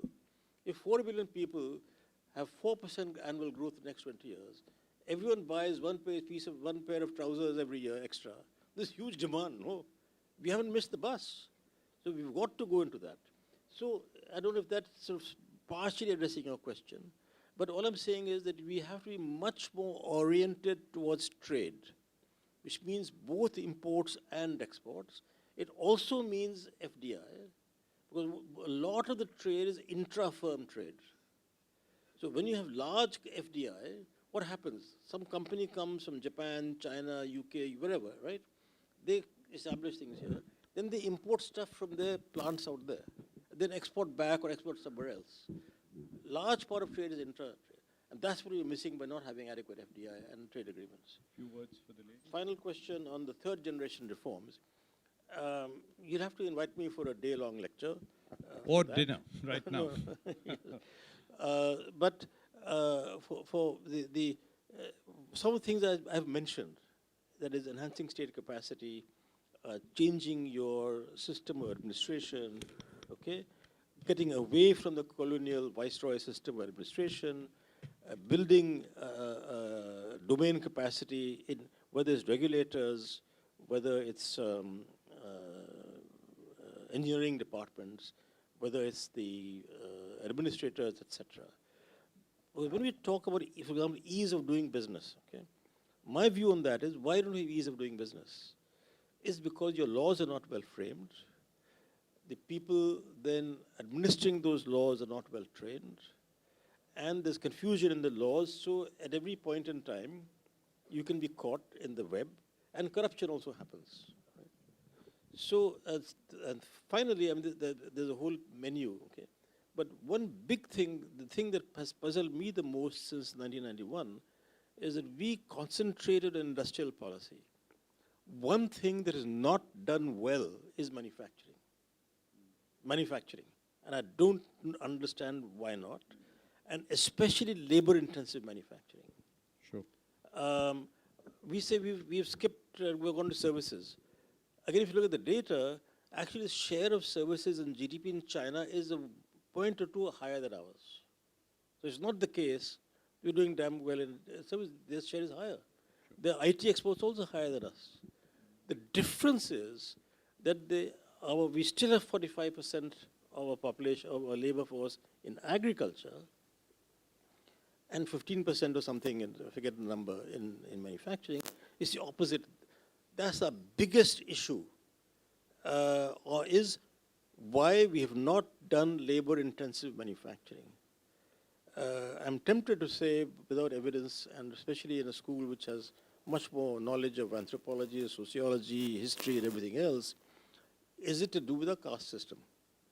But that's a throwaway thing which I'm not qualified to take. But my point is that our upper classes are just not interested in work with hands. I'll end with an example on this. Sure. Right? I did my first degree was in electrical engineering in England at Imperial College. And in the final year, at the final semester, we had to do a project. I had a class of about 90 students in the electrical engineering class, and there were 6 or 7 of us, 8 of us subcontinentals, that is Pakistani, Indians from Malaysia, Indian from Kenya, Indian from Trinidad, etc., etc. What was interesting was that except for us, 5, 6 of us, 7 of us, something like that, everyone built some apparatus. Using their hands, built some electrical engineering apparatus. All of us did some software project, some IT at that time, right? So what I'm saying is, we just don't like, I'm including myself in that, by the way, we just don't like to get our hands dirty. You hear much more about AI in India than anywhere else in the world. We're so excited by AI. And yet, you know, you go out of the street, people can't put 2 nuts and bolts together, right? So anyway, so this is, what I'm saying is, I don't have the answer to this, but we really have to concentrate on how we increase manufacturing, and particularly labor-intensive manufacturing. Look, this is obviously outstanding, and genuinely, you know, from the time we started to the time now, the room's much, much more filler. So I think if we carried on, you'll soon have a full room, because people will have dinner and keep coming back. And only 2-3 people walked out. No. Look, again, thank you so much to Professor Amitabh Mattuji, because, you know, I personally, I must be very honest, didn't realize how important not falling into the middle income trap is in the context of this journey to 2047. And I'm really happy that you've raised it. Obviously, it's clear it's complex, not falling in. There are very, very difficult causal linkages. You can't say do this and therefore that'll happen. It won't happen. But if I sum everything that you said into two broad parts, policy and governance both have to be focused on. I have to end where I started. Yeah. Suggestion, Dean Mattu, with your Vice Chancellor, you must have a strong rule: the campus cannot have gunmen in the campus. Okay? Offensive, it is against free thinking, etc. I remember when I was at Princeton, then President Marcos's daughter was at Princeton. So she had bodyguards. But her bodyguards were not allowed inside the campus. Sir, to our...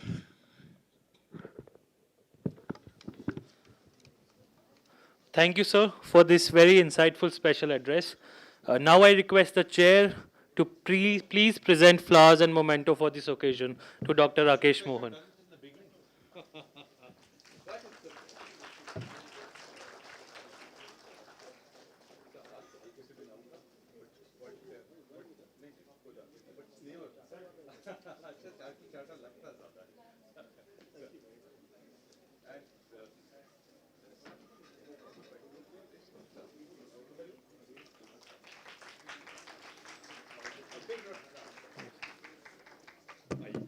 Thank you all for joining us today. We have a full day of working sessions starting at 9 a.m. tomorrow. We look forward to seeing you tomorrow, and a very, very good night for tonight. Thanks.